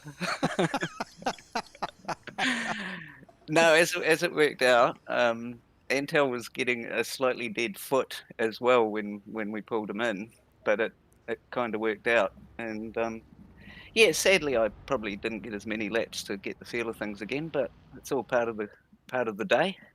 I'm having a good time. There's still 2 hours, so. Oh yeah, there's plenty of time left. Yeah. Okay. Even know what might happen. Obviously, you've been watching on and seen some interesting racing by some of these drivers who, well, to me, seem a little bit overly aggressive, given it's an endurance race. But I mean, what's the mentality? Do you think going on with them? Is that the right thing? Obviously, it's working for some. Well, I take a very conservative approach to these things, but not everybody does. Right. I don't think I've seen anything that I've viewed has been really that crazy. But sometimes the rush of blood to the head causes all sorts of stuff to go on, and especially in these races. Yeah, very much so. You guys, there's about, let me try and calculate. In fact, I would say at least 3/4 of the field are going to be on the lead lap. There's only a handful that won't make it, even with this, because you get one repeat lap to get yourself unlapped by 1 lap per safety car, isn't it? Yes. Okay, so there's some here that'll never catch up. But there is a handful that might if we have a couple more, but only a couple of cars. So it's not, they're on the cusp, but there's at least going to be possibly 18 or 20 cars on the lead lap. That's a lot more than I figured might be. Yeah, I think, well, actually, overall, I think there's been a lot of really good driving, and people have been keeping it clean and consistent. Like, you've obviously seen we've had our little events, but the part of the beauty of it is that we get to see consistent racing right through the race, and the way it's worked out, it's been really good. Yeah, but it certainly has. It's still, I think, there's quite a few teams lining up for that last blast, and it'll be some pretty tight, hard racing going on there, I think. Yeah, definitely. Well, all right. Well, thank you for your time again, mate. You go have your 15th coffee while you wait for the call to be allowed to go back into the car, if it happens. Yeah, well, thanks for all the work and commentary. I hope it's been entertaining, and I'm Oh, sure you there'll guys- be more to come. You're all definitely entertaining, mate, so you're all right. You go talk to your team engineer and see if he'll actually tell you what's happening.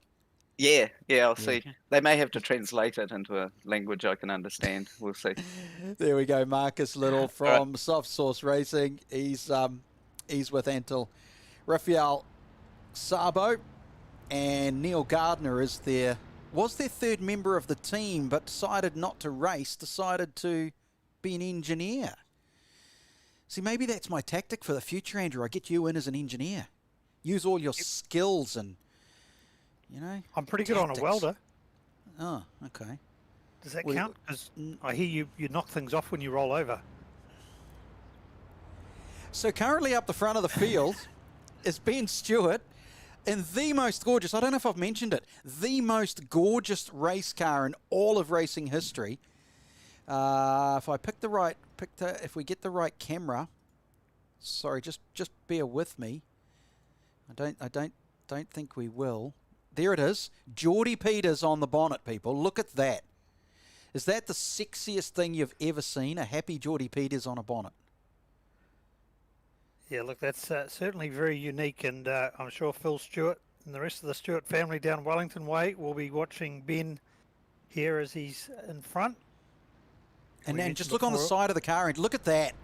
Oh, you know what? That sim is actually replicating real life because it's got a bigger head on there than anyone else. You're renowned for talking it up, Sonny.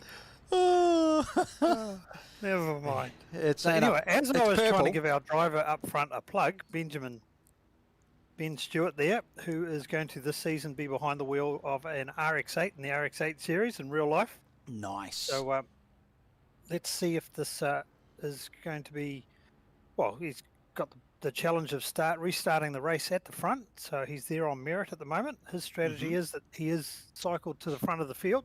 Yes. So their team call is that they stayed out at this stop, and let's see what happens when they come around this time round. So another unique thing here in the sim world is that not only are we simulating the racing, we're actually simulating the safety cars and virtual safety cars. So it's all good learning experience for Ben, and I'm sure he'll transfer that into the real world when he pulls the helmet on in earnest. Exactly right. Yep. Would I lie to you? It's just nice that the RX-7s are still going. They're still racing that category, and I think it's brilliant. Oh, the 7s and the 8s. Sorry, did I say a 7? I think I seen a picture of him with an 8, an RX-8. So yep. But no, look, great. Good mate Matt Gibson, who those will know Matt from Hampton Downs. He's, I believe, he's acquired his old RX-7 back. He's brought it back into the family, and he's got nostalgia and has that back in the garage. So good on Matt.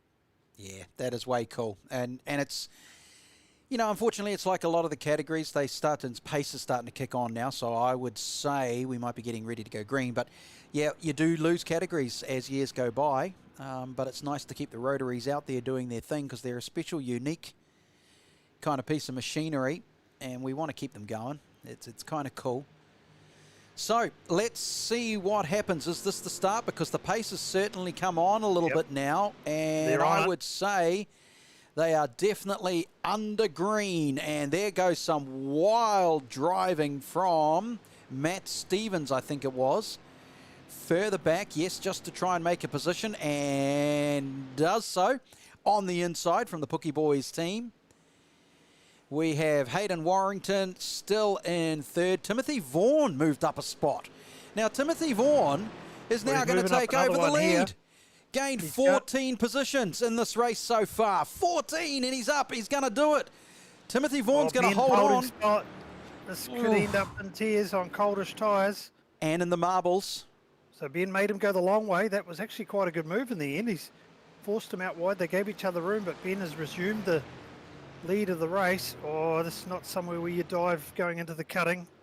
Yeah, got it loose too. Got it crossed up. Managed to hold on to it and not hit the wall.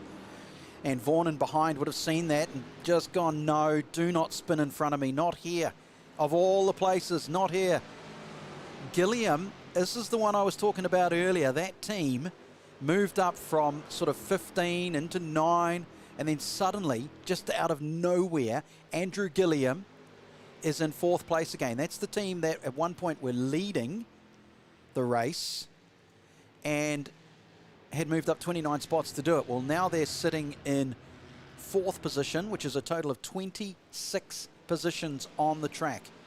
It is the black car, 35, with the green on the bonnet, and along with Stevens and Sabo, Anderson and Allen, these drivers that we've been seeing up the front all day so far, you need to keep an eye on 35 because they've just been sneaking their way through out of nowhere. Just in behind Matt Stevens, there he is, and he'll be watching. He's got Nathan Anderson tucked in behind in the 32. And here comes some decision making. What's going to happen up front here? Here goes Vaughan, Warrington, Gilliam. There goes 35. The one I'm saying is sneaking through. Here comes Stevens as well. Anderson's going to think about joining in this pack down the inside, heavy under brakes. I reckon the others will back down and not get in the mix. And I was correct. 5-7-4. Timothy Vaughan, who for a millisecond was leading the race, just got caught on the outside but realised it's not the place to be. Have a look in behind him. Sabo now. Sabo's coming. He's getting aggressive. He's already pushed one aside. That's right, mate. He's, yeah, what's it like when, yeah. So when you have someone that quick appearing in your rear vision mirror, it can't be good, eh? Well, it can be a bit daunting, yes. So, but they're just going to stick to what they know. They're in front for a reason because they've got pace and they're there on merit. So they've just got to calm themselves and look out the front. Don't race the car from looking in the rearview mirror. Let's go up to the front, shall we? Because it's Ben Stewart still leading the pack ahead of Hayden Warrington, and he's actually gained himself a 2.8 second lead with all the dramas happening behind him. Yeah, no, he's doing a great job out front, and this will be something to chalk up into the confidence, is that, he's been able to pull away from the pack and just set about putting in some nice, clean and tidy laps. So this is a good opportunity for him to skip away. And he's a second quicker than the other ones at the moment. So it is a good opportunity just to get out and stay smooth. Warrington, meanwhile, is having a bit of a fight with Gilliam and Stevens. So Gilliam has moved up to 3rd. He's got ahead of Stevens. Nathan Anderson is there in 5th, taken over from Hugo Allen. Sam Dunstall is up in 6th position, and he's got to try now and fight off Sabo. This is quite a massive pack up the front. It's quite enjoyable to watch. Yeah, it's just starting to heat up, isn't it? You just sense that something's gonna happen. Anderson there's just slipped a little bit behind on Stevens, and Sam Dunstall's all over the back of him, and he's going to be getting a real good tow down the Conrod straight here. So look for them to pull out at the chase. But meanwhile, these guys here, he's gone defensive. Warrington protecting the inside line. He's forcing Gillian around the outside. Will he get the switch back? No, not this time round, but he is running up onto him on the short straight down to the final turn. Again, Warrington defensive on the inside. That's going to compromise his corner speed, and look for the switchback. No, he's going to go the long way. He's going to go around the outside. Oh, this is heating up. Look at Anderson. He's trying to find somewhere to go as well. They're 2 or 3, 4 wide into turn 1. Who's going to go? Oh, there's a big dive down the inside. It's all about momentum here. Now, who's got the momentum up Mountain Straight? Who's going to be able to use this and pull off a pass? At the moment, Ben Stewart's doing everything right out front. It's Warrington, Gillian, Stevens, Dunstall, Anderson. Dunstall's played into this now. He's leapfrogged over Anderson. So coming to turn 2 here, it's really starting to heat up. Can't go too wide through here. Anyone on the outside is going to lose out. And sure enough, that's Matt Stevens. Anderson's been able to get ahead of him. There's certain places on the track, and that's one of them. You don't go too wide. Oh, how did that work and not end in tears? It's not over yet. Anderson's pulled back and thought wiser of it. This is really starting to heat up.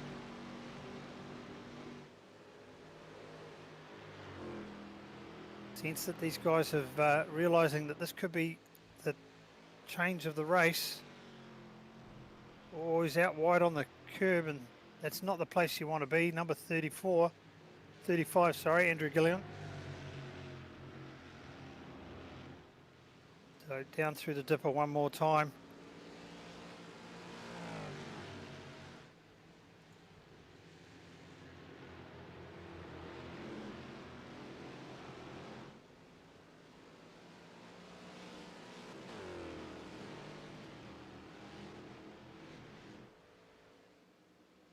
So just starting to catch our breath here a little bit, folks, as the battle pack starts to fan out a little. A bit of breathing space between all the entries as they head off down Conrod Straight one more time.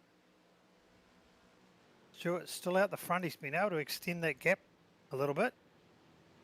So he's out to over 6 seconds on this battle pack. Warrington here just at the front. Gillum, Dunstall, Anderson, Sabo starting to play himself into this. So Sabo has leapt over Matt Stevens. Wars going defensive down the front straight. That is Warrington trying to find a way around. Sorry, Warrington trying to defend actually there in the black stripe. The green car, Andrew there. Has he got the run up Mountain Straight this time? He's pulled out, trying to use that momentum. Not to be this time round.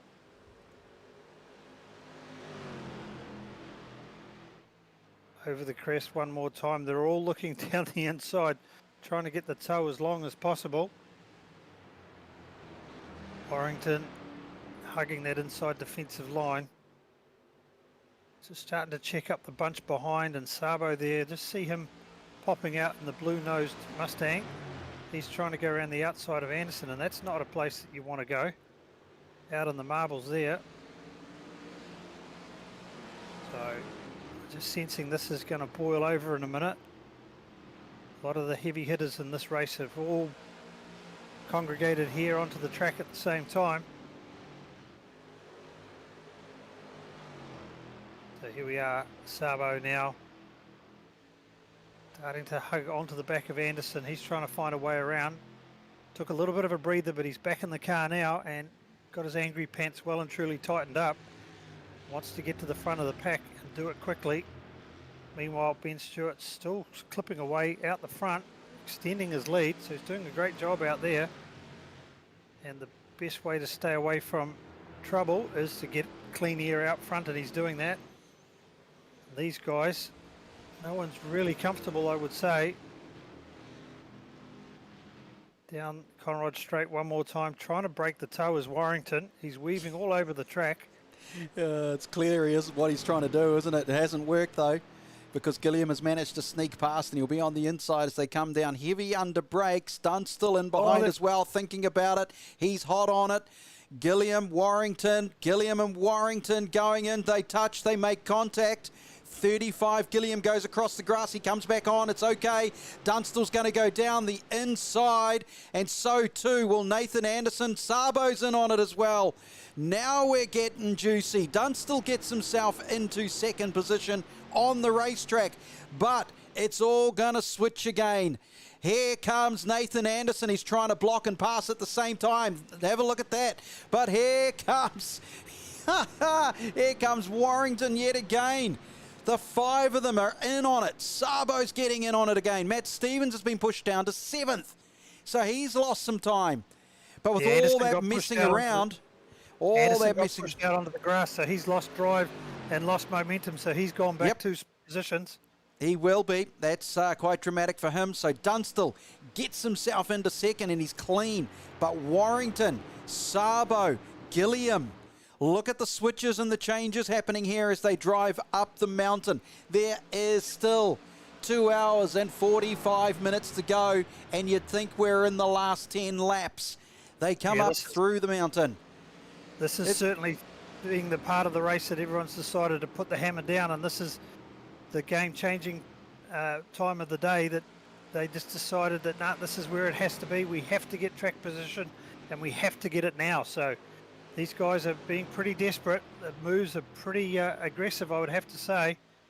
And Sabo here is going to be the next one who's trying to tiptoe his way through. The biggest loser in this is Matt Stevens. Now, earlier on in the day, they were, one of the cars that was pretty dominating out the front, and now he's dropped back right behind in this battle pack. So whether he's just taking a cautious approach, knowing that he has the outright pace once this settles down over the next couple of 3 laps, but boy, it's certainly heating up, Sooty. These guys are playing for love of money. Yep, they are. Warrington is there in 3rd. So Dunstall and Stewart. Now let's just remember this, that Stewart is 10 seconds ahead here.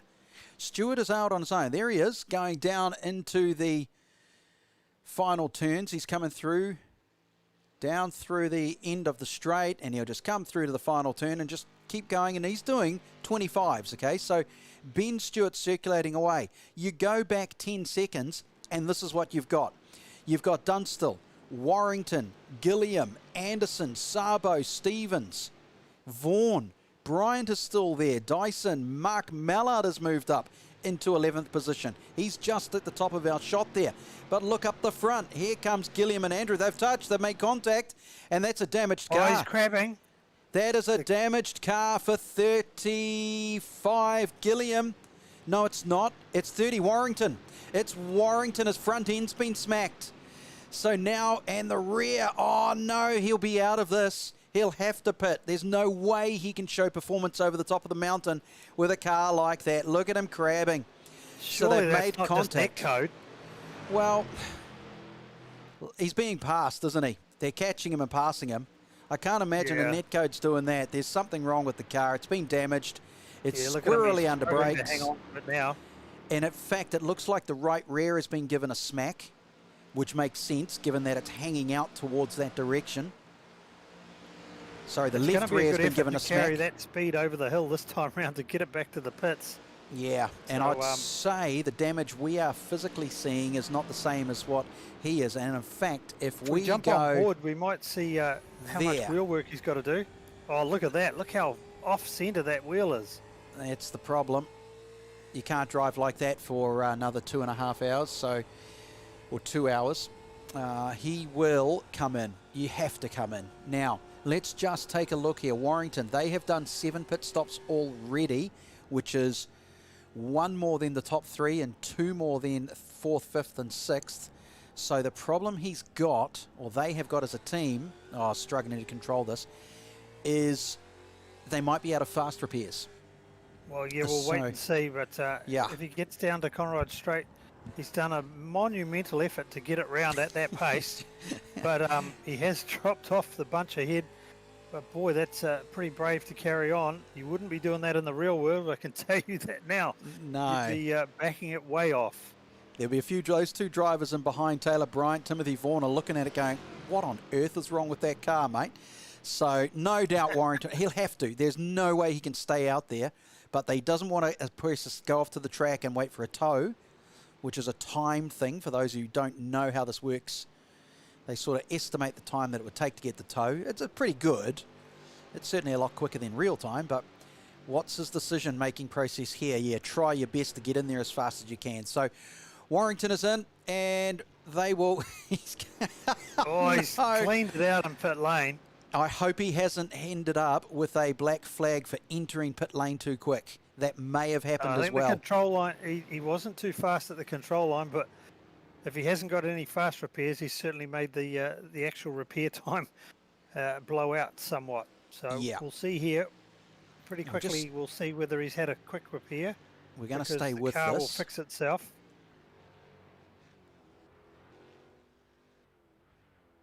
I think, I think that was a fast repair. The lights came on. Yeah, the lights came on again, and it hasn't straightened up in the pit box, but no, I think he's fine. The wheels corrected, and he's off. Yep, so he's off. So had a fast repair. So that's great news for them. That gives them an opportunity, although they are down in 16th position. So that, talk about dramatic, 13 spots lost. So up front, everyone, we have Ben Stewart, Sam Dunstall, and Stewart has now increased that lead to 10.3 seconds. Sam Dunstall now has Andrew Gilliam all over him. There's nothing in that. But it's quite a decent gap back to 4th place Nathan Anderson. Now, they all hustled and bustled for 2 to 3 laps, and now they've just started to spread out a little. They've just calmed down. They've found their slots and they'll make their own individual moves. Sabo is going to make a move on Anderson. We know that's going to happen. That's a given the pace there. We can see that. We might as well just stay with this. There's no point looking back at Matt Stevens. He's 1.1 seconds back. Sabo thought about the outside, which is a little odd. But now, I guess he'll decide how long he's going to stay in the toe. He doesn't stay in the toe at all. He just plays mind games instead. And that was enough to sort of get him down the side. He will do under brakes, so that should be fine. However, we saw him make this mistake earlier on in the day where the inside car went a bit deeper. Oh, the lap traffic there played into Sabo's hands. It balked Anderson and he had to pull out of it. Yep. He was going to block the inside, but that was where the lap traffic was, so he had to yield. And I think that lap car is going to end up pulling into the pits because it's quite slow in the background. But what we've got here is suddenly all four cars back together. Out of nowhere, all four cars have joined up. Just look further back, though. You've got Mark Mallard further back, who has come from, I think they were like 14th at one point, and Watson moved them up to 9th, and now Mallard has got them up to 8th. He's back in a bunch further back, but don't worry, he's coming. So, this bunch up here, though, is really, really interesting. Sabo leads them with Nathan Anderson just tucked in behind. Now also both of them playing mind games. Sabo was blocking the inside run there, then went back onto the outside to get the speed run around. And Nathan Anderson says, fine, I'll try the inside. Doesn't work. But it's mind games. This is what's going on now. Lap traffic, getting involved. Yep. Motorsport cars back out on track. So, who was it? Elton's out there, but he saw them coming, so he pulled over. Yep, did a good job of that one. So it's Anderson in 4th, Gilliam in 5th, Matt Stevens in 6th. Bryant not too far back, really. I mean, in the scheme of things, might be 9 seconds on the board, but in the scheme of things, not too far back to get involved if something happens here. Stewart still leads, but that gap has now increased. Oh, actually, sorry, it's shrunk a little bit. Just a fraction between him and Sam Dunstall. Don't worry about that for now. We'll keep an eye on it on our leaderboard. But this is where a hot battle is happening, and this is just for the top 5 position to sort it out. 4, 5, and 6. It's quite juicy. I'm enjoying it.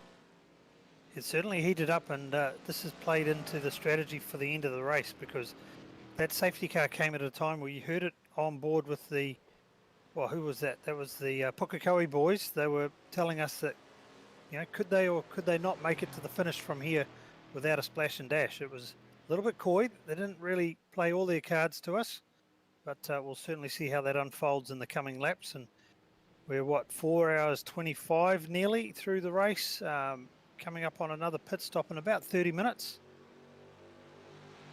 Well, this is now getting interesting again, isn't it? These three, there's been this just bunch over the last couple of laps. It's been so good. But Gilliam is going to sneak down the inside. There is the opportunity for a switch here for Anderson. If he's got his momentum right coming out of that turn, he's kind of half a car over, but he's too far back. I think at the same time that he wants to look at attacking Gilliam, he's got to focus also on Matt Stevens directly in behind, because if Anderson goes the wrong way and makes a mistake, he could open the door here. Yeah, certainly he could, but I don't know whether it's too early for either of these competitors to start playing the fuel conservation mode, but Matt Stevens, that car's shown a lot more pace earlier on in the race than what we're seeing now, and has he just decided to sit in behind these other competitors and use this opportunity to save a bit of fuel and reduce his amount of stationary time in the pits next time round? May have. Let's move up to second position, shall we? Because Sam Dunstall has been caught by Antal Rafael Sabo, who is going to have a crack and then chase down Ben Stewart. He's only a few tenths quicker than Stewart, so it's going to take a lot of laps to gain the time back. But I don't think he has to panic about that too much. Yeah, last time round, Sabo was a 225.7. Stewart out front, a very competitive 226.0. So he's laying down some pretty respectable laps out in clean air. But meanwhile, Sabo, he's going to have his work cut out for him to get around Dunstall. This is going to eat into that gap and gift a little bit more to Ben Stewart out front. So Sabo will want to get this done as quick as possible. Gets a good clean exit out of Forest Elbow, down Conrod Straight one more time. And will he set himself up for a move as they approach the chase? Well, he'll have to, but Dunstall's going to have to try and block him if he really wants to play the game. It's still an hour and a half to go. It's, like you just said earlier, probably not the time to play games just yet. Maybe in the last 20 minutes you might think about it, but not here. So he lets him through. Sabo does it rather aggressively over both curbs, which is kind of intriguing. It's like taking a gamble with these cars because they're not exactly made to bounce over them when they land again. They're not the super smooth machine like a race car that is designed for it. So it's a huge gamble, but it's paid off for him because he's now in second spot and will be chasing down Ben Stewart. The gap being check that out. 11 last seconds. Time round with those curb hops and a pass that you saw here, Sabo at 2:24.9, the fastest lap of the race. Yeah, is he not trying or what? It's why they call him the alien. It really is. Now, there has been an incident further back. McIntyre crashed. Now, McIntyre was 143. So they've dropped out dramatically down. That'll cost them some laps, even more than they were already down. So he's minion with Forrest, so they've had another one. But on the lead lap, just so you're fully aware, there are 15 cars. They have completed 101 laps so far. There will be probably 3 to 4, maybe 3 that'll be able to get back on there if there is a lead, which potentially gives us 18 cars on the lead lap, which would be kind of neat. I'd really enjoy that. That's quite the effort from these drivers to be able to do that in these cars. So the FR500S, is that on your radar, Andrew? You're going to add that to the Mustang stable? Well, yeah, rumour has it there's one already coming in the stable, but that post will come up in a few weeks' time. Oh, really? Oh, well, there's more to see here, isn't there? Stay on social media, everyone. Way more to see in here. Okay. So, it is Stewart well out in front. I mean, we're talking 10 seconds, but watch that wind down because there's it's at least a second different in lap times between himself and Sabo there in second. So, a second per lap with a 10 second, that's 5, 10 laps, isn't it? So he'll chew them up pretty quickly. So within 10 minutes or so, we'll see that gap dramatically reduce. Sam Dunstall is there in third. We're watching him now. He's just ticking away. Let's go back a little bit, shall we? Because this one here is kind of fun now because Stevens has got around Nathan Anderson. Both out onto the grass. Carefree. I do it. I panic. I spin. I hit the wall. My race is over. Yeah, well, I just shake my head at how these drivers go out on the ripple strip, out on the grass, out on the curbs, and don't even care. And I end up in the wall. I think they all cheat, but let's not go into that at the moment.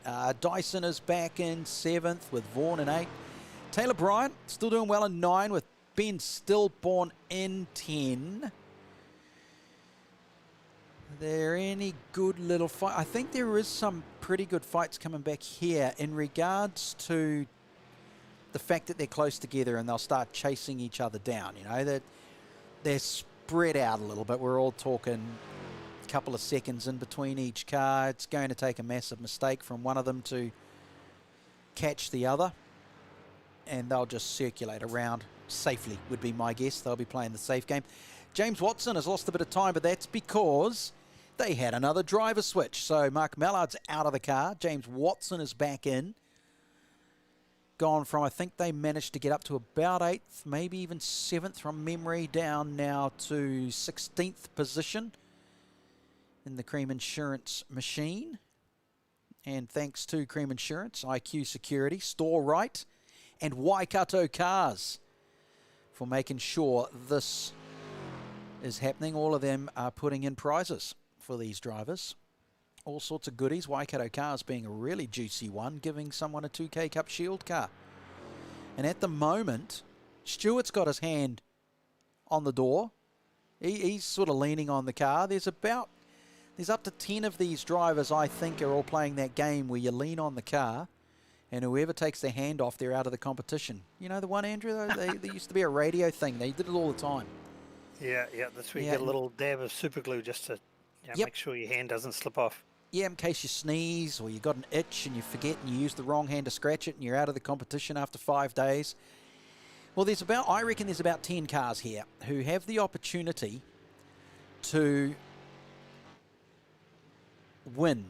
And they'll win a 2K Cup car, a Shield car, which is a brand new idea from the 2K Cup category. They're putting this class into the category. It's a cheaper grassroots class of car. It's probably more my level, 1.3 litre, no horsepower, requires very little ability, which is perfect for me. Yeah, I still think you're underqualified there, Suri. You're right, and you are right. Oh, yes. But that's what you're winning from Waikato Cars, so thanks to them for putting that forward and getting someone into the racing scene for real, although there's a handful here who are race drivers for real. There's only a couple who are not. They vary across their categories. It certainly is, Matthew Payne. He's doing his business over in Australia, and we saw him circulating earlier on. But a lot of these guys have real-world experience, and some will get theirs not too far away. Yep, that's exactly right. So, we've got competitors here who are in the BMW series, Formula Fords, Formula Vs, 86s. What else? We've got some karters. We've got Sanyong drivers. We've obviously got 2K Cup drivers who drive all sorts of machinery. We've got former dirt track drivers in here. It's quite a mix. And then we've got people like Elton and Geordie and Wayne Christie from Motorsport New Zealand who are,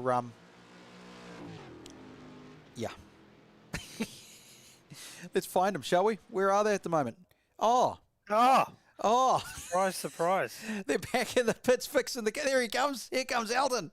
Here comes Elton driving down pit lane. Oh, that was good, wasn't it, Andrew? That was great.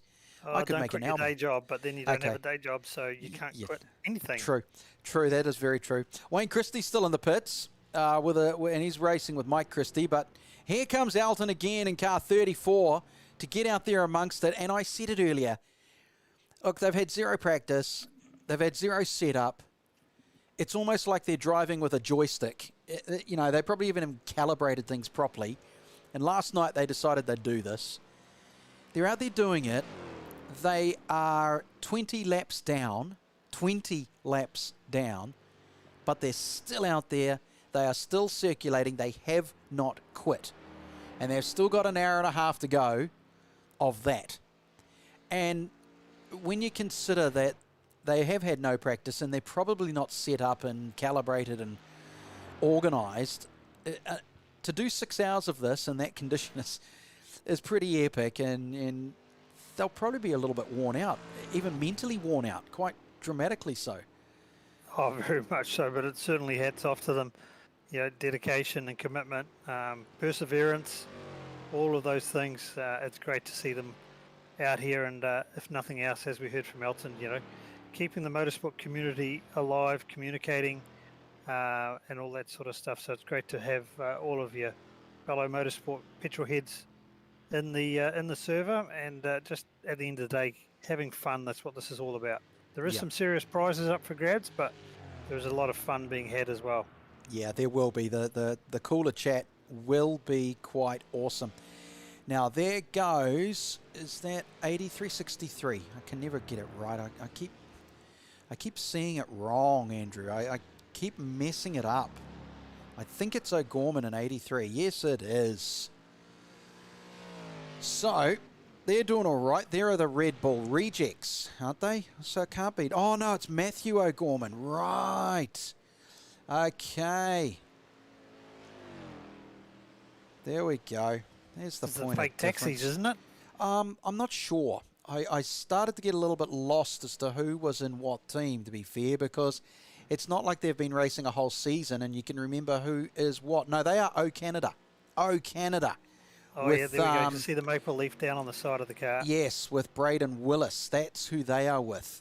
The O Canada team. And I'm not sure if they are with us here. Actually, it would be nice if they were, but I'm not sure.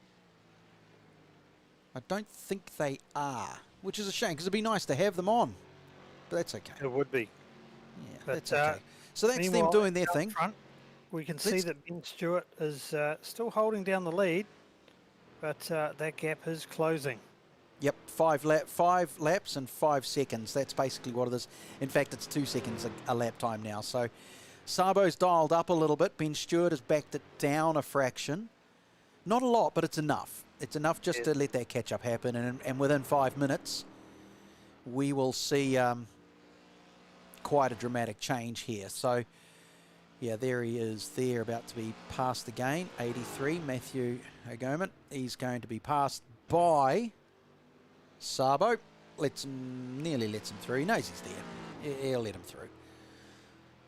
Be quite simple. I don't think Sabo's going to do anything dramatic now, not with only an hour and a half left. The last thing you need to do is put it in the wall.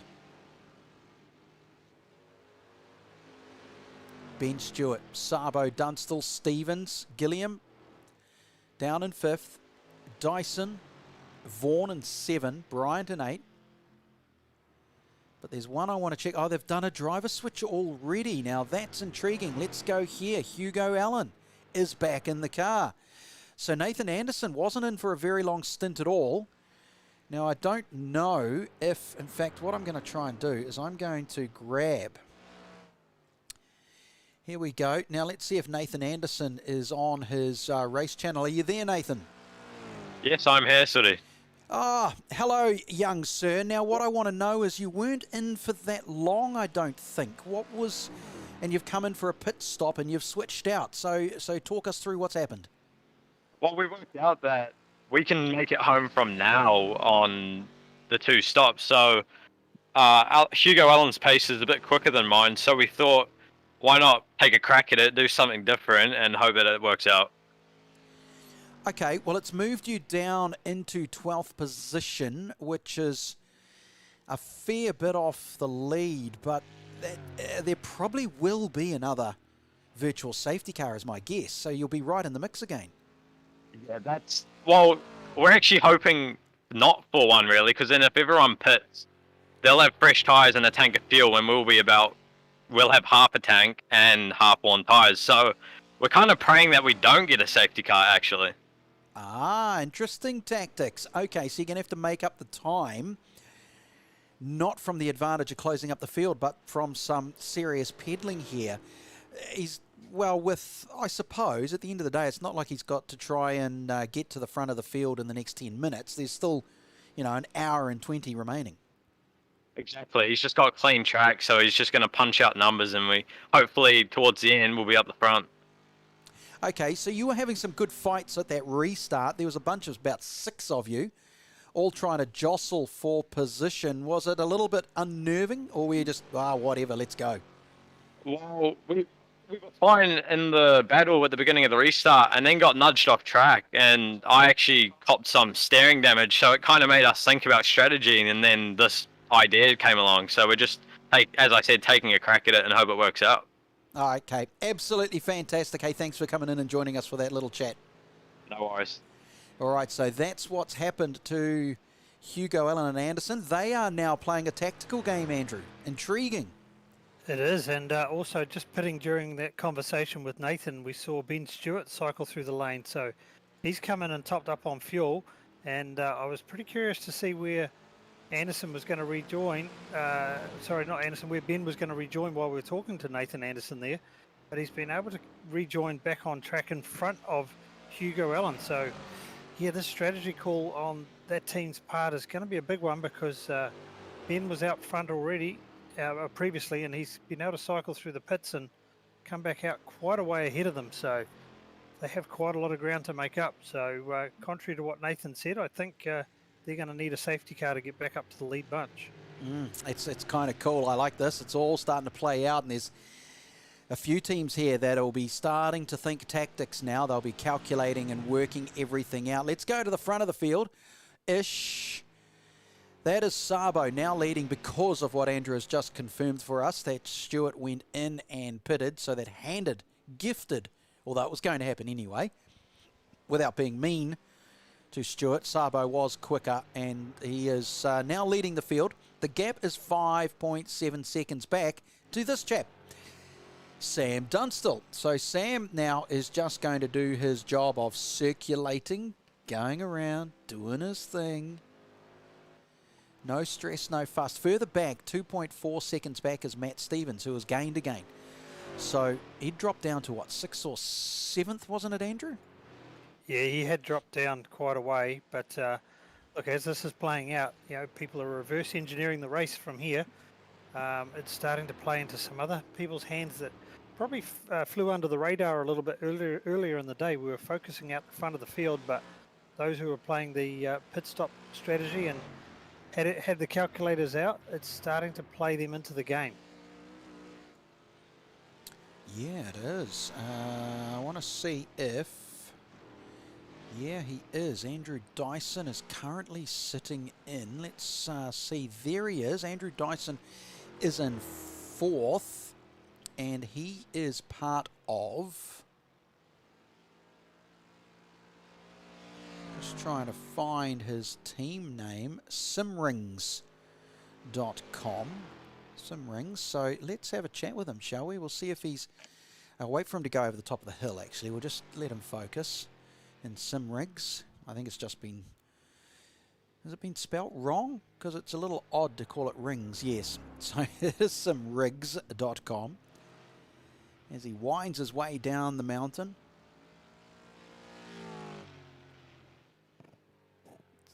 Lovely to watch. Comes out of that final turn, hugs the corner like has been described by a handful of drivers so far, and if everything goes to plan, Andrew Dyson should be joining us now on the live broadcast. Are you there, Andrew?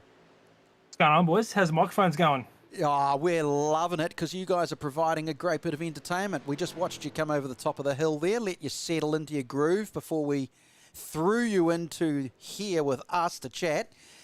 How are you feeling? Because you've now moved into a position of 4th with an hour and a quarter to go.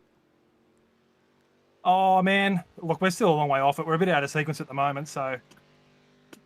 Yeah, we're probably a bit of a ways off getting anywhere near the front, but we'll have a dip. Oh, you think your pitch strategy... Oh, nice move there. You think your pitch strategy might not play out in your hands. It might affect you. Oh, I reckon everyone will be pretty touch and go, so... Yeah, just one of those things like... If you can save fuel, you can probably do it one stop easy. I reckon that's what most people would be trying to do, but... Yeah, it's a bit hard for us. I think that one lap earlier we came in at the last safety cars probably hurt us a little bit. So, yeah, I mean, we saved a lot of fuel at the start of that stint, though, but we'll see what happens. Okay, well, you're still circulating in the 25s. I mean, you're well on pace. There's no argument there.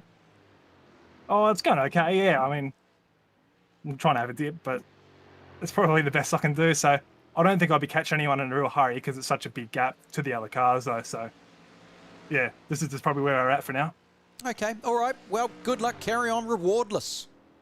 No worries, man. We'll have a dip, and good luck for the rest of the broadcast, boys. All right, you too, man. I hope you have fun out there. Let's throw him back in with his teaming. I've just got to find it down here. Make sure he doesn't get thrown into the wrong place. We couldn't have that while he focuses of driving around. Just throw me anywhere. Should be right. Just throw me in some rivals, boys, or something. No, I'm only joking. No, I'll put you back in your right spot in a second, so you might hear us for a little bit. You just focus on what you are doing while I'm multitasking here. No, it's all right. The King of the Mountain can do it. Why can't I? Oh, see, I love the attitude. All right, let's find... There's trash talk, and then there's trash talk, and that just takes the cake of things today. I think it's brilliant. Meanwhile, Meanwhile, Sooty has just booted him out of the commentary booth for slanderous comments like that. And we're back out on track here with Ante Rafael Sabo, who's leading the field. And strategy call on this part, you can hear it being said by Andrew Dyson. It's all about fuel from here. Who has the juice to make it to the finish? And look at the lap times in 26s, 25s. They're really pushing hard. No one is backing off here. Everyone is getting into it. Here is Hayden Warrington, who has got Hugo Allen on him while he's trying to chase down a big gap between themselves and 7th, because Andrew Gilliam, not the 419 of Corey Crossan that you see in front of you, that's a tail runner, but Andrew Gilliam is 8.6 seconds ahead of the black car you're looking at, which is Warrington, and Hugo Allen in behind. Now, Hugo will, I'm sure, Andrew, he'll be using Warrington as a pace runner to help get him up there. Yeah, he certainly will. He'll be able to save a little bit of fuel while he's tucked in behind him, but he also won't want to be held up too much. So if his pace isn't good enough as he's run wide there at the final turn, but pulls it off. But yeah, you are right. He will be using him as a tow, but at some point, if he's not quick enough, he will have to put the hammer down and go it alone. Okay. Just looking through the rest of the field. See, there's quite a few tail markers coming through. They're going to come up on Elton Goonan. There's a few others just hanging around because the field is spread out right around the racetrack. No one is alone. Here is Ethan Vanden Bosch in 12th. Absolutely no one around. And circulating in the 26s.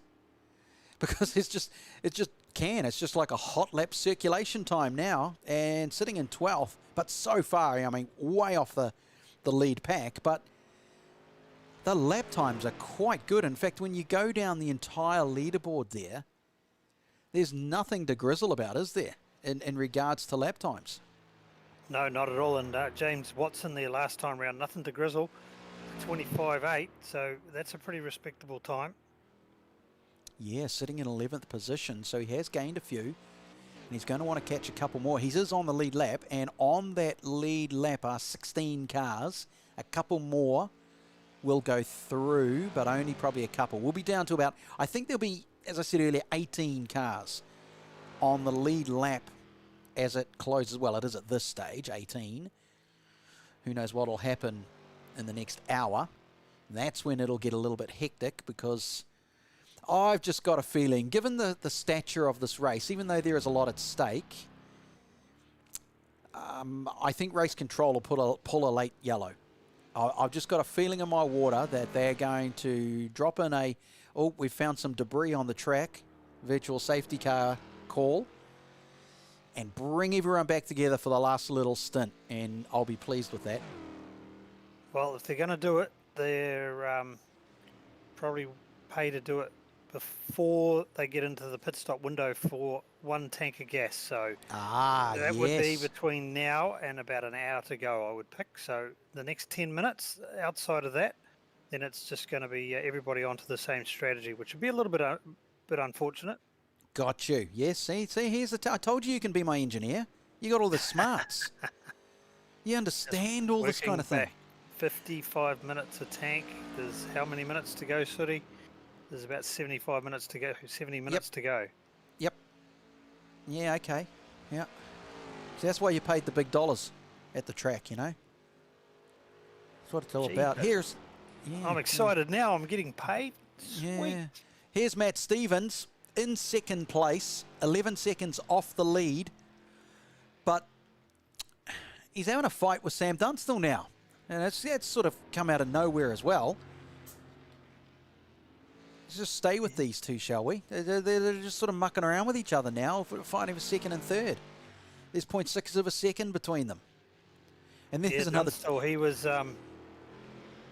was not really in the picture early on in the race and just flew under the radar, but then came to the fore here at the final stages of the race. And those who are showing their cards, go back to car number 35, Andrew Gillen. Look at the lap time he just posted. Yeah, it's incredible. A 24/7. 2:24.7 to beat Sabo's best.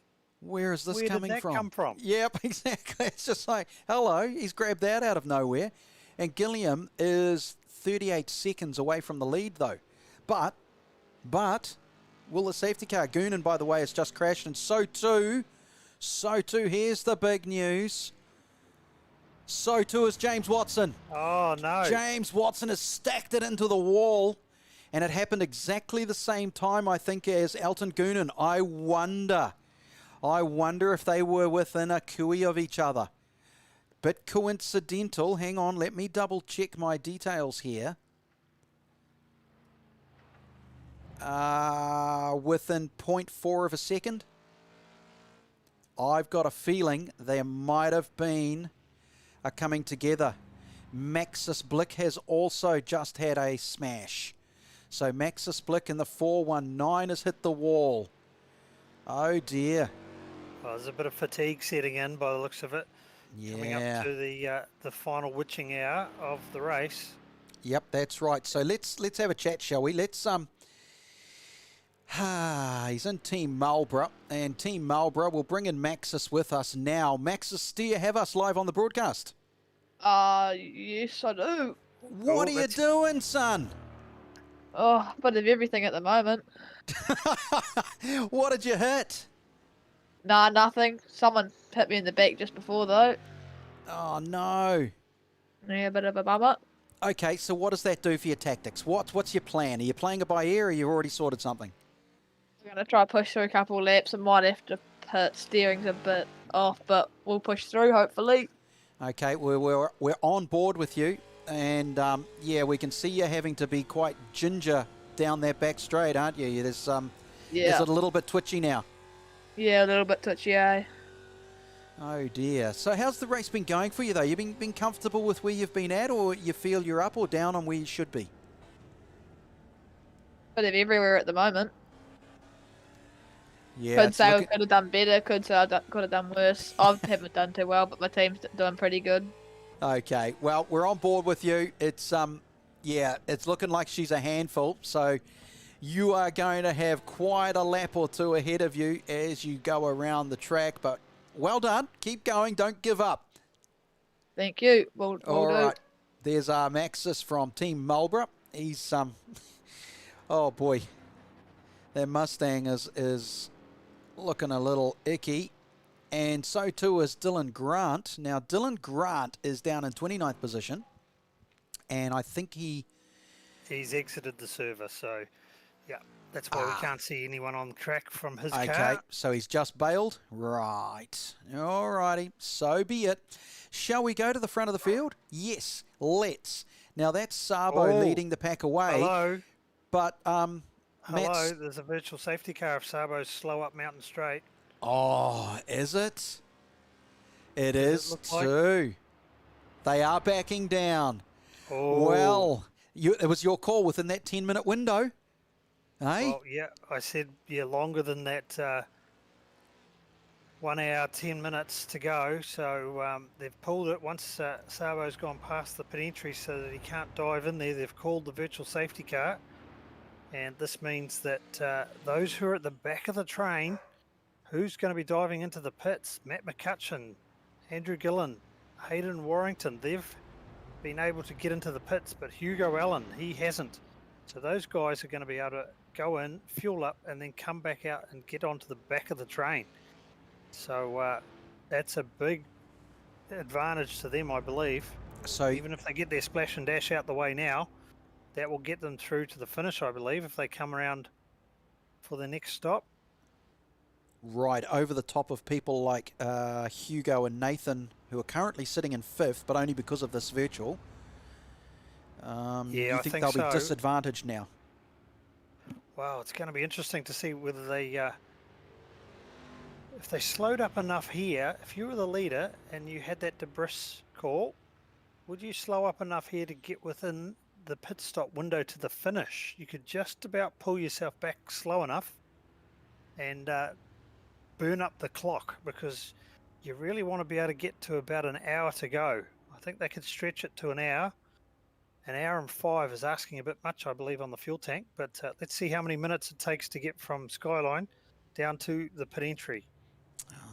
I see what you're saying. This is quite intriguing. Out come the calculators, really. Yeah, you'd be wanting to try and pull this pace back a bit and hold off. But you're going to lose a truckload of track position to those 3 or 4 front runners that got into the pits behind the virtual safety car. So it's all a case of when race control called it, they wanted to make sure the leaders were passed, which they did. But those that were just off the lead, I think if you were 10 or 15 seconds off the lead, you may have just been gifted a little bit of an advantage. Okay, well, Sabo does lead over Stevens, Dyson, Stewart, Hugo Allen, Matt McCutcheon, Scott Travis.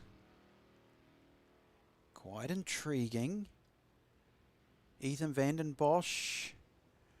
So there will be 18 cars that make this lead lap, because there's only 2 more on 111. Everyone else is already on 112. They'll be allowed to circulate around. And then you get Matthew O'Gorman in 19th position is 109 laps. So he'll get one back, but it won't be enough to get him there. So not unless there is another safety, but I can't imagine that I don't think they'll do much in that last hour. So the rest of them won't be able to get back on the lead lap. They'll be out of it, but still circulating. Quite intriguing when we look down the field at the lap times. They were all pretty good to be able to fight for this, and mistakes could be the difference. Look at them queuing up here to come into the pits.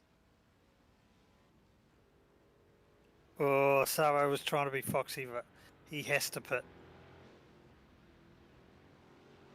But So will he's they gonna- get through to the finish from here? Right, The one that so did you're- stay out is Hugo Allen. Ben Stewart and Hugo Allen, who had pitted.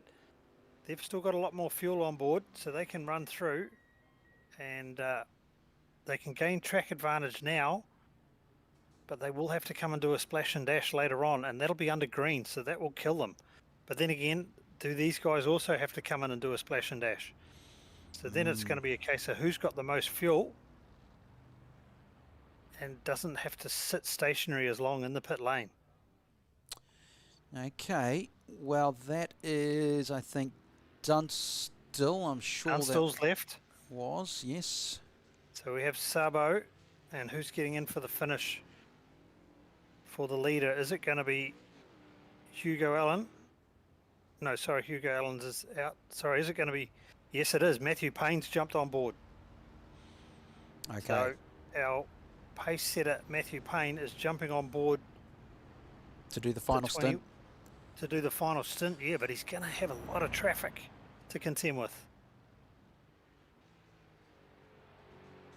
So Ben Stewart has now cycled to the front of the field again. So this is a strategy that may have benefited him. So him and Hugo Allen, they've got clean track in front of them. All those other guys have got lap traffic and back markers to deal with when we go green.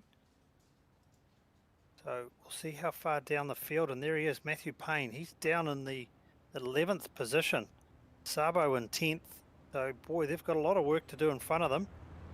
They're going to have to take some high-risk manoeuvres, whereas Ben Stewart and Hugo Allen, we saw Ben Stewart pull out 10 seconds last time when they went green. So if he does a similar thing this time, that may in fact make up the stationary time in the pits for his splash and dash. Well, I've brought Ethan into the race call. Are you there, Ethan? We got you live. Yeah, I'm here. All right. Well, you're currently sitting in 3rd place at this moment under yellow. What's that do for the tactics? We're still actually trying to decide on that at the moment. It's going to be pretty close. We might have to make a call based on how long this safety car goes for. So you think it is going to be touch and go for having to need a splash and dash, and More about filling up to go to the end potentially. Yeah, oh, okay. So you're going to come in late under safety and hopefully top it up to the end and not lose as much track position while the teams are still under the virtual safety car. Yeah, that's one of the options we've got at the moment. But yeah, like I said, we're still trying to decide on that at the moment. Yep, so we're as blind as you at this point to know whether or not this virtual safety car is going to be called in this lap, so we can't hear race control. You can go another 2 or 3 if you want. Well, if that be the case, then most people will be pretty close to fueling to the finish, I would have thought, on one more stop.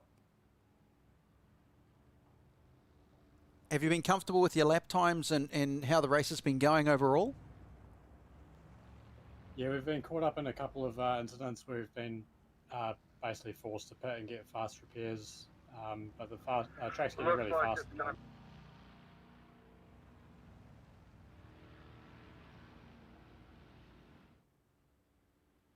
Yeah, I think you were just getting some instruction there from race control to see what was going on, so that's fine. I think we'll let you get back to it so you can focus on your job there, Eden. So thanks for your time there. We'll move you back down into your RSR team so that you can work out what you're going to do, because he and Tim Vaughan, Ethan and Tim Vaughan, are going to have to make some very tactical decisions here. So, Stewart, Van den Bosch, Gilliam, who's fast, very fast. And unfortunately, I don't think they are on Race Channel with us, so we can't get the inside oil from them, which is a shame because I would have liked to, but that's fine.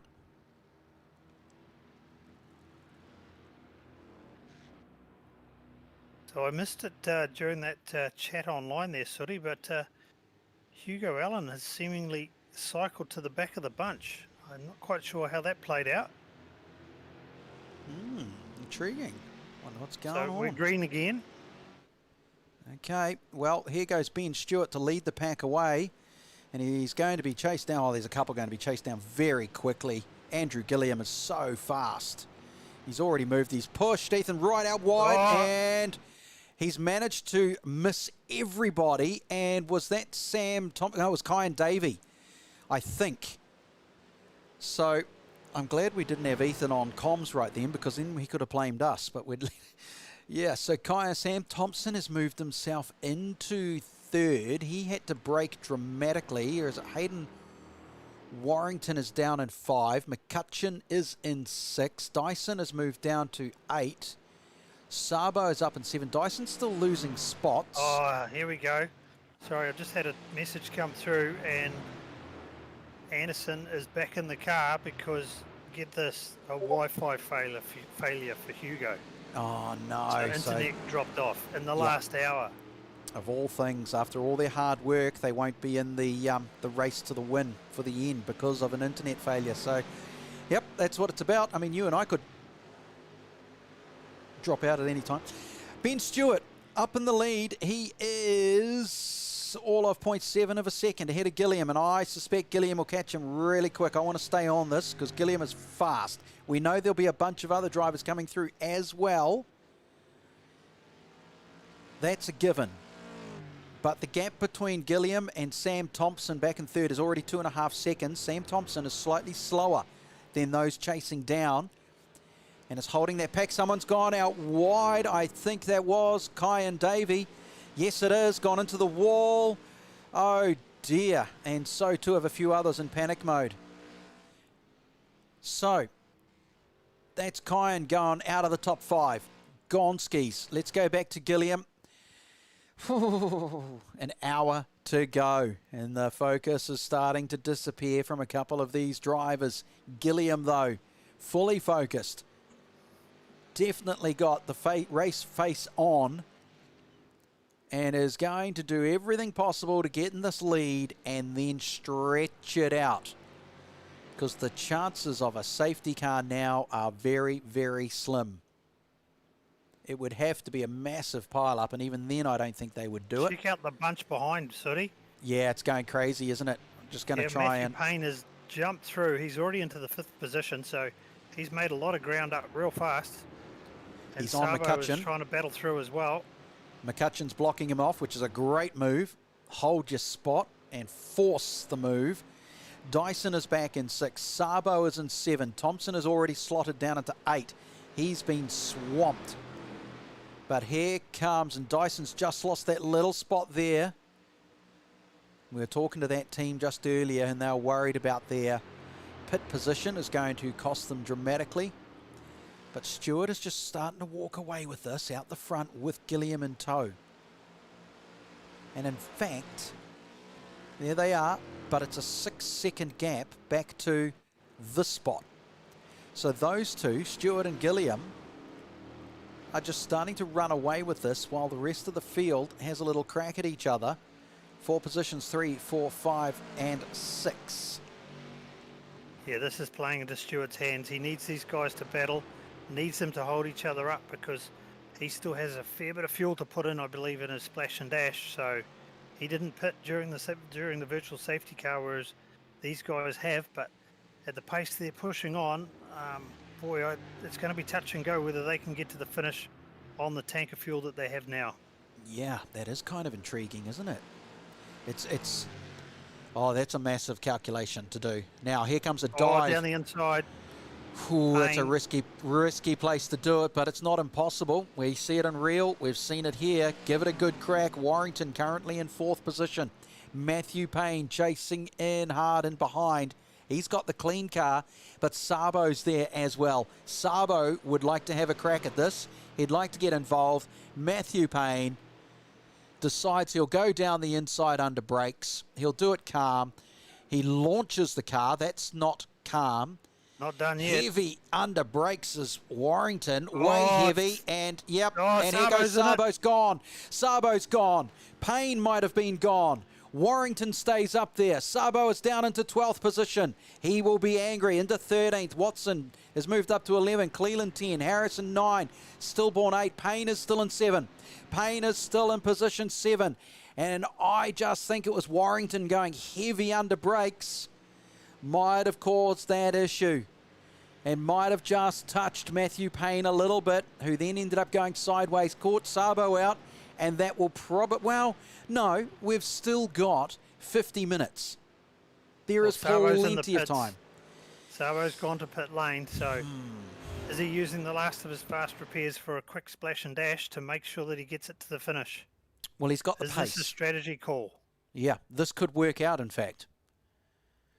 That is a fuel stop. Putting on fuel. Fast repair is done. It's quite a lot of stationary time. No tyres. He's topping it right up to the finish. Anderson has gone through. So it's now a battle of strategy with him and Anderson. We'll see Anderson climbing the mountain. He's 2 cars ahead in that yellow Mustang. So Sabo, he's rolled the strategy dice. And that, for me, is saying that these other guys are going to have to do a splash and dash. I don't think they can make it, Sooty, not at the pace that they're pushing on. So that actually might work out. It might work out. They had a fast repair in hand. That is really, that's neat. Now we're in for it. Now, let's see how that plays out in the next 45 minutes. Ooh, so he probably doesn't have to be too angry about that. Well, I think he's going to have clear track. They have the same tyres, but those tyres aren't that old. I mean, if they were doing calculations and saying, okay, at some point we're going to have to decide when we come in and pit, well, it's been decided for them.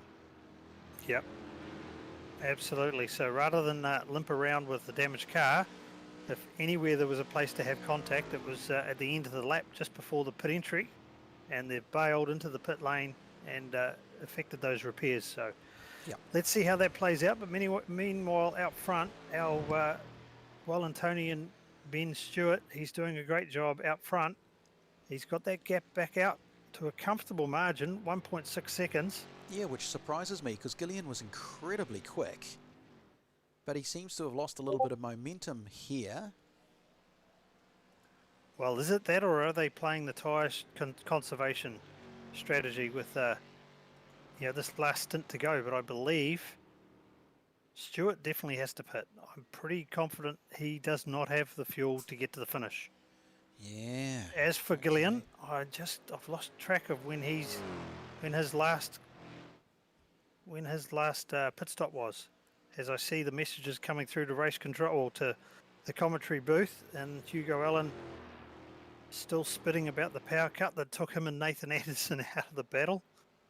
So never mind. Nathan Anderson has dragged that car out of the pits and he's going to take it to the finish. But the Stewart team, I'm just not sure what their strategy is from here to the finish. Yeah, and Geordie Peters has said in heartbreaking news, a Motorsport New Zealand team is out. Right, so Timothy Vaughan has also just crashed. Now, Timothy Vaughan was in 16th position, and he parked himself up on the top of the hill, and there he is there getting his car repaired. So, fine. Now, look at these gaps, you know. We are basically 2 seconds between 1 and 2. 5 seconds back to McCutcheon in 3rd. Another bunch of seconds back to Andrew Dyson in 4th, but then it starts getting a little bit close again with Warrington in 5th, Sam Thompson back there in 6th, and James Watson, after his incident and his crashes, he has got himself back into 7th position with all the other dramas going on around him. I mean, luck has been pretty good for a couple of these teams today. Yeah, look, that's just the way it is. You never give up. You know, never say never.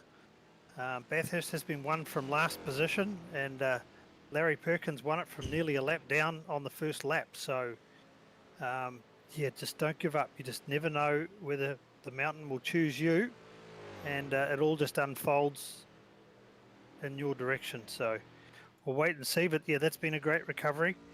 Here's Nathan Anderson. He's dragged the car out of the pits with Hugo Allen. And he probably wasn't expecting that. He would have got a radio call or a text like, get in the car. Get out of the ice bath and get in the car. Yeah. Speaking of get in the car, I've just had it confirmed, I believe, from the Stewart team out front. They're, well, can you say this confirmed when they say, I don't think so? Yeah. Yeah. So Playing they're talking games, mate. splash and dash. Okay. The boys are working the calculators, so the calculators is, I think the fast repair might be saved for the calculator. Yeah, there's a few of them I suspect have done that calculator, and they might be shrugging their shoulders and going, well, we'll just go to the last bit we can and we'll go in for a dash at the end and see where we end up. So there's Sabo back in 14th position. But as Andrew has said, he'll be waiting for a whole lot of the cars ahead of him to make their call. Now, you may have noticed the different lighting, because the time on track is 7:20 p.m. So it's getting a little late. It's going to be an 8 o'clock finish. I don't think we'll be under lights. But it's interesting Certainly how those shadows are getting longer and longer. Yeah, the sun is setting, and this is the realism that we have here. They have to deal with that, and the track will be colder and warmer, and all sorts of different spots. It'll be different conditions, and it does play a part. If people think, oh yeah, it's just, you know, Well, just if you a jump game. on board here, Sooty, coming up into the cutting, they will actually be getting a little bit of sun glare as well at some stage. Well, let's stick with Sabo here. So it hasn't quite got low enough yet, but it certainly will be taking effect. Those track marks we talked about before are finding it's becoming harder and harder to locate those.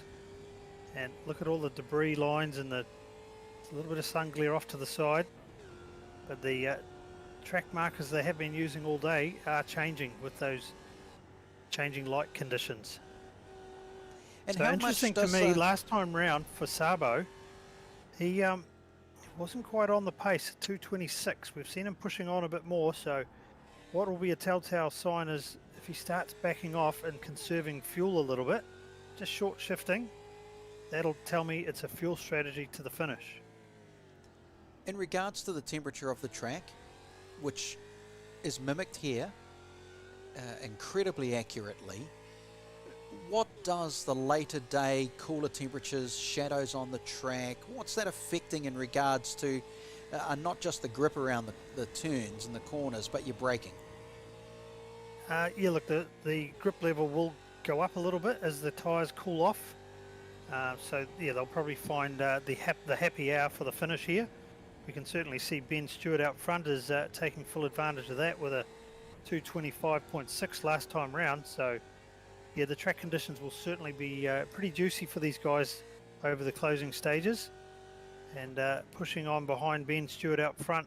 There's quite a few more competitors dipping now into the sub 26s and posting their fastest laps of the race.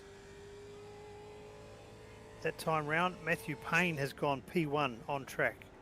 Fastest lap of the race, 2:24.7. So he's pushing on pretty hard. So this has been Stewart leading the race at the moment. He has only a 0.6 second gap to Gilliam. So either he's dropped off the pace a bit. Oh no, Gilliam's actually sped up. He's going quicker. So good time to come back into it. He just dialed himself out there for a second. But he's come back into the running. So just another tidbit of information there. Benjamin out front. That team, guess the average age. Oh. I no idea. Come on, stats, man. Well, he's young. What is it, 12? The oldest guy in that team is 16 years old. And that's So my Ben, average he's in age- the car now. So 12 is about right. Yeah, so they're 14 to 16. So, yep, split it down So- the middle. It's one of the youthful teams today. And they're showing the older guns how it's done, that's for sure. Yeah, they're having a lot of fun out there, aren't they? But there is a caveat on that, is that they do have a stop and go. Not a stop and go, sorry, a splash and dash to the finish. Okay, well, they're being caught right now. So what I want to do is actually bring in not Stewart. We're going to leave him out there. Going to leave Stewart to do his job in the race car as he is being heavily challenged by Gilliam. But we'll bring up his teammate here. Ayrton, welcome to the live broadcast, pal. It's tactics are going to come into play now, right? Oh yeah, no, it's going to be pretty tight. I reckon some of the guys on that strategy where they've been pitting under the safety car are going to be really struggling to make it by the end. So yeah, it's definitely going to be tight. Does that make it good or bad for you as well? I mean, if they need to pit again, then that makes it good for us. But yeah, we've got one more pit stop to make. But yeah, no, it's looking good. I think we're in the fight. So when you say you've got one more pit stop to take, how much fuel do you need to get to the finish? I'd say it's gonna be pretty well near full, but I won't give the exact numbers. Oh, okay. So Typical driver, doesn't want to tell us anything. that's a bit contrary to some of the team that were texting me. They're saying it's a splash and a full tank. A full tank is not a splash. So guys- certainly some boxing going on here, Sooty, in the commentary room. The guys that put it on the safety car are going to be a splash, but we didn't put on the safety car, so we've definitely got one more stop to go. Yeah, we called that. So at the moment, Ben's showing a good clean pair of heels out front. He's just been passed by Andrew Gillian. Yeah. So, We're it's just been telling them. Yeah, we're just telling them to keep it clean, and yeah, we're going to stay with Andrew here, but yeah, it's going to be tight, like I said. Yeah, well, he's still circulating in the 25s, so it's no problem. Yeah, exactly. So yeah, the track's obviously fast, but the tires are obviously going off a little bit now. So yeah, we'll see. Will this Fingers set of crossed. tyres? Would this set of tyres last through? Do you feel? I mean, we can do it, but I think we'll put another set on. Okay, you wouldn't take the gamble of them. All right. Yep. We'll give them the best chance at the end to try and get those top guys. Some of those guys are pretty fast, so yeah, we need every chance we can get, really. Will you be getting back in, or are you leaving it up to Ben from here? No, Ben's taking it to the end. Okay, all right. Well, Yeah. thank you very much. Appreciate your little bit of insight there, Ayrton. We'll move you back down to be able to chat to your team. Thanks very much for that. So there we go, Ayrton and Ben Stewart. So you heard it there. The teams are reporting that the track has got a lot quicker. Yeah. So it is, although that is a sweet spot for the cars, it does use up the tyres a little bit more, but it also uses up the fuel, Sooty. So you can't make pace without using the fuel. Of course, you forget about little things like that. That's why I'm here, Sooty. Yeah, I know. It is. It's again. It's why you're being paid the big dollars, of course. Okay. So these two are just circulating nicely, and as Ayrton said, it's up to Ben just to sit here with him now and just stay on the tailpipe to keep themselves in the game. further back, here's McCutcheon on a orange track in places. So Matt McCutcheon, they're just tickling away, doing their job. They're not doing anything dramatic. It's pretty steady from this team. They've been like that really for the entire 5 hours and 40 minutes. They've not been doing anything dramatic. They've just, tickled around and done their own thing. So I'm just watching and it's nice and calm. So that's McCutcheon in third. Dyson, we've chatted to him. Chatted to their team. They're doing a good thing as well. They're currently in fourth and their lap times are in it, 26.3s. They're nowhere near their best lap time, but it's still decent enough, isn't it? So it's really important as what is their last lap time. That's the most important thing at the moment, is what they are circulating right now. Gilliam doing a 25.47. Stewart doing a 26.1. McCutcheon a 25.8. Andrew Dyson a 25.4. Warrington a 25.8. So that is the most important factor. And that is Dyson there. Warrington, here we go. Again, out on their own. Now, given that, Andrew, there's unlikely to be another safety car called, these gaps won't really change aside from incidents or pits. That's right, incidents or pits, or if someone starts calculating a fuel number and drives to a fuel number, they may back their pace off a little bit and just calculate what they need to do to get to the finish. But meanwhile, it's anyone's game at this stage. There's still, as you've said all along, Suri, there's probably about 6 or 7 cars in the hunt on strategy at the moment, and it's going to be intriguing to see how this plays out. If we wander down, he's all on his lonesome. In 10th position is Nathan Anderson, having to come in rather urgently, given that his teammate Hugo Allen lost the internet. So, yeah, that's not good at all. And in fact, we may have just lost as well.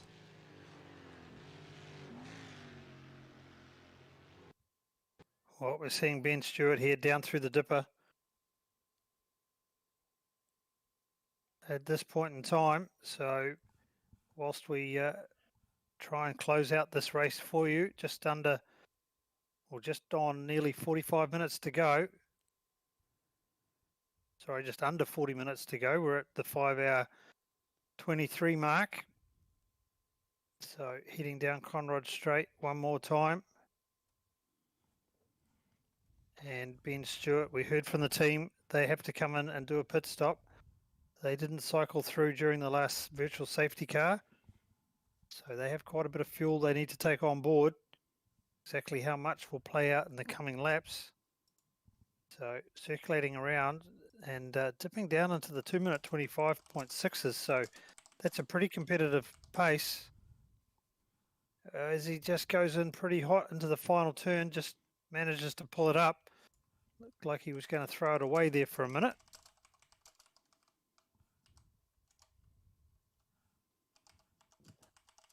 So we'll just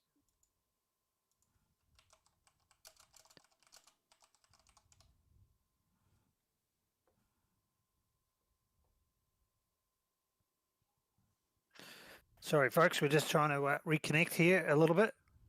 We've lost Suri in the background, but he'll be with us as soon as he can. And join us for the closeout of this race. So starting lap number 124 of this race.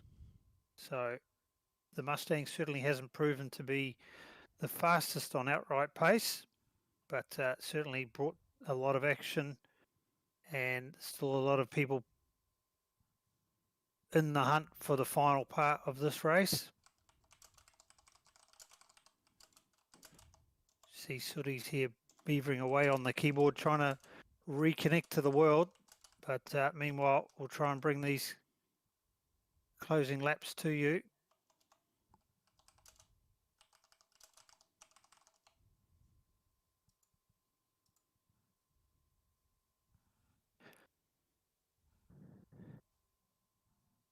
So Ben once more down the mountain cleanly.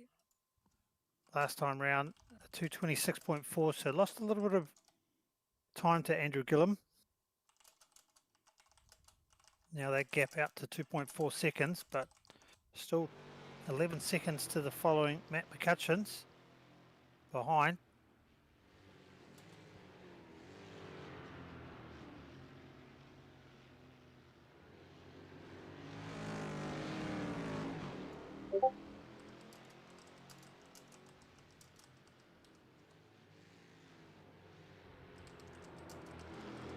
So a bit of a battle pack forming here. Ben Stibbin and Matthew Payne, Hamish Cleland. So is that Payne down the outside? We're just a few technical difficulties to find out who the lap traffic is, and that is Payne going down in the SP Tools Mustang.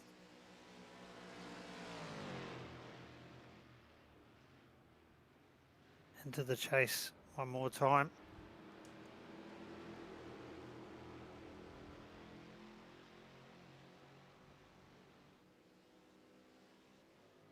So meanwhile,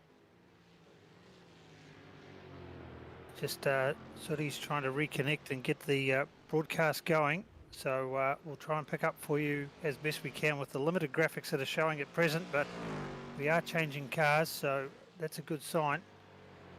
We're back out front here with Gillum. So Gillum here is leading. He has a 2.9 second lead now on Ben Stewart. So as he comes up the mountain one more time, showing a good turn of pace. Last time round a 2:25.3. So as we heard before, the cooling conditions are playing into these competitors' hands and giving them a bit of a happy hour to close out this race and check out the sunset up over Skyline as the competitors dive off down the hill one more time. And come through to complete another lap. So that gap still hovering around the 3 seconds as we go back through the field, picking up on Andrew Dyson here in the 4th position. So he's holding station, and Matthew Payne up into the 5th position. So he had a lot of ground to make up, but it's all going to play out here in the closing stages when the teams come in and show what their strategy cards are with regards to how much fuel they've got to get to the finish. We think everybody has to do a splash and dash, and you've heard the Ben Stewart team, they've got to take on a little bit more. So that's going to be the intriguing part of the final stages of this race. So down Conrod Straight, Matthew Payne, pretty accomplished driver in the real world over in Australia, driving in the Porsches. So has he got it in him to close the gap? He's just under 40 seconds from the lead, and here he is, Andrew Gillum out front. So that's going to be a big ask for Matthew Payne to close the gap, but if anyone can, I'm sure he's going to give it his all.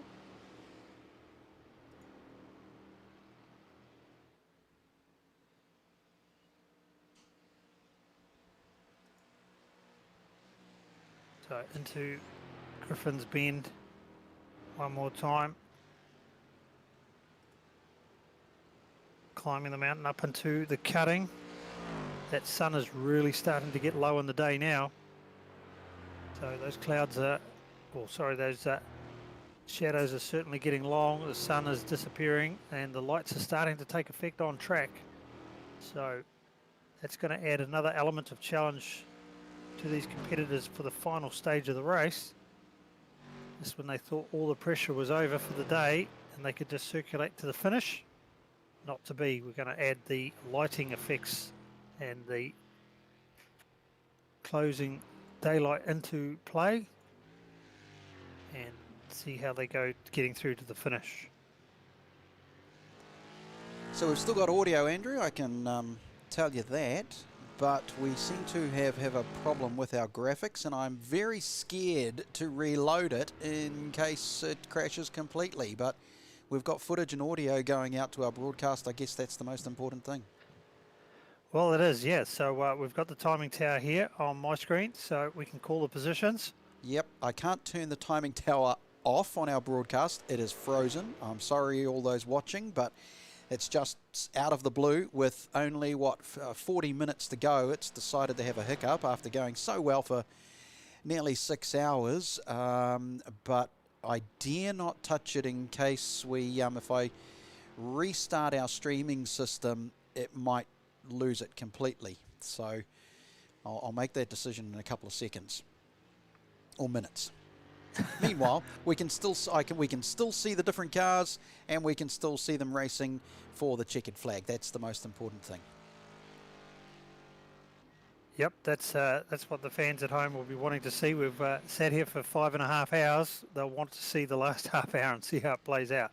And there's the headlights I was talking about, because the weather conditions, when I spoke about that just before, it was around 7:20 in the simulation, so we'll be finishing close to 8 p.m, which is quite interesting in itself, because the track could be quite dark.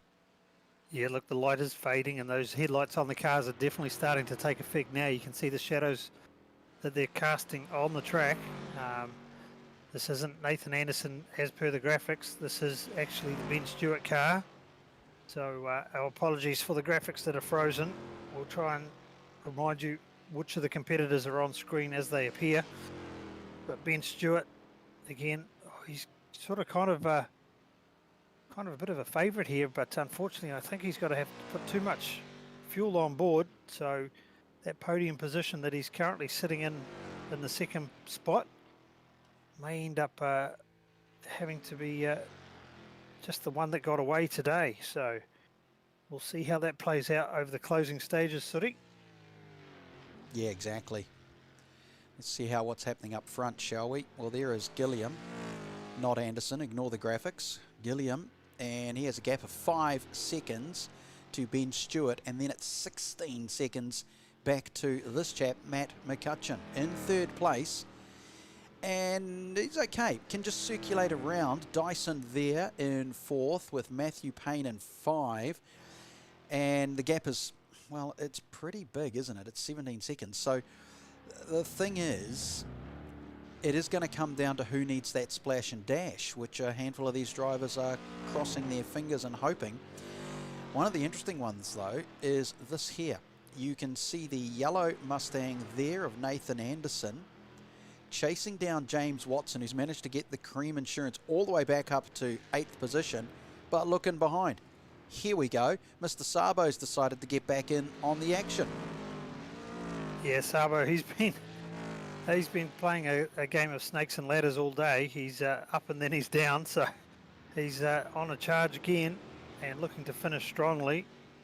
And as you say, these guys here, they could be at the front of the fuel strategy if the late stoppers end up cycling to the front of the pits, front of the order, sorry. So we'll see how that plays out. And again, anyone on the calculators, it's into just over 25 minutes to go. It's anyone's guess yet as to who's going to pull the trigger and come in and do the splash and dash on pure calculations, or are they all going to leave it to the last couple of minutes and do it on the last lap? Yeah, exactly. It's because if we look at the timing board, there is nothing between Watson, Anderson, Sabo, but it's a big gap to the 5th place Ben Stewart, like 50 seconds gap. So will they be splashing and dashing? This is and Ayrton, who are Ben Stewart's teammates, they don't know yet. They are still trying to work out what they're going to do. Yeah, so it's about a 38 to 40 second tour through the lane. Add on top of that the fuel drop. Boy, it's going to be close. Here we go, Sabo tucking in behind Anderson on the climb up the mountain.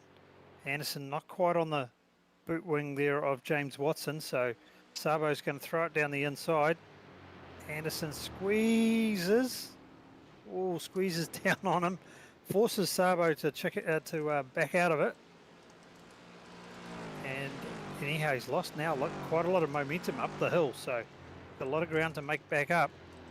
And meanwhile, Hayden Warrington is starting to close in on the back of Sabo. So Warrington is showing good pace as well. He's circulating in the sub 226s that time round, so he certainly has the pace to mix it with these guys. And we'll see how that plays out in the closing stages. So meanwhile, Sooty's frantically trying to get the graphics to work. Oh, Sabo's wide on the grass. Manages to gather it up. It's all happening here in this race, isn't it, folks? Oh, Mark, help us out, mate. What's the strategy call on fuel? Even we've crashed. You know, even Andrew and I have crashed here. Mine hasn't. Yours has, Sooty. Don't jinx mine. We're good to get to the end. Is that on a fuel number? Is that on a fuel number, or is that flat out? Flat out. Flat out to the end, eh? We got Anderson that we think can make to the end. We think Sabo can make to the end, and Pookie Boys we think can make to the end. Yep. Also, we just had car 22 pit as well.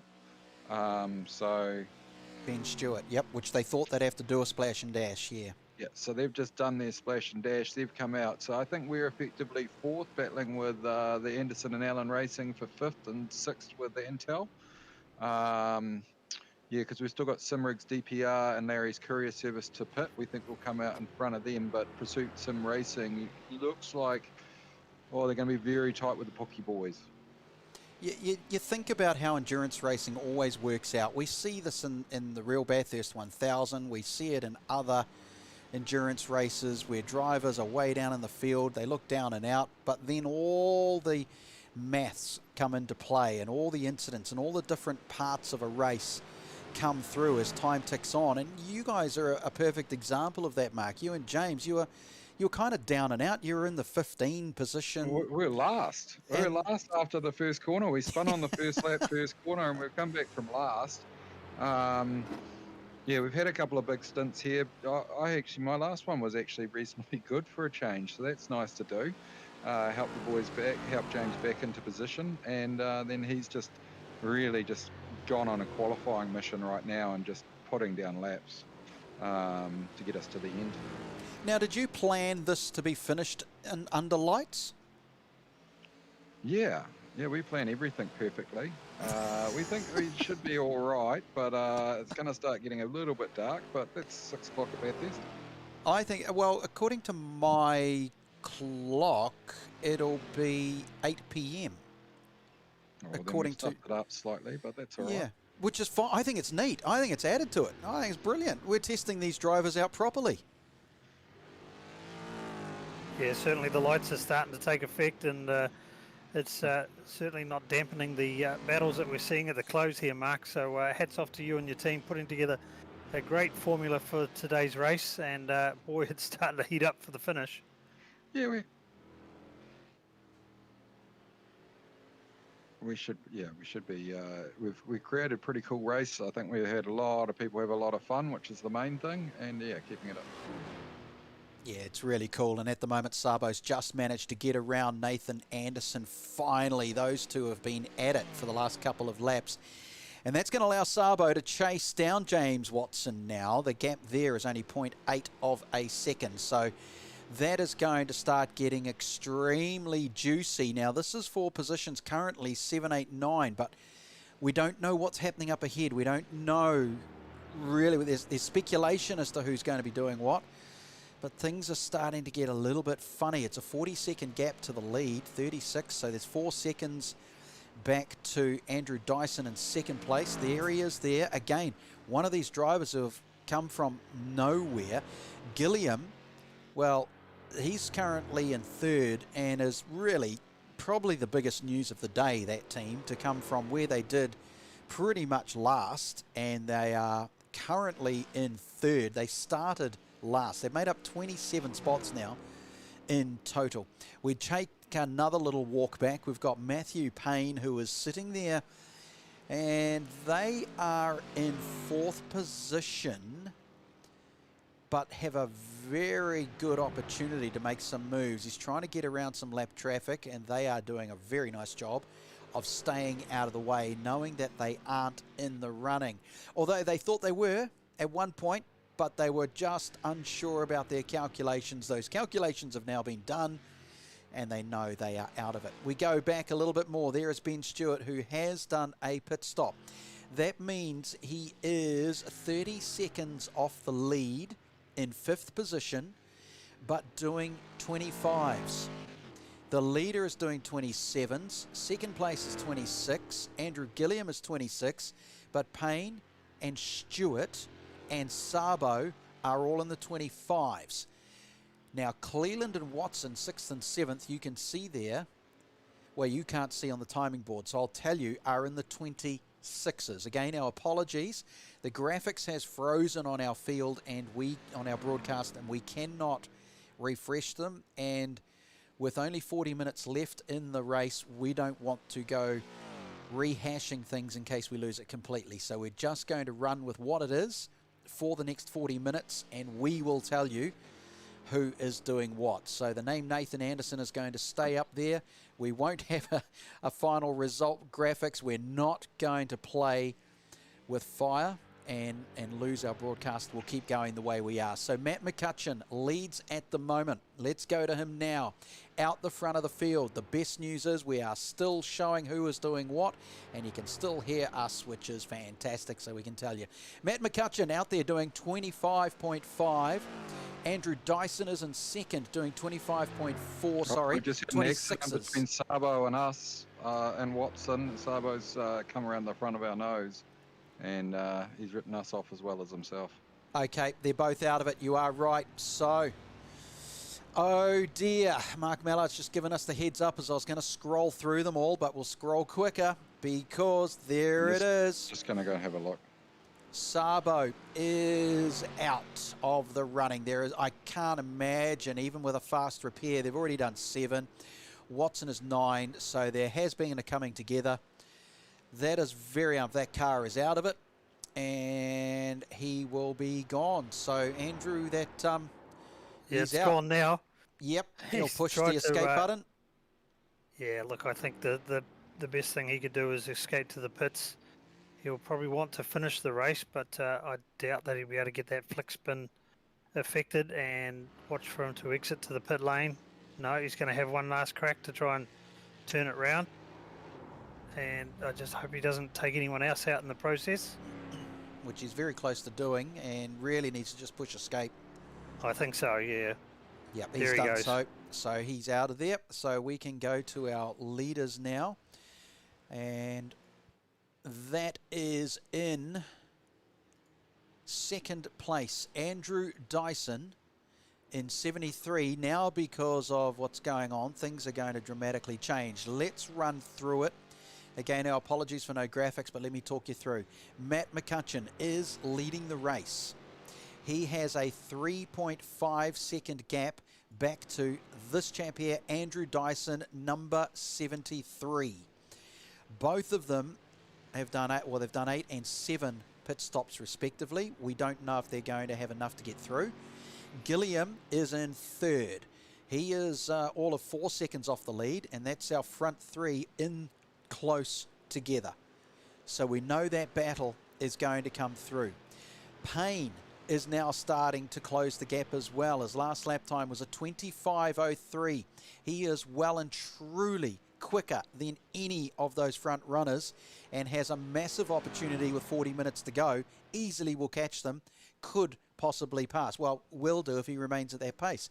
Ben Stewart is in 5th, and Ben Stewart is doing 25.7s, so he's actually got some respectable race time there, but is down in 5th position. Cleland is in 6th, and Cleland is out on his own. There's no one around him. He's doing lap times in 27. Warrington, who was in with a shot in that top 5 at one stage, has been up and down like so many of these others, and that team has moved itself and into position number 7, which is still an overall gain. when you think about it. There is Nathan Anderson. And Nathan Anderson, if you've only just joined us for the end of this, didn't expect, that was wild, didn't expect to be back in the car. Hugo Allen, his driver, jumped in, but then as they were chasing down for front slots in this race, Hugo Allen lost the internet. Power cut, gone, out of there. And so Nathan Anderson was given the big call, get back in and put the car into the race because I'm out. So Hugo Allen misses out and Nathan Anderson is back in. That's why they are down in 8th. Elliott has moved himself into 9th position, which is actually pretty good. That's a gain of 5 overall into 9th. In 10th spot is Thomas Harrison. That is the fake taxi. And Thomas Harrison, they have gained 7, and Ben Stillborn has gained 10 spots to be into 11th place, with Nathan Clive right there in behind in 12. And the last of really on this lap, the lead lap, is Kyan Davey sitting in 13th. Timothy Vaughan back in 14th, and the gaps are starting to really grow now between these drivers. Marcus Little is in the car for Sabo. I'd say Sabo said, that's it, I'm out, I've had enough. Get in there, Marcus, and finish the race. Have a play. So that's what would have happened there. So we go back to the lead of the race. Matt McCutcheon leads by 3 seconds over Andrew Dyson. It's another 3 seconds back to Andrew Gilliam. Matthew Payne is 12 seconds off the lead. Ben Stewart is 25 seconds off the lead. That is our leader. Where is the chase coming from? The closest will really be between these two at this stage. Gilliam has made it past Dyson. Gilliam is the one I said was doing very quick lap times along with Matthew Payne. So we'll keep an eye on him soon because there is still 40 minutes remaining. Yeah, 14 minutes remaining, and still we have some splash and dashes coming right up just to spice things up when we think it's all settled down and it's a run to the flag. Check out who's going to have to put in what sort of splash and dash to get to the finish. Yeah, that's where exactly. the excitement's going to come from here, Sooty. Yep, it will be. And I'm just trying to, where's my clock? Got to get the right clock because I want to remind people, not to look at the clock on the screen, which I did very quickly, which is the wrong one. We got like 10 minutes basically, 7 actually. Oh no, I think it's 6:05. Mark Mallard, when is official finish? 6:05.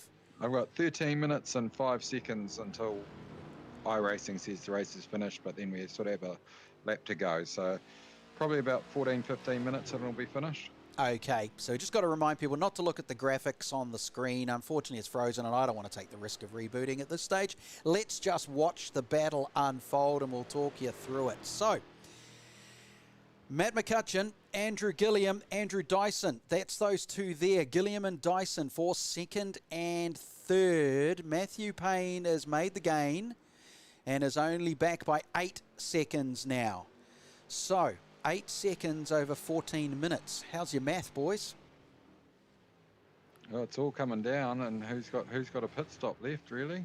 Is Pursuit Boy Sim Racing, can they make it to the end? I think everybody in front of Ben Stewart has to pit.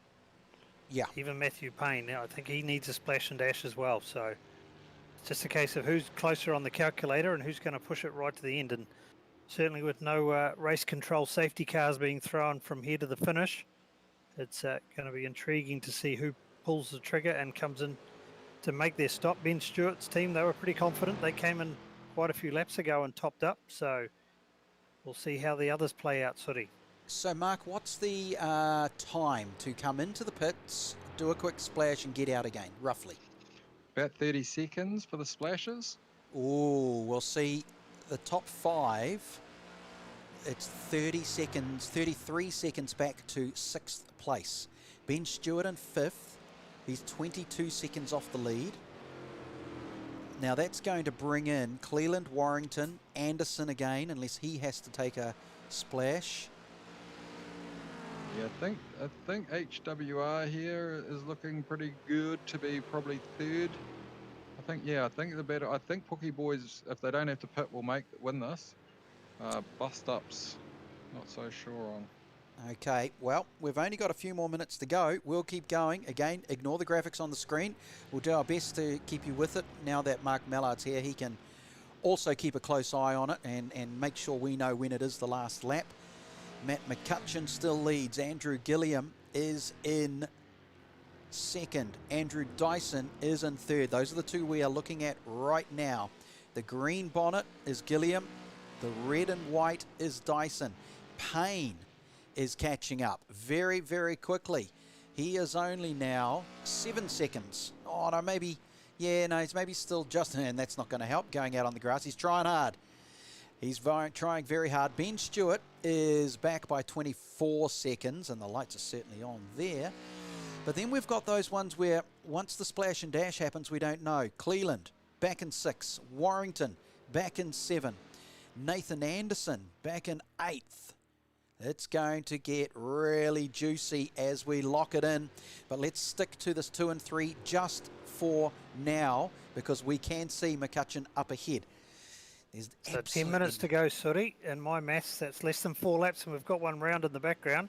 Yep, and I'm not sure if that's a lap traffic or if it's, I'd say it's a lap traffic. Lap traffic, yep. So we're under 4 laps to go in this race. So that's how little a distance there is to go remaining in this event. And boy, if anyone's going to come and do their splash and dash, I'd be thinking that they're going to come in pretty soon. Well, they'll have to, and it's 30 seconds according to Mark. So that is from 1 to 5. They would all just make it in and out and remain 1 to 5, depending on how much they have to take on board. Correct. Yeah, it's all about the stationary time. Yeah, the stationary time will be probably about 5 seconds, but it's a long time down that pit lane at 50k an hour. Yeah. And the other thing is no pit speed limiters. So, you know, you've got to stay patient. You can't make a mistake and get a drive-through or anything like that. Oh, so these cars don't have a limiter. It's all purely on the driver, because we saw that earlier in the day. It's that right foot. Yeah, we saw that earlier in the day with drivers overtaking each other in the pit lane. Yep. Under ghosting mode. So who's going to push the boundaries and who's going to try and make up that last second? Yeah, and who has saved enough gas to be able to do it? There might be a couple here who have just done the job and can get through. So still McCutcheon, and is circulating in 25.9. So they're all on the cusp of 26s, but they are breaking the 26. The top 5 are still in the 25. So the top 5 are in the 25. So it's pretty good. Gilliam, Dyson, Payne, Stewart, and the gap is expanding back to 6th place for Cleland, 36 seconds. Again, that's relevant in regards to will we see a splash and dash in the last 3 laps. That's where the relevance of this comes from. Warrington is 44 seconds off the lead. Nathan Anderson is 62 seconds off the lead. So even if a splash and dash was to happen from a couple of these front runners, the likes of Warrington and Anderson are unlikely to challenge. No, I got busted up probably is the one. If they don't need to pit, if you're saying Pookie boys might need to pit, well, busted up's probably your effective leader. And then there's battle for that car 9 Z Challenger, who I believe got a lap back at our last safety car to get where they are. So they've done really well. Wow, so bust-ups, Ben Stewart and Ayrton Williams currently in 5th position. Let's just check on the style, shall we? Looks pretty, and I'd say a car with that graphics package deserves to win. I'm just saying. I'm just very fortunate that the fading light, we can't see the side of the car anymore. It's kind of classic that they've done that out of the blue. It's kind of weird as well.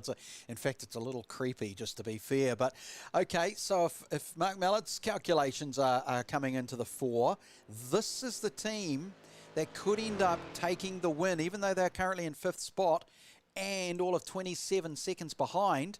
If any of those front 4 drivers do need to come in for the splash and dash, this car will be leading the race. Let's stay with our front runners. Here is Matt McCutcheon. And look at this. Gilliam and Dyson. I wonder, has Matt been trying to save fuel?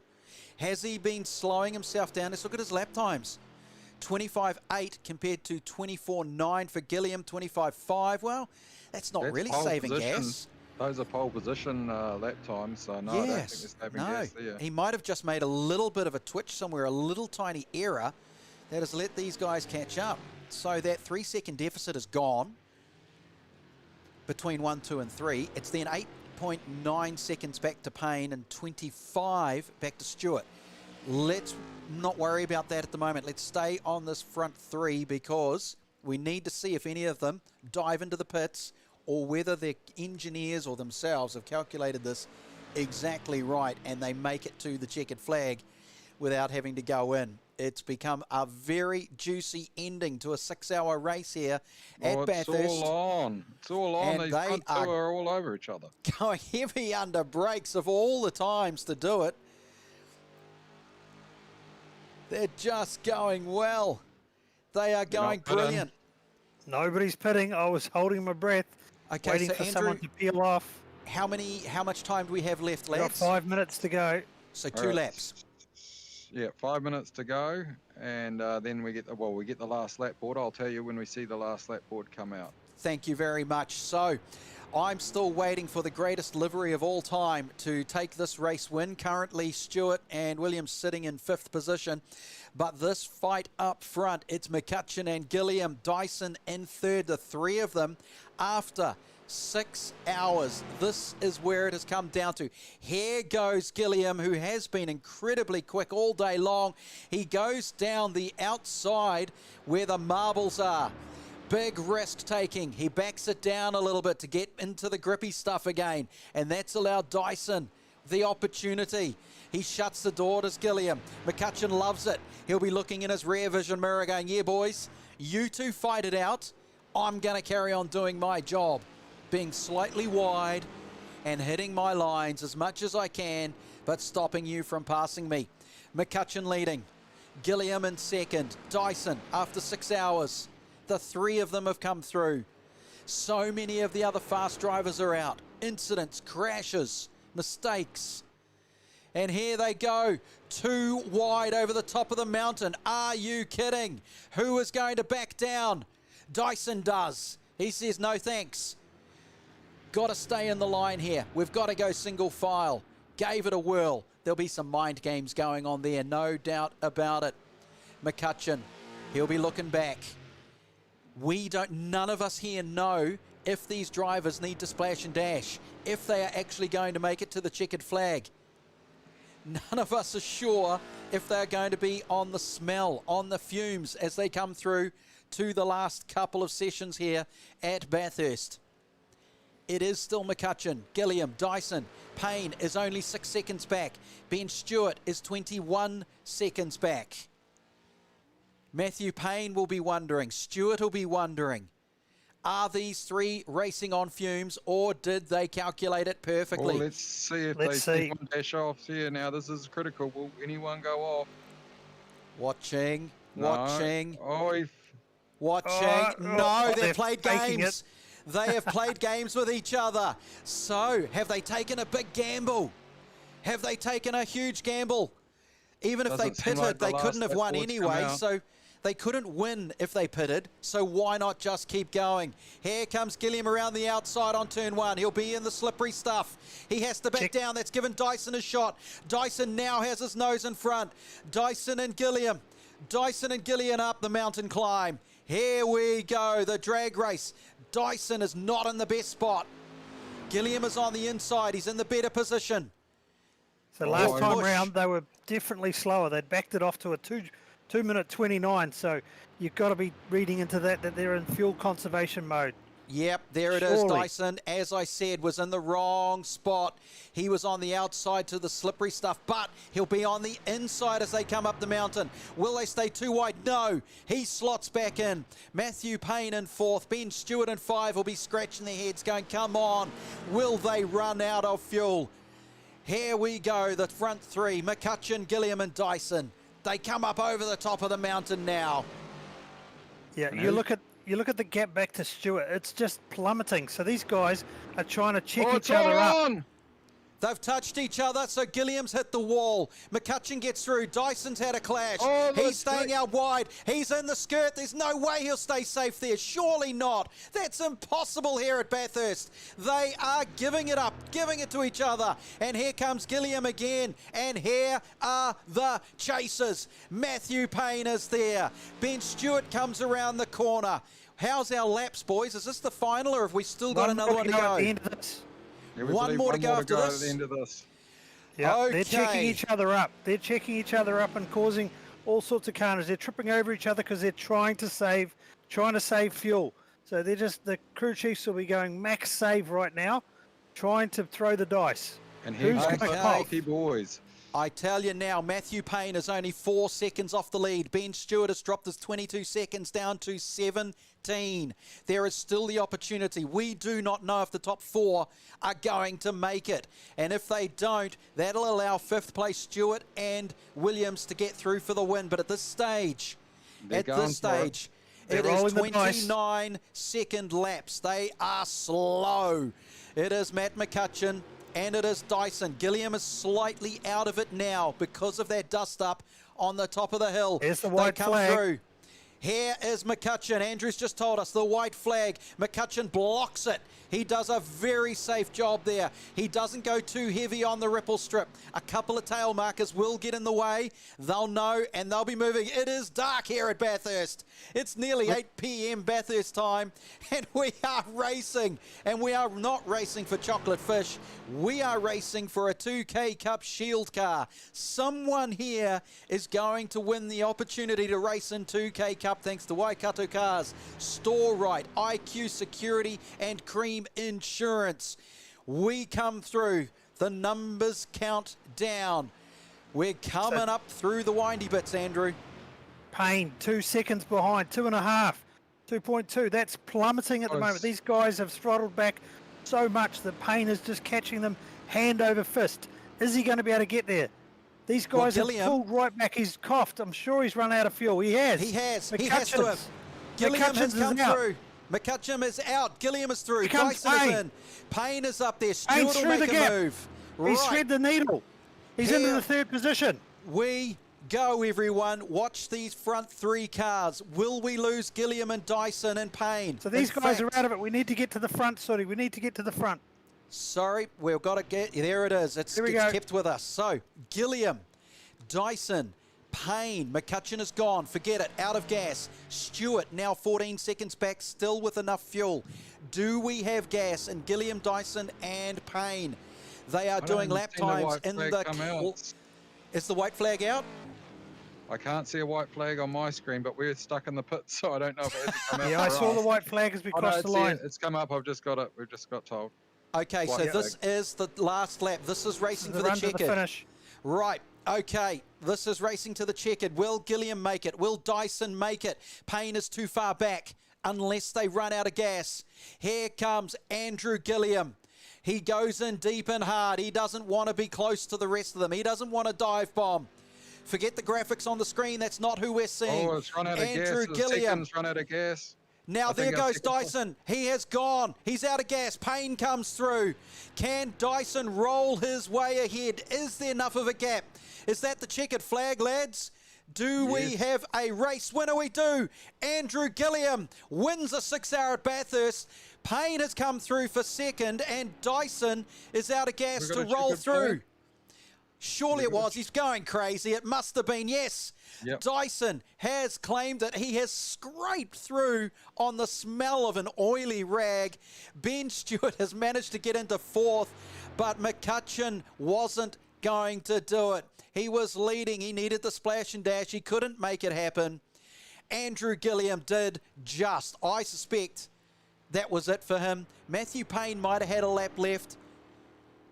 Stewart might have had a lap left, but that is your race. Andrew Anderson, Mark Mallard, what do you think of that? What a race. What an absolute beauty race. And yeah, thanks to Waikato Cars. We'll, I think we've got one steward's inquiry to have a look at, but what car was the number of the winner? 35. Andrew yes, we've Gilliam. got to look at the pit entrance for that one there. So we'll have a look at that. But thanks to Waikato Cars, we did have an inquiry, so we will check that out. But a typical race control, aren't they, eh? wow, we just think it's been such a wonderful race and stuff like that, and I'd be pretty sad to take away a guy who's won it, but we will have to have a look because we have had an inquiry. Okay. But obviously busy with doing everything with you guys and stuff, so we need to check that out. But thanks so much for the great support of Waikato Cars, Storerite Logistics, IQ Security. We'll be doing a random draw for a 2K Cup team to see who wins a set of tyres from IQ Security. So it's just been fantastic to get the support and have you guys. I know you're going to need a beer now because your voices must be shagged. So I really appreciate all the support from On Track Media and all the team from Motorsport New Zealand and everyone else that supported us through to do this event. Really happy, and thanks so much for making it such a show between you, Sooty, and Andrew Anderson. It's been fantastic. You're quite welcome. It's actually been very entertaining, and what a great way to pass a Sunday lockdown, Andrew. Oh, it certainly has. 5 hours and 55 minutes to wait for what was a thrilling finish.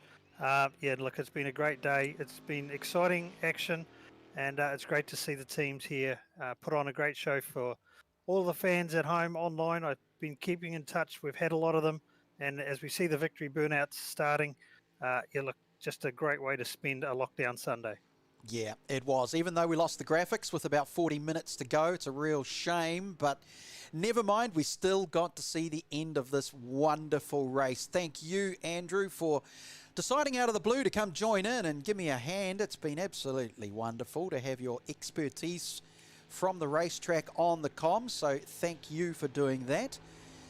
You're welcome, Sooty. We look forward to catching up with everybody in the real world.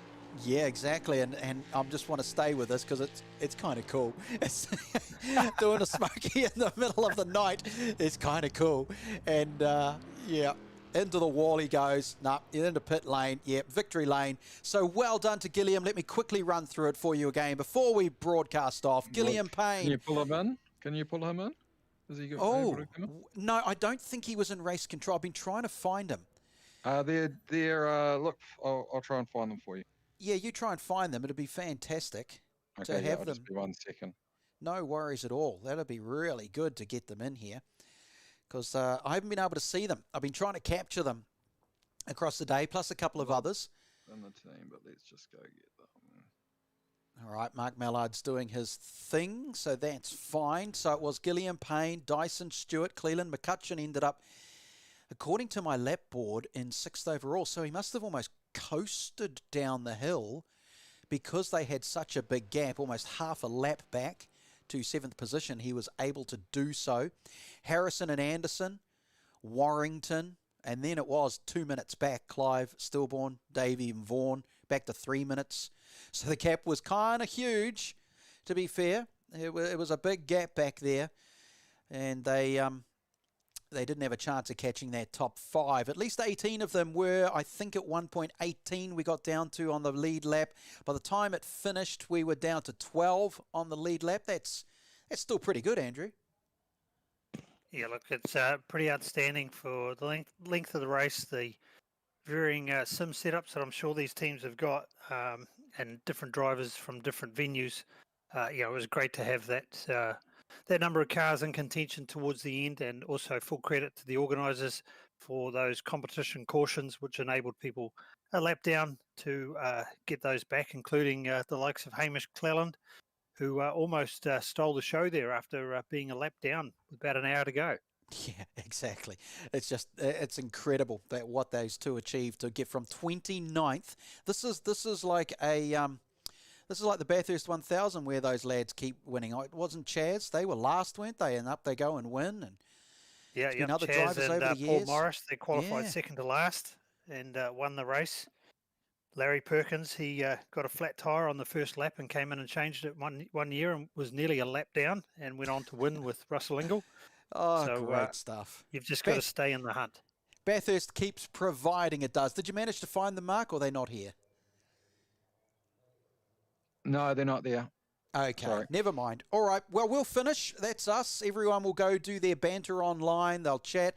To all the viewers who have tuned in and out and back in and back out and back in, thank you so much for joining us. We appreciate it. We really enjoyed bringing it to you.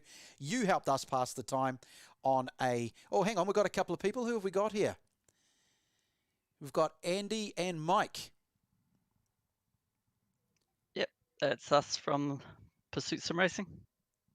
From Pursuit Sim Racing, right. So... These are your winners. Right, you've found them. Right, boys, before we disappear. So, Andy, you finished off the race there, mate. What did you think as the others started to run out of gas? Oh, I was gutted when we sort of fenced it across the top, and I thought, oh no, all right, we'll just try my best to settle for third. And then they just started checking each other up, and I made that move at the cutting, and then made that move around the outside, going across the top, and man, I was just, come on, hang on, we can do this, we can do this. I had like 45 degrees bent steering after that shunt in the wall, so I was just hanging on for dear life, absolutely. The car was so wobbly going through the S's. Excellent. Now, Mike, on behalf of the team, where were you guys in qualifying? What on earth were you doing 29 spots down from where you finished? Well, to be completely honest, I brought the car 3 minutes before qualifying and signed up to the race right then. So we had no practice coming into this race whatsoever. We're doing practice while the other driver was out there. Okay, you've just admitted something that is completely off its chops. You guys did not practice. You've only just got the car. You come in, you're 29th, or in fact, you would have been like 30th on the grid, and you've won the race. Yeah, we were just, Mike had a brilliant, first run, absolutely no idea what the car was going to be like, just took it easy and, gave us a feel, started getting a feel for the strategy, and I went away and did a good hour of testing. And yeah, we just were chipping away at it. We were constantly like giving each other feedback on our driving, just, trying to make each stint a solid practice run for that dash to the end. Have you ever heard of such things, Andrew? Sorry, Mike, you go. I think we had a little bit of an advantage with all the virtual safety cars. I think the leaders of the race were typically disadvantaged in that format because they had to slow down while we would dive in the pits behind them, which would get us back up in the field. So we had 6 hours to get used to the car and get ready for the end of the race where it really mattered. So you did play some tactics when it came to pit stops? 100%. It was all about getting there or thereabouts at the end, and we really didn't know how it was going to go with the fuel save versus sprinting, but we're just fortunate that our little splash at the end there got us there in the end. Because this race certainly came down, a lot of it, to a race of attrition for many who knocked themselves out of contention. I suppose that was on both of your minds? Yeah, absolutely. Like, I found the car was really, really loose, sort of very oversteery under brakes coming into the S's and that. So it was, turning in. It's so easy to spin out under brakes, and the littlest bumps as well really threw the car out. So yeah, I reckon a lot of incidents came from just very small mistakes in that race. So yeah, absolutely. It was very knife edge racing, making dive bombs at places like the Cunning and Forest Elbow and that. You had to be really switched on to, not get taken out or take out the person in front. Okay, all right. And in regards to, in case people don't know either of you, Andrew, Andy, any real racing experience? What can you tell the people out there? What's your deal? Well, I've been doing some go-karting for the last 5 years or so, self-funded. And I've also recently been signed up to Matt Stone Racing for the E-Series. So that's my next big adventure coming up over the next 6 weeks. And what about you, Mike? Nothing much from my side. I've just done a little bit of club level drifting in the past, and mostly just doing it esports side of racing. But now both of you, and let's hoping that race control don't take this away, because, who knows, protests happen in motorsport. But, if you end up winning the Waikato Cars 2K Cup Shield car, who gets it? It's probably be both of our cars, and we may end up selling it if that's what ends up happening. Okay. So I might put Andrew in to race if he can get there. But yeah, I would be super keen to have a run in it at the moment. Flights are really cheap at the moment with lockdown. So yeah, we can It'd be absolutely worth it to go over and have a dip in the car. It'd be my first time, actually having my own race car, having a dip in my own, you know. Oh, Yeah, I think only that's, yeah, done karting. Yeah, it'll be a huge opportunity. To have, absolutely. yeah. You got to take it if it's been offered. Andrew Anderson, are you still there? Yeah, mate, we're here listening to that. I mean, hats off, guys. I mean, to come in with zero practice, buy the car, jump in, and pretty much greenhorns. Hats off to you, and playing the strategy card all day, and hearing you off in other servers practicing. I mean, yeah, look, just hats off to you, man. It was a great effort all day, and as Suri says, we hope that you get a chop opportunity, and it'd be great to see you out in the real world. Yeah, thank you so much, guys. Yeah, thank you very much. All right, boys, we'll let you go. Thank you so much for joining us. You can go back to wherever you like to sit down there and chat about things with each other. So thanks for your time and congratulations. Well done, Andrew Anderson. Thank you again for your time. Really much appreciated. But for us, that is it. We have finished our 6 and a bit hour broadcast here, albeit with a slight little technical hiccup at the end. But we got the race out regardless. Thanks so much, everybody. No doubt this'll happen again. For us, it's good night and thanks for watching.